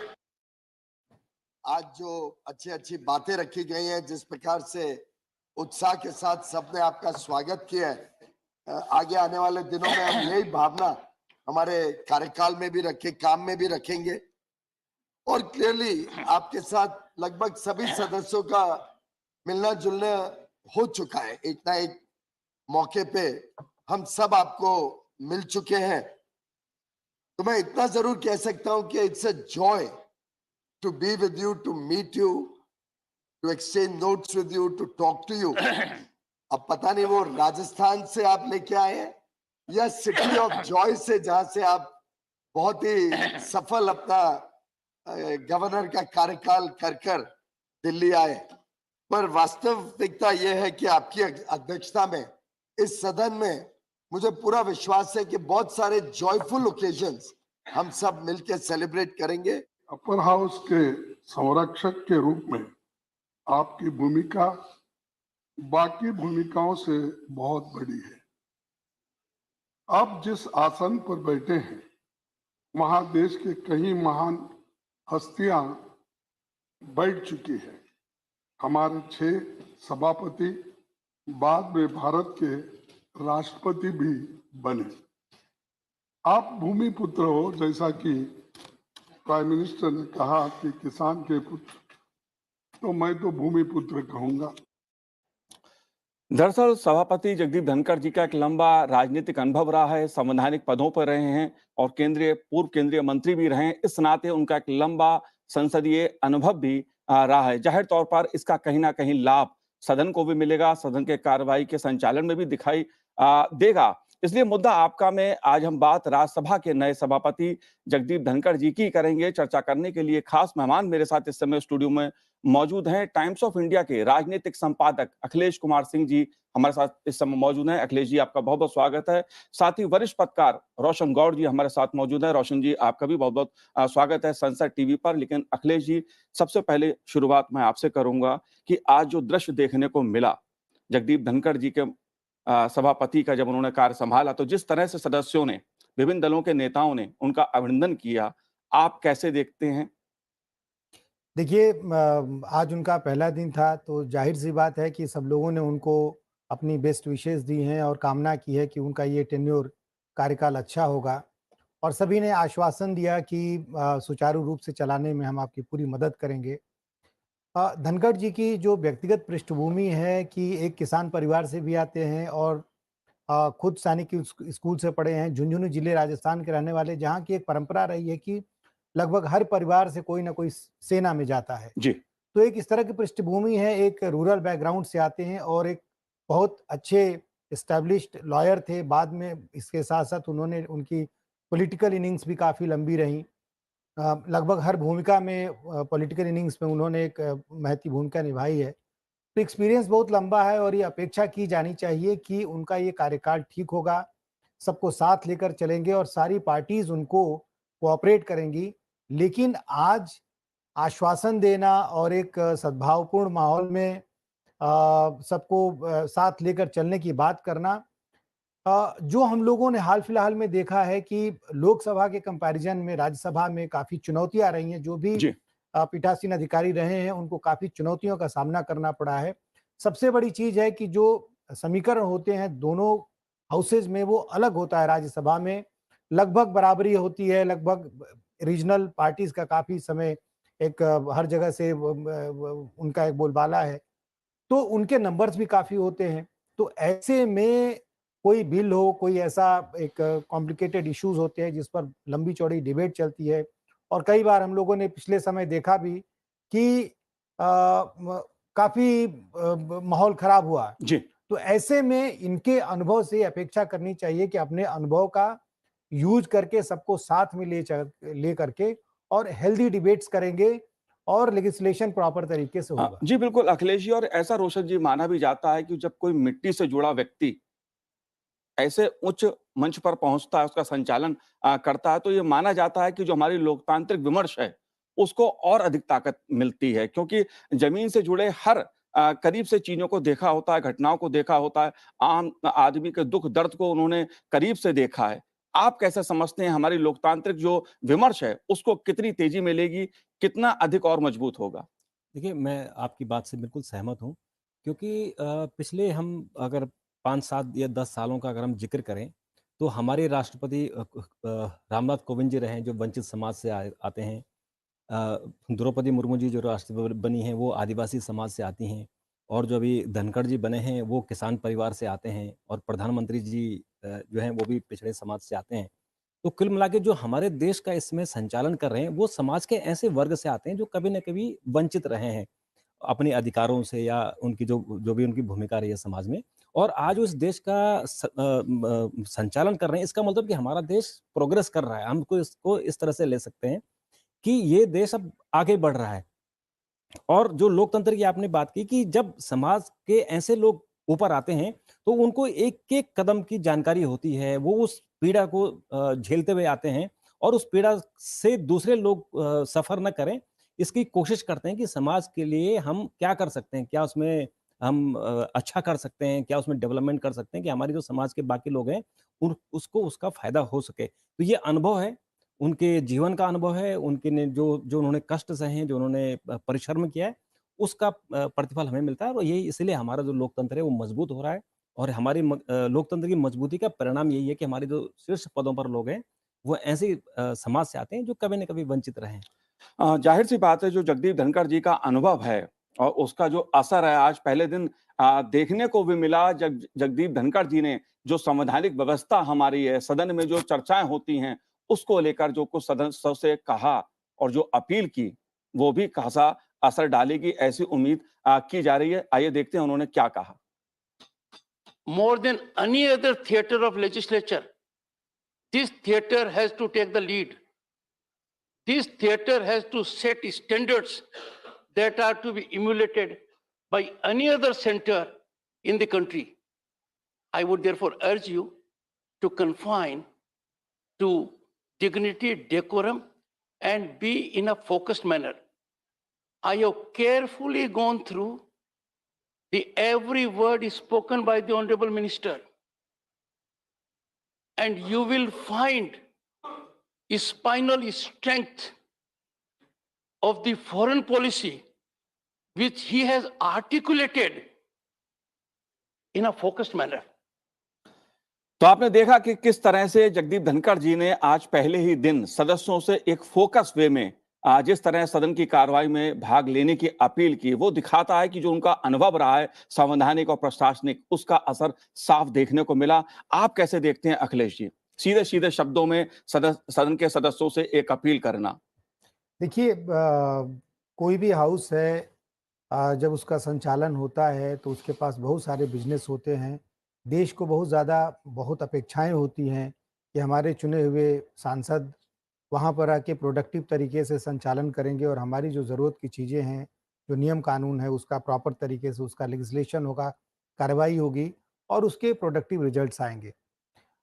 जो हाल फिलहाल के अनुभव रहे हैं, काफ़ी ऐसे माहौल हुए और एक चिंताजनक स्थिति बनी पिछले सदन सत्र में हम लोगों ने देखा।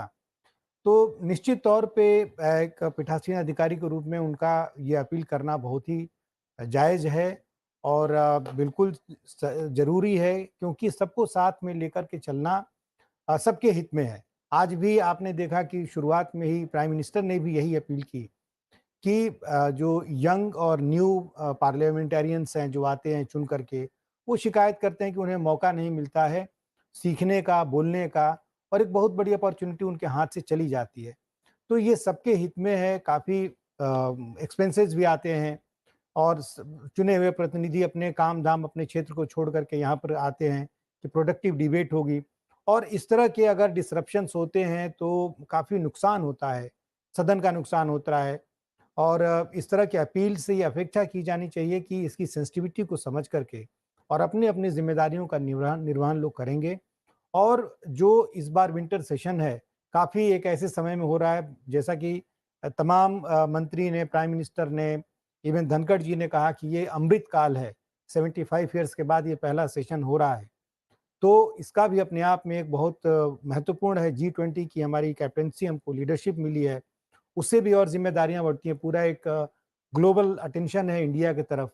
तो ऐसे में जो हमारे चुने प्रतिनिधि हैं, उनकी ज़िम्मेदारियाँ और बढ़ जाती हैं कि हम जो हमारी पार्लियामेंट है, जो लोकसभा के दोनों अंग हैं, उनसे ऐसा संदेश जाए कि हम एक हेल्दी डेमोक्रेटिक प्रैक्टिसेस को ही फॉलो करते हैं। जाहिर सी बात है कि जगदीप धनखड़ जी स्वयं राजस्थान विधानसभा के सदस्य रहे, नीचे से उन्होंने राजनीति की शुरुआत की।